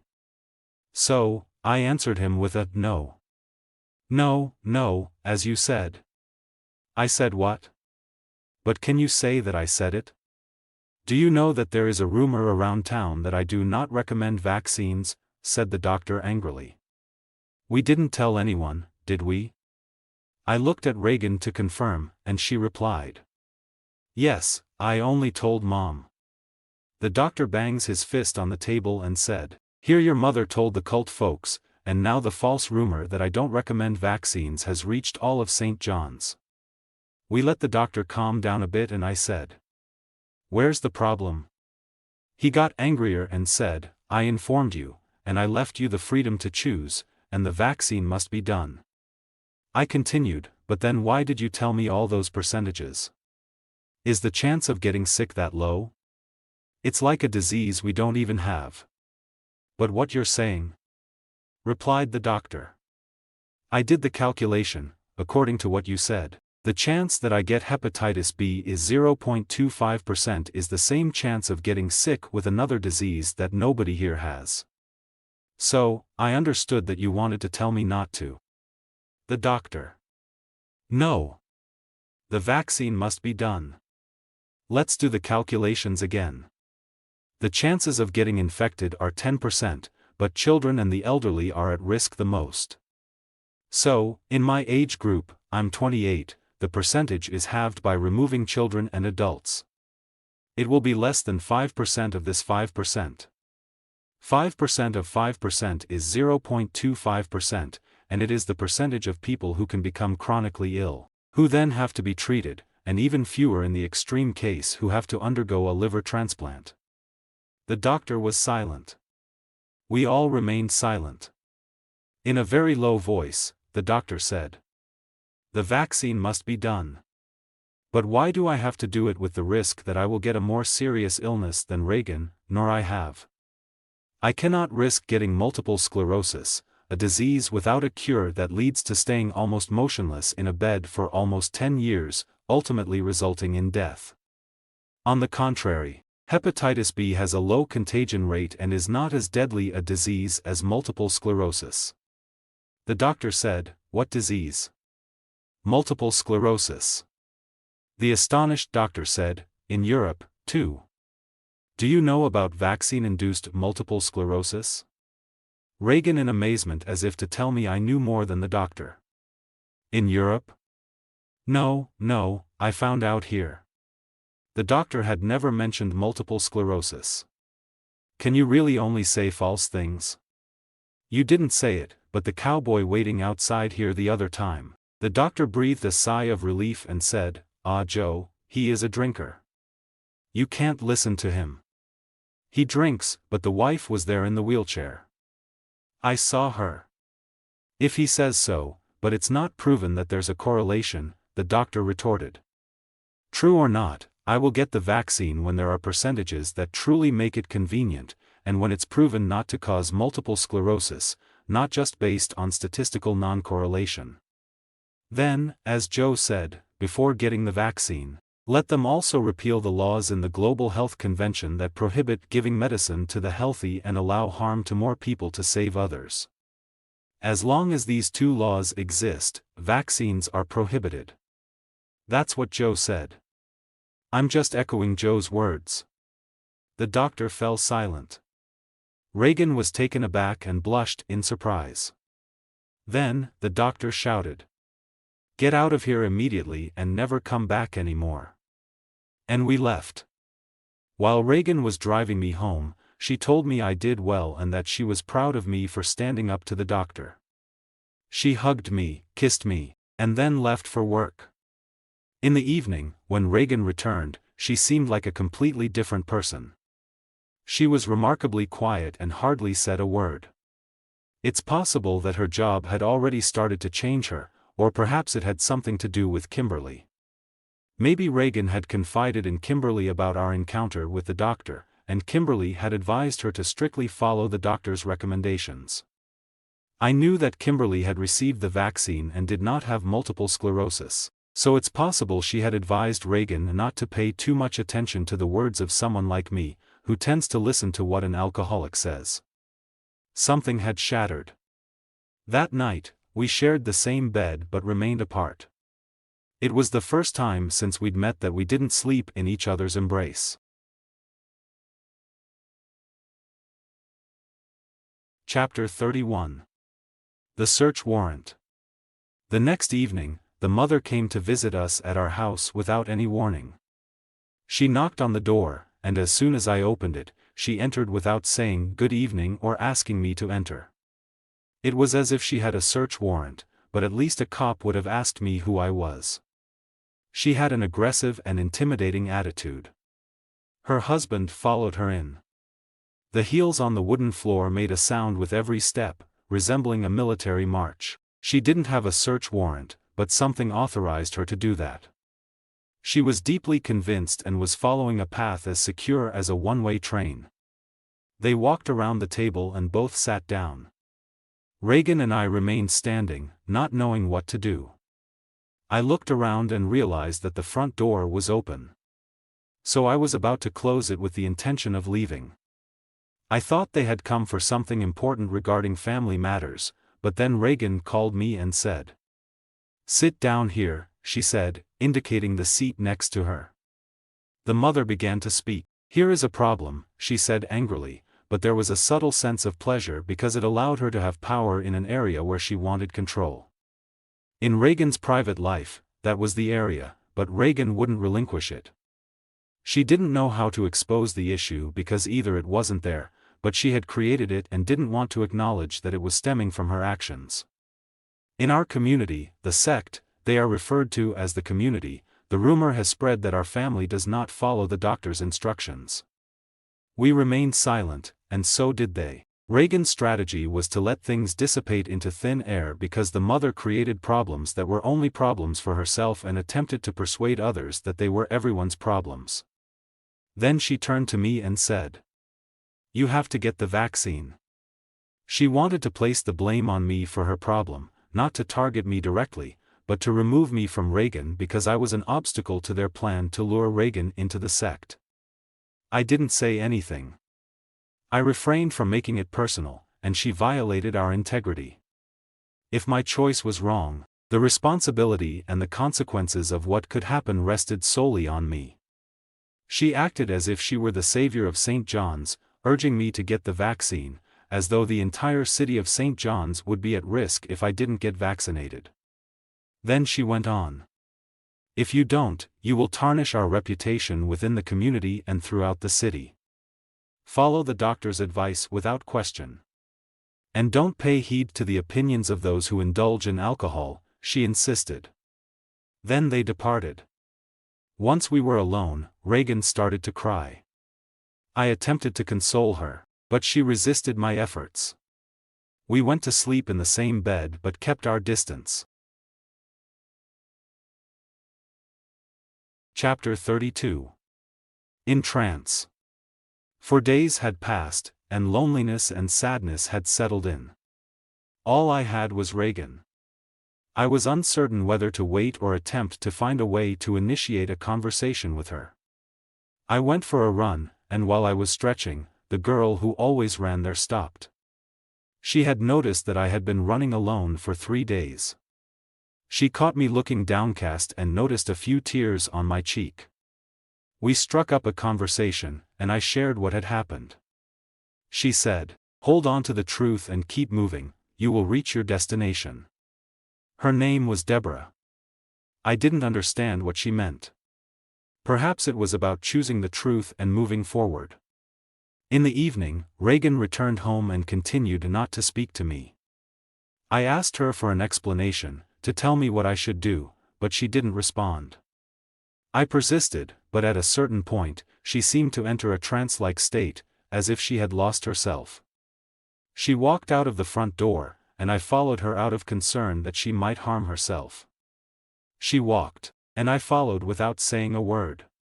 While we were walking, I asked her if she had the house keys because the door had closed behind us.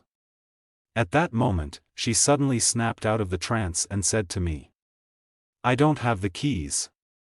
We are locked out." It was 2 o'clock at night. Thankfully, she was entirely out of the trance state.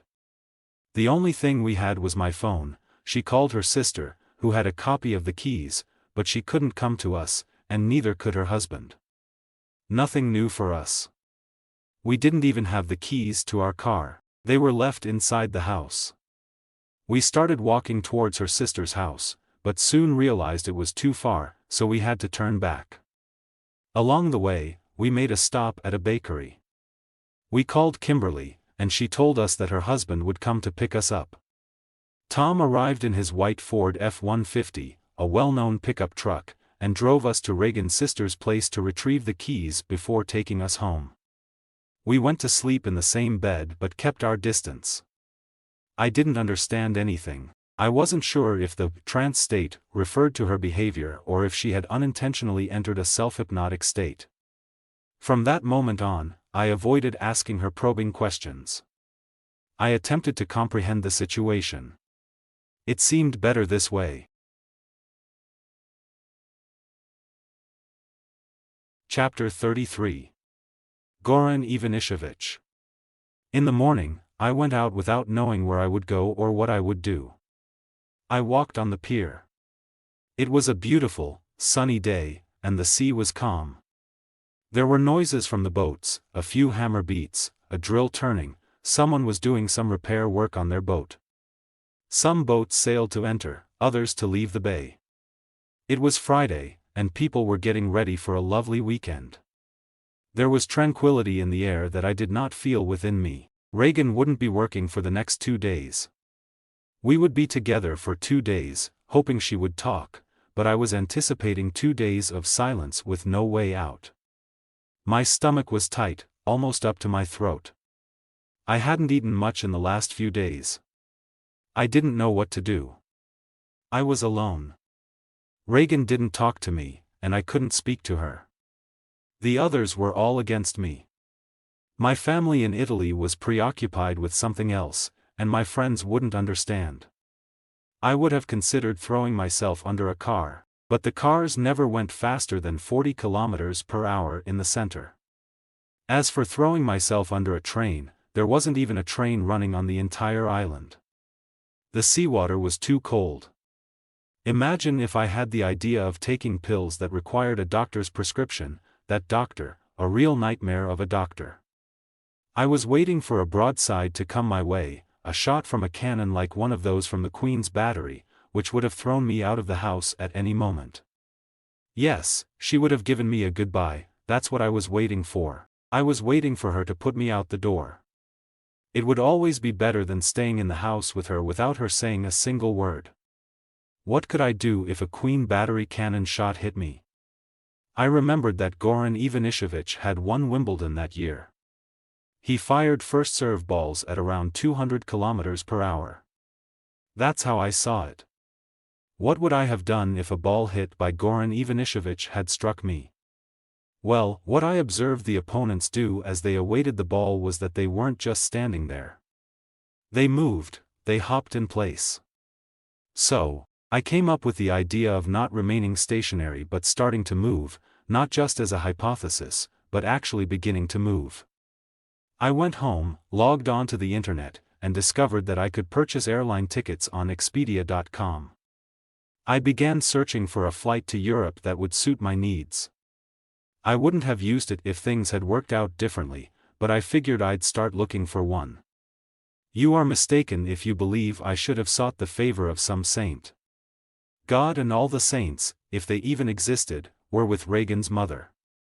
She prayed every day. God and all the saints would surely not bother with a wretch like me. The only saint who inspired me was Goran Ivanišević, which illustrates the direness of my situation. Of course, Ivanišević was ranked 120th overall, had a broken shoulder, and had entered Wimbledon with a wild card, but he won. He was Ivanišević, but I was not. In the evening, Reagan came home, and the only thing she told me was that Brian had left the band. We went to sleep in the same bed but separated. Chapter 34. Plastic Wrap. Reagan seemed unwilling to wake up. Only around 11 a.m. did she say to me, "Good morning," with a sleepy smile. Brian had the vaccine when we had our relationship. Maybe he had miscalculated or hadn't taken them at all. Even the doctor didn't answer me about the calculations I showed him. Maybe Brian was better than me, but now we have another situation. I wasn't Brian, and I didn't want to. I didn't tell her the following, but Brian had chosen the band instead of her. I hadn't run away from her illness, and I stayed with her even if I didn't think the vaccine was a solution. This was very valuable, but it would have lost the value if I had told her. There are many things that have value, but can lose it just by telling them, and this is one of them. I would never do a thing for someone and then go tell them. I don't know why, but it has value in itself. If you go and say it, it's like you change the reason you did it. If one does not realize that you did it, amen, that's okay. Saying it is useless. I had changed my plan of going to New York to stay in a small town that I didn't know. I had changed a lot for her. I didn't tell her anything. She remained silent and continued to sleep. If I get the vaccine, I give up on myself. And if I give up on myself, it's not me anymore. I'm someone else. I will lose my reason. I wondered, even though I knew how I ended up in this situation. I was off to go to New York. If it weren't for the plane that had landed in Canada now, I would be in New York. Then I ran off the plane, but they were the ones who wanted to go back to Rome. What was I going to do in Rome? I had no choice, I had to escape from that plane. Maybe it would have been different if I hadn't returned to Reagan, but where could I go? Then she pulled me into this situation. And now, I find myself in prison virtually alone, but I'm locked in anyway. I have to move. Staying in bed in my position, I move my feet to do stretches to pull the nerves and get a feeling of almost painful strain and then release them and have a pleasant sensation. I did these exercises several times for each part of the body, feet, arms and neck, for each muscle I could move. These movements helped me pass the time. In physics, they say that if you move, time slows down, so when you stand still the time increases and never ends when you stand still. But I had to move from that house too. Or I had to wait like a fisherman who has cast the hook and stays there for hours and hours waiting for something to come on the hook. I was waiting for Reagan to talk to me. A word from her would have been a fisherman's fish to me, but it could be a fish that was worth nothing, that is, a meaningless word.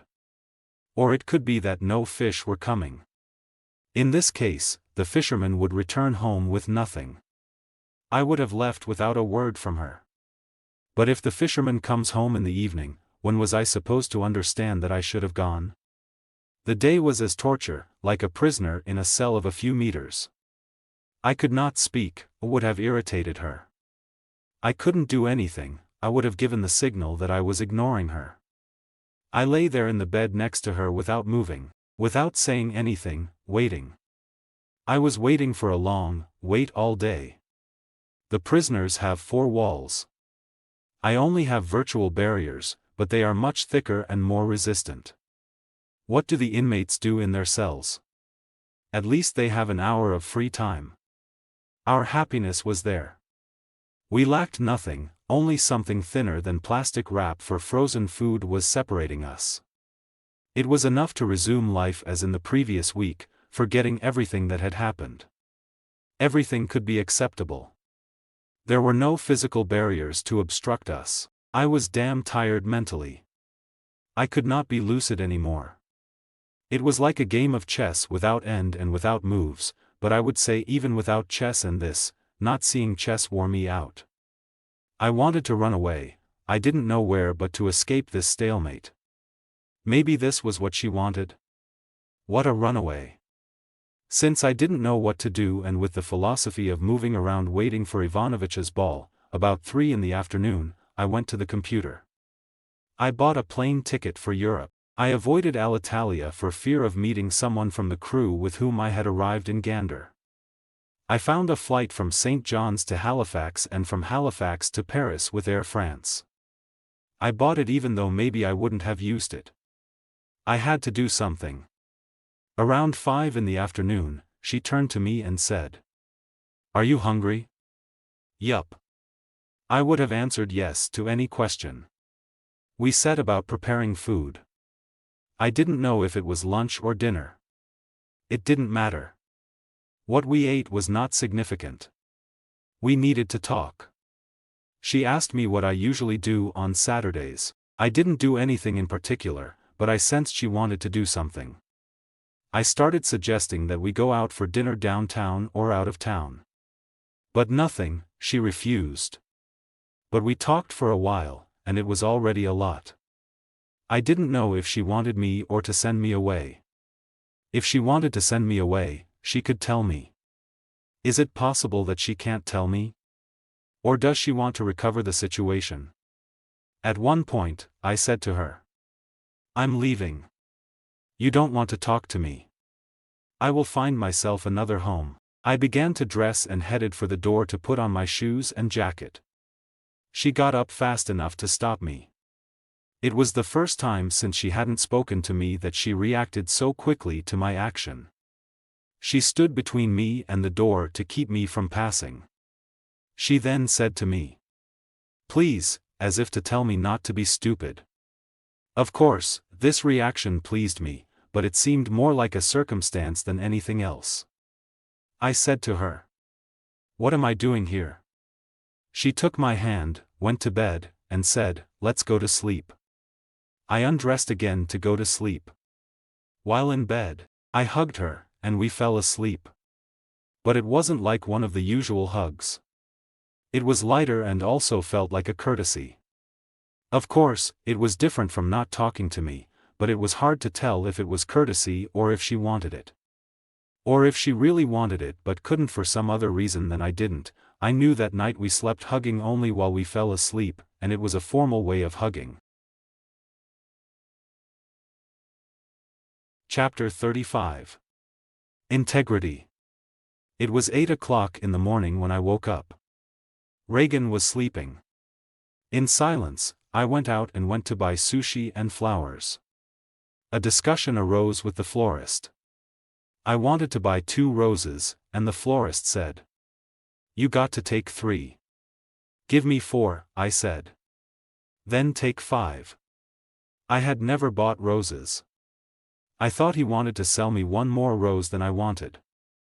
Instead, after a bit of irritation, he explained to me that they must always be given odd. How many oddities each time one invents a thing for his own convenience. Then I took 7, because I knew they were also the last. I returned home. I woke Reagan to surprise her by giving her roses and sushi for breakfast. She hugged me and even gave me a kiss on the cheek, and we had breakfast together. She seemed happy and thanked me for the roses. But it did not last long. She put the roses in a vase and went back to bed in silence.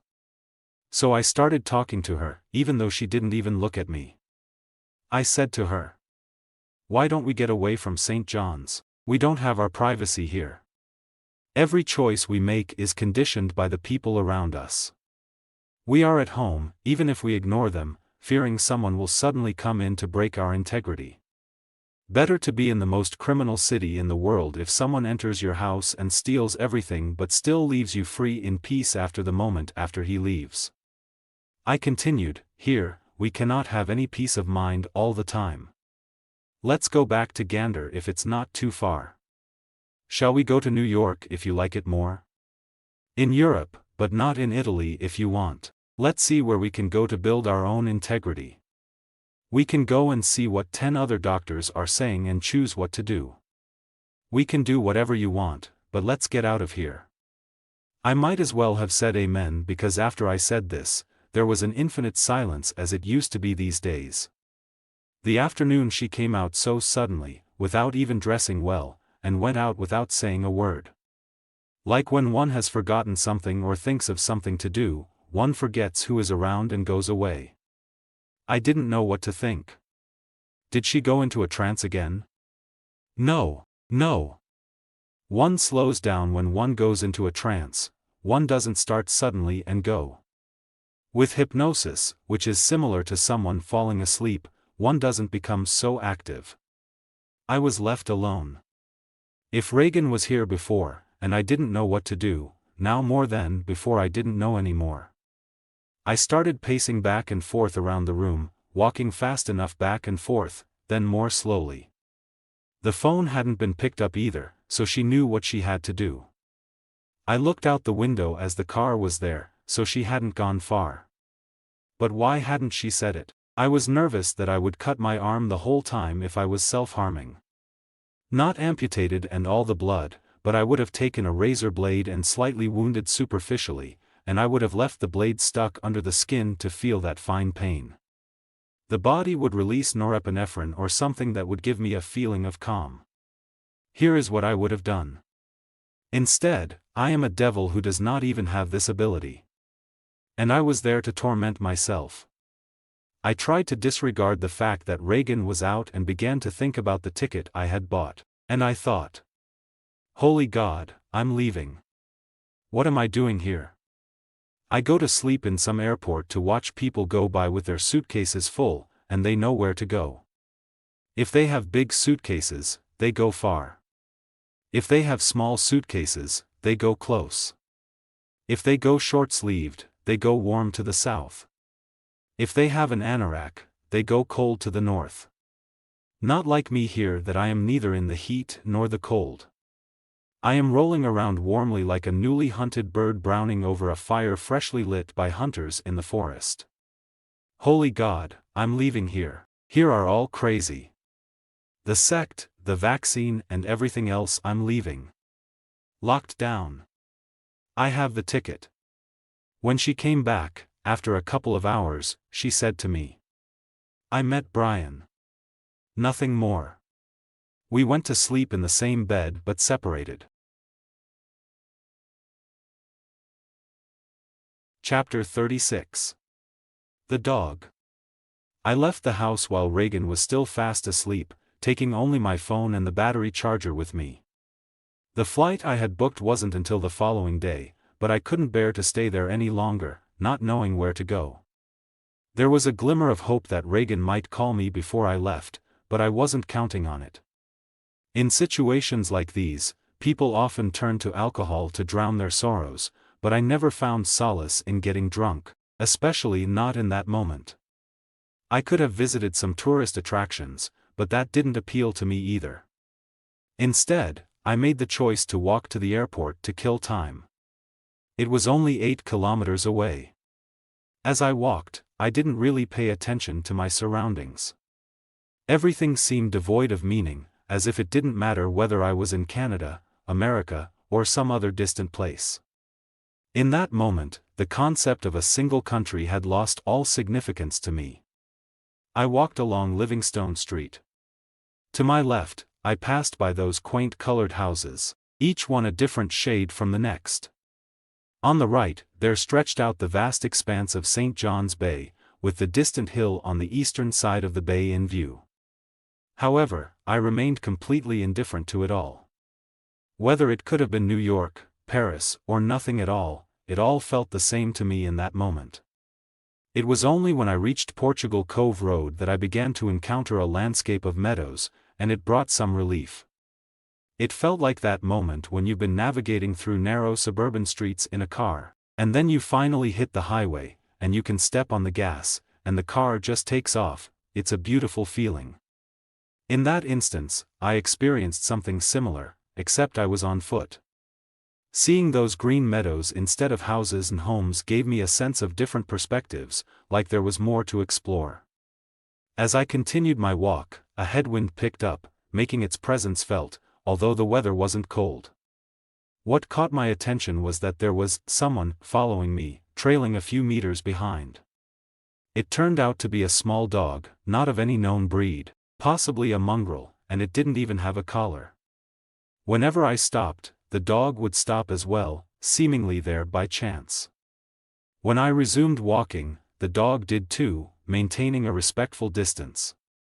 When I eventually turned right from Portugal Cove Road onto Work Parkway, the dog continued straight on Portugal Cove Road. It wasn't exactly following me, but our paths seemed to align for a while. After a 3-hour walk, I finally reached the airport.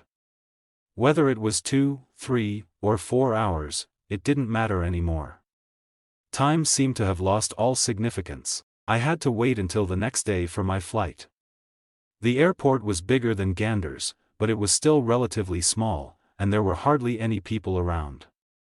People only seemed to arrive when there was an incoming flight that also corresponded to a departing one, as the planes were returning to their origins. I decided to grab a meal at the self-service restaurant in the airport. I ended up lingering there for so long that the staff had to inform me that they needed to clean and close up, essentially nudging me to leave. Time must have truly lost its meaning for me during that wait. I spent the afternoon idly, alternating between sitting in the waiting room and strolling both outdoors and indoors. It seemed like a desolate place, devoid of people to converse with, no tourists, no staff, not even someone engaged in work to strike up a casual conversation with. The airport was eerily empty, a lonely space with no one and nothing to engage with. Around 6 in the evening, Reagan's name lit up on my phone's display, and something within me sparked. I had been hoping for some connection, some conversation, some semblance of communication between us. It was the only exciting moment on an otherwise melancholic day. It wasn't what I had hoped for. When she called, it wasn't to inquire about my whereabouts or share about her day. Instead, she had something else on her mind. She simply said, "I have a delayed flow. Wait a few days, and let's see." These weren't average days, and I thought the stress had something to do with it. I could bet it was that time in the forest when I felt something was gone before returning. I couldn't find the proper support, and I slipped for a moment. So, I had left something in St. John's, and if I had indeed left it, I would need to return. I'm not sure whether it worried me or not, in any case. Whether yes or no, it's something I would have done. I wouldn't have left her there alone. Whether we got back together or not, I would go back to live in St. John's. She didn't say anything else, just, "Okay, and bye." I hadn't foreseen this situation, but if I hadn't pulled back on purpose, perhaps she would have had a reason not to send me away, something to think about, a child. Instead, other things took precedence over her. In any case, I would have been a presence in her life, if not her partner, at least the father of her child, but I was certain about the first option. As it grew dark, and with no more flights scheduled, the airport security guard came over to me. He inquired about my presence there and requested to see my plane ticket. Suddenly, everything felt all right. I felt secure. He recognized me. With him watching over me, I could rest peacefully. I was the only passenger at the airport. It was just me.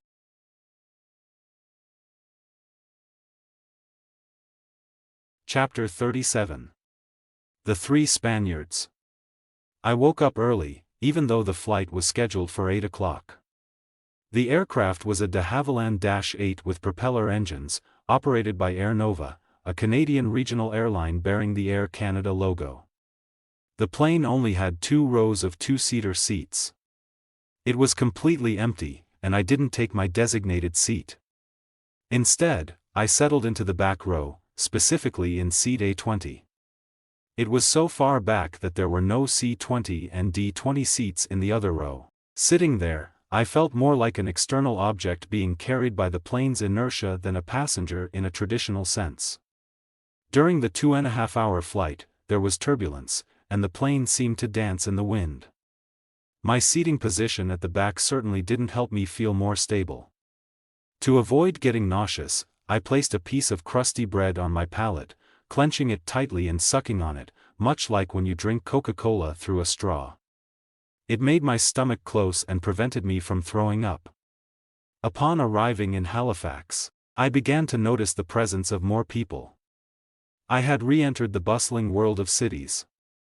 Halifax was situated in another one of Canada's 10 provinces, Nova Scotia. I had originally planned to stay in Halifax for 2 days but didn't want to spend both nights at the airport. Instead, I chose a budget-friendly hostel in the city center to save money and maybe even find some company. I ended up with a bed in a room that accommodated 14 people. After 2 hours, I had already made friends with 3 Spanish girls, who were tourists. They were not from mainland Spain but from the Canary Islands, located on the Atlantic coast near Morocco. It struck me as odd that Canarians engaged in tourism. After all, the Canaries are like a magnet for tourists. However, they didn't live in the Canaries but had moved to Germany for work. This was another curiosity. Who wouldn't want to trade Germany for the sunny Canaries? Yet, they had emigrated to Germany. One of the three was petite with short brown hair. Despite their ages ranging between 25 and 30, she had the stature of a young girl. She possessed a natural charm, dressed impeccably in a blend of classic and casual styles, and we seemed to get along well. However, the timing was not in my favor. Another one among them was utterly fascinating. She seemed to be the leader of the trio. She possessed striking beauty, with long, light brown hair that cascaded just below her shoulders and exquisite features. Yet, what truly made her captivating was her disheveled appearance. She sported old, well-worn ankle boots with broad, medium-high heels, which produced a distinct, audible sound with every step she took. Wrapped in an untied, inexpensive down jacket that swayed as she moved, she always carried a 2-liter plastic water bottle, explaining that her doctor had advised her to stay hydrated during those days, possibly due to some urinary concerns. Oddly enough, she had a boyfriend in Germany but had left him behind, stating that reuniting later would make it more special. I found this decision peculiar, but the circumstances were too unusual to inquire further. It was a situation worthy of Einstein's theory of relativity, applied to the concept of time. On the third, I won't tell you anything because it was normal for good. In the afternoon, we ventured out to explore the city. They led the way, and I trailed behind, using their company as a means to wander without the burden of deciding where to go. While they were eager to take in the sights of Halifax, my sole purpose was to pass the time, waiting in hopeful anticipation for Reagan's call. I hardly paid attention to what I saw, my focus was solely on that phone call. They decided that we could take any bus to explore the city and disembark where we had initially boarded, at the terminus. So, we followed their plan. However, once we boarded a bus, we watched an endless procession of houses pass by until we reached the commercial section of the port, far from any tourist attractions. The bus driver then instructed us to alight, announcing that we had reached the terminus.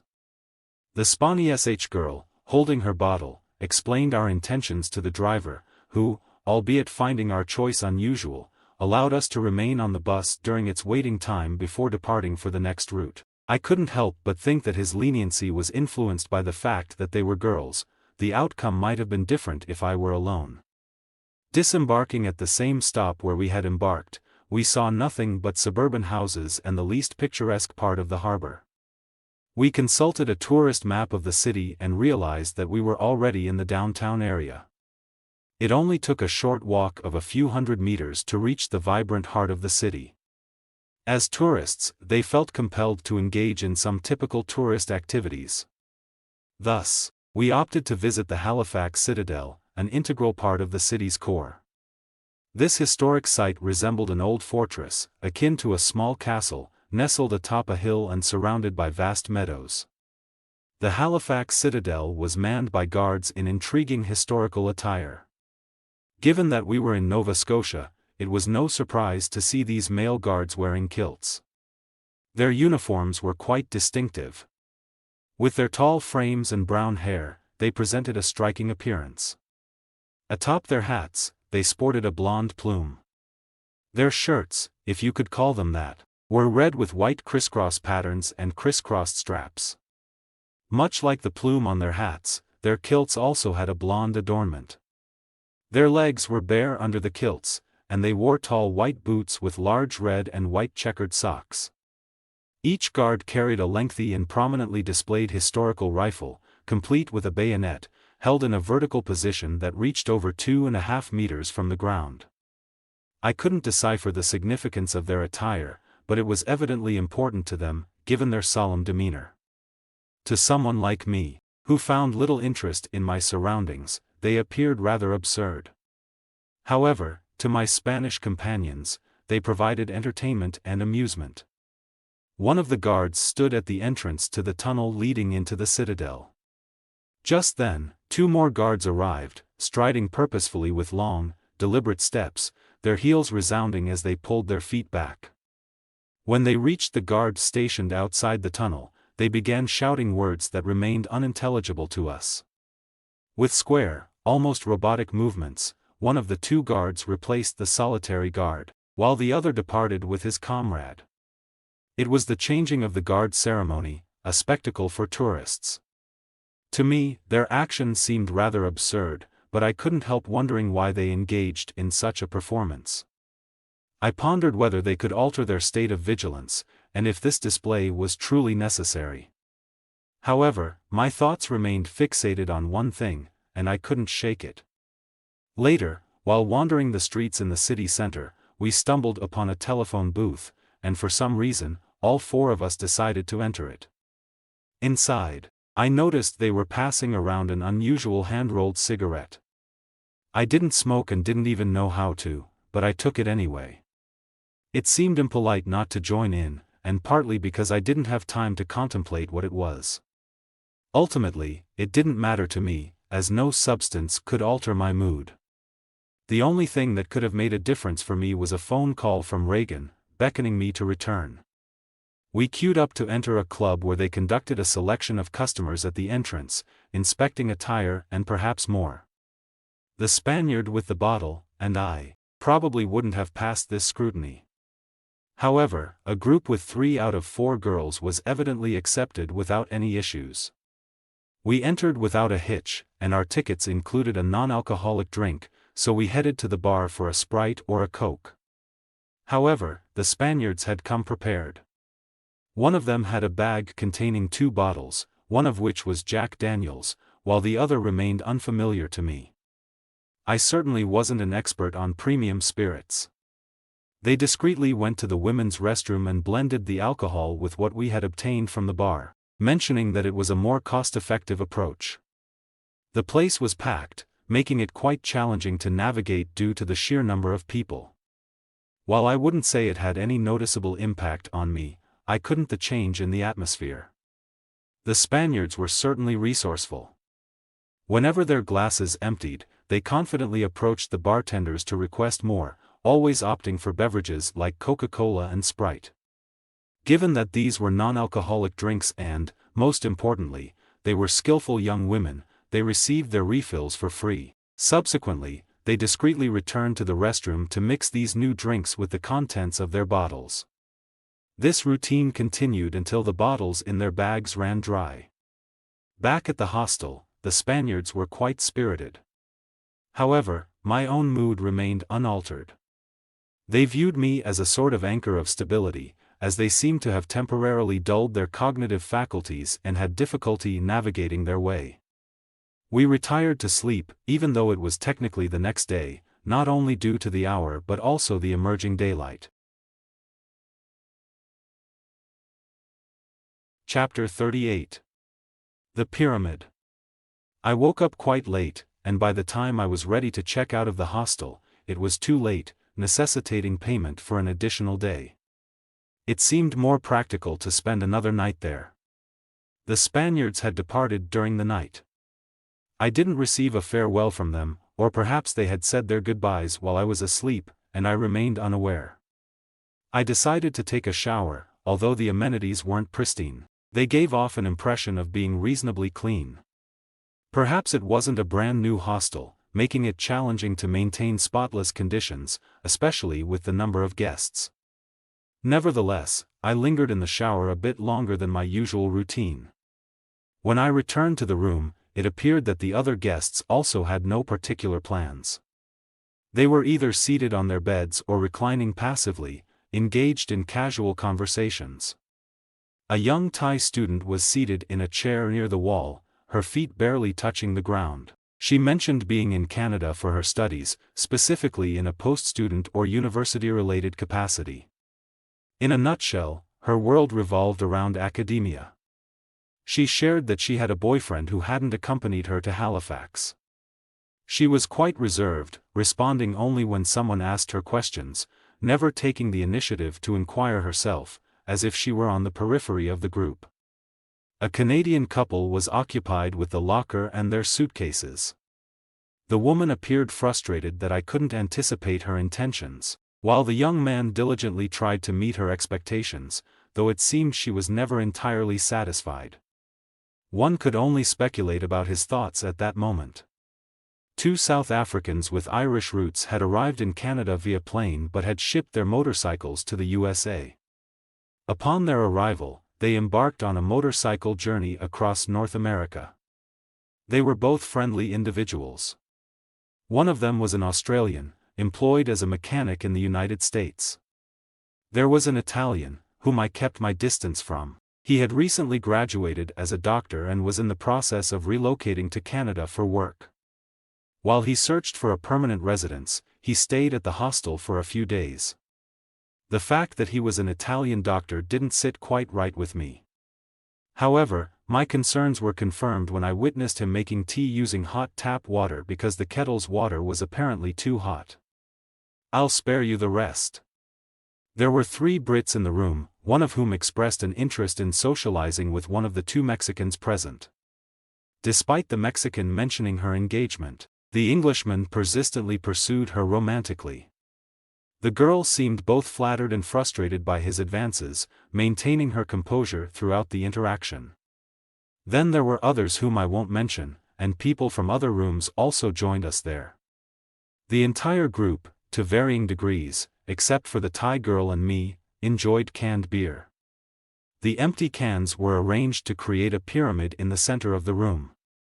One of the 3 Englishmen appeared somewhat awkward and clumsy, seemingly lacking any chance with any girl in the room, or for that matter, any girl in Halifax. Perhaps he perceived me as an Italian and felt compelled to engage in some sort of sporting rivalry, stemming from a football match or some other reason. This notion is quite absurd, especially considering I had left Italy behind. Despite his attempts to approach me, his slightly more composed English friend occasionally intervened, guiding him back to his own bed. If he had actually managed to strike me, it wouldn't have mattered much. I was already wounded on the inside, so if there were to be physical wounds on the outside, they would merely correspond to the pain I felt within. Perhaps that would have provided me with some solace. Towards the end of the afternoon, I called Reagan and asked her, "Is the flow back?" It was a little denser than usual, as if something had happened, but now everything is okay. We didn't talk about anything else. We said goodbye and closed the phone. I went to sleep early, even though there was a lot of commotion in the room. I didn't desire anything at that moment. Later in the evening, I was abruptly awakened by a deafening noise. The pyramid of beer cans had toppled, and the cans scattered all over the room, creating a tremendous clamor. Someone had attempted to place the last can near the ceiling, and they all came crashing down.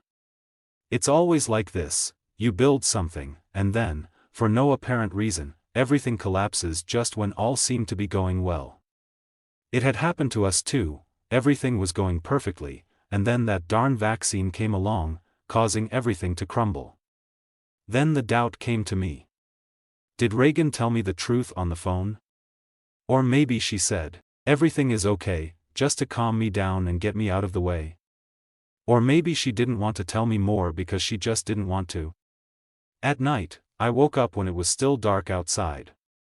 I left the hostel, leaving my locker keys in the mailbox like I was told to do at the reception. It was too damn early to go to the airport, but I wasn't sleepy, so I sat in a glassed-in bar on a busy downtown street. I saw people passing by who had just woken up and gone to work and others who had not yet gone to sleep. Many more people still had to go to sleep. They were a little debauched. Maybe during the day, they were normal people. But what all these people are doing at night is difficult to understand. Watching them helped me pass the time. Chapter 39. Falling asleep. The phone rang, and it was Reagan. Last chance, now I'm back. Let's hope so. I don't want anything else. She didn't even ask me where I was and said, "Can you give me Kimberly's phone back?" What I lent you. I can only return it to you once I'm in Europe, and it would actually be cheaper to buy a new one. How stupid you are. I was angry because I wasn't expecting such a foolish request. She seemed to realize that. When I went to the boarding gate, they held me up for 2 hours at security. The issue? It was the fact that I didn't have any luggage. It seems that even when you don't have it, the problem always revolves around baggage. They told me. If you don't have luggage, you might be a hijacker. If before I thought they were too bureaucratic, now I believe they've all gone completely crazy. Eventually, they regarded me as a mere idiot and allowed me to pass. Honestly, it was difficult to determine who was more foolish, them or me. Once out of the baggage check, I sat down. It felt as though I had just emerged from a murder trial, and my only offense was not having any luggage. I was seated directly across from the restrooms. I got up and went inside. After urinating and washing my hands, I decided to splash some water on my face to freshen up. However, the cleaning lady called me back and said, "The sink is for washing hands, not for toileting. Otherwise, it splashes water everywhere." "Oh, sorry." Okay,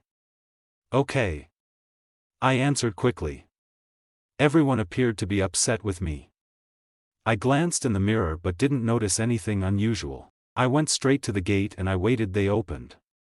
I tried to avoid any contact. As soon as possible I took my place.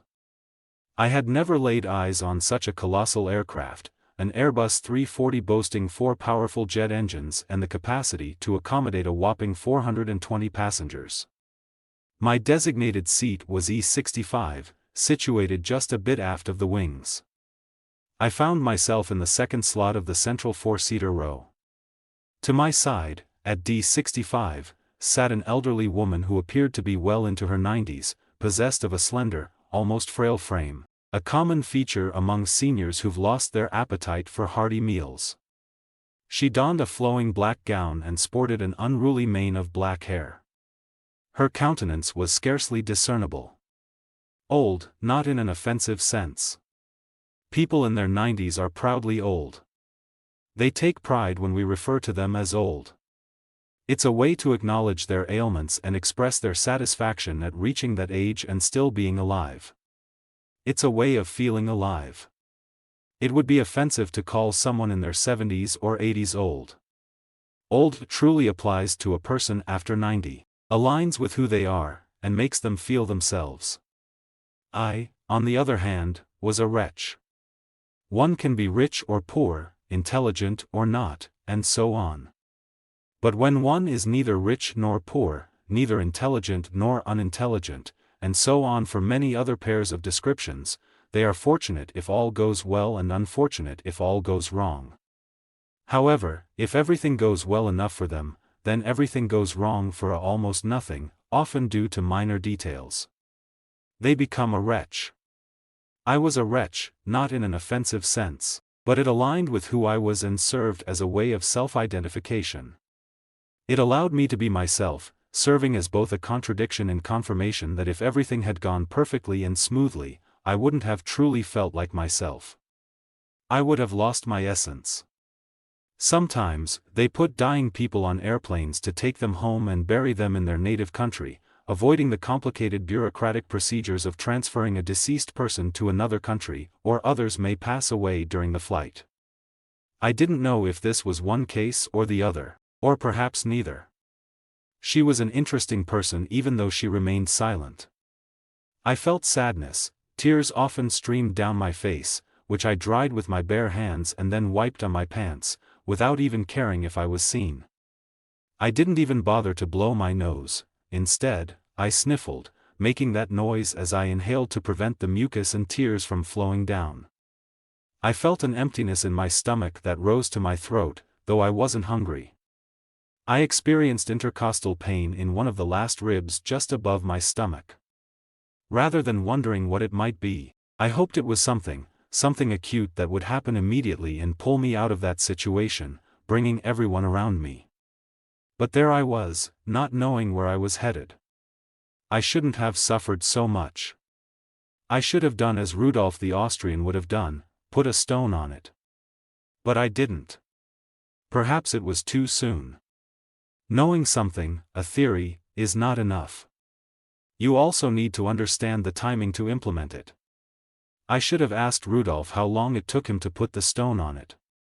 Time is the key to the theory. Was it 1 day, 1 month, 1 year, or more? How much time did it take? All at once or in stages? No, I couldn't put a stone on it. In fact, a doubt occurred to me. Had I been too fast?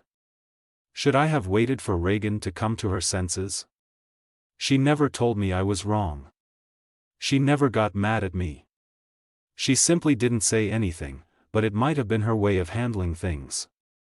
When she didn't know what to say, she remained silent. She was not talking about anything else that I knew. She spent the entire day working with Kimberly. Kimberly must have told her numerous negative things about me. Yet, Reagan didn't come to me with slander or anything that would have upset me. Maybe that's why she wasn't speaking to me. She never explicitly told me that it was over. Regarding Brian, perhaps she was trying to inform me about what was happening. Was she sharing this with sincerity? She never explicitly said to me, "I want to go back to him."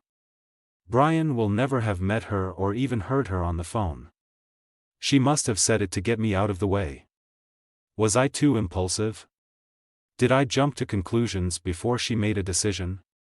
Did she actually meet Brian? Maybe she met him under pressure from him and Kimberly, perhaps to clarify things, or for some other reason I don't know.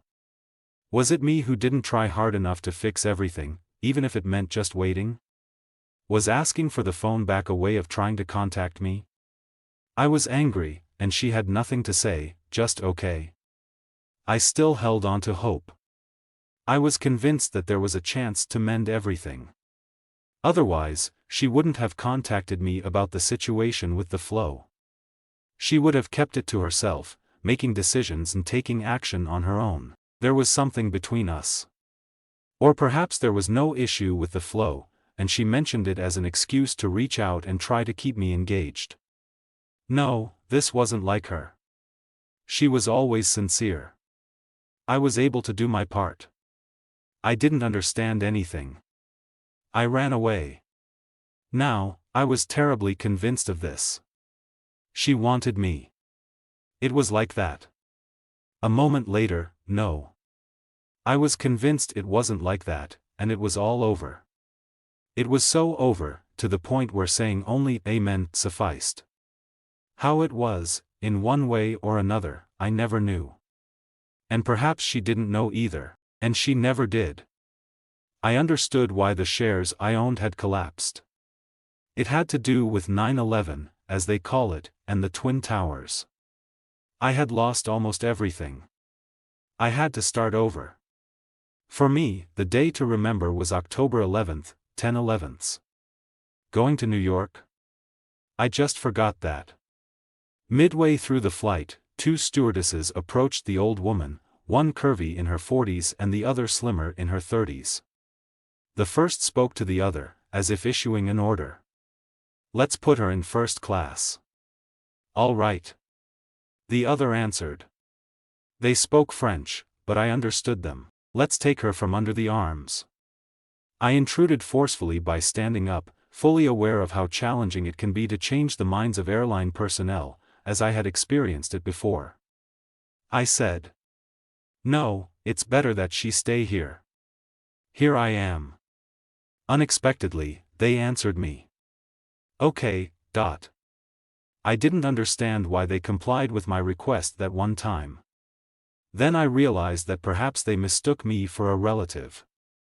Otherwise, I would have bet they would have done as they pleased. Being close to her means you must not leave anyone alone in certain moments. I took her hand, and it was still warm. She still felt someone had taken her hand, or at least I thought so. I was doing something important, the most important. After a while, her hand went cold, but holding her hands I warmed it a little. She was asleep inside, so I fell asleep too. If I fell asleep inside, nobody would miss me.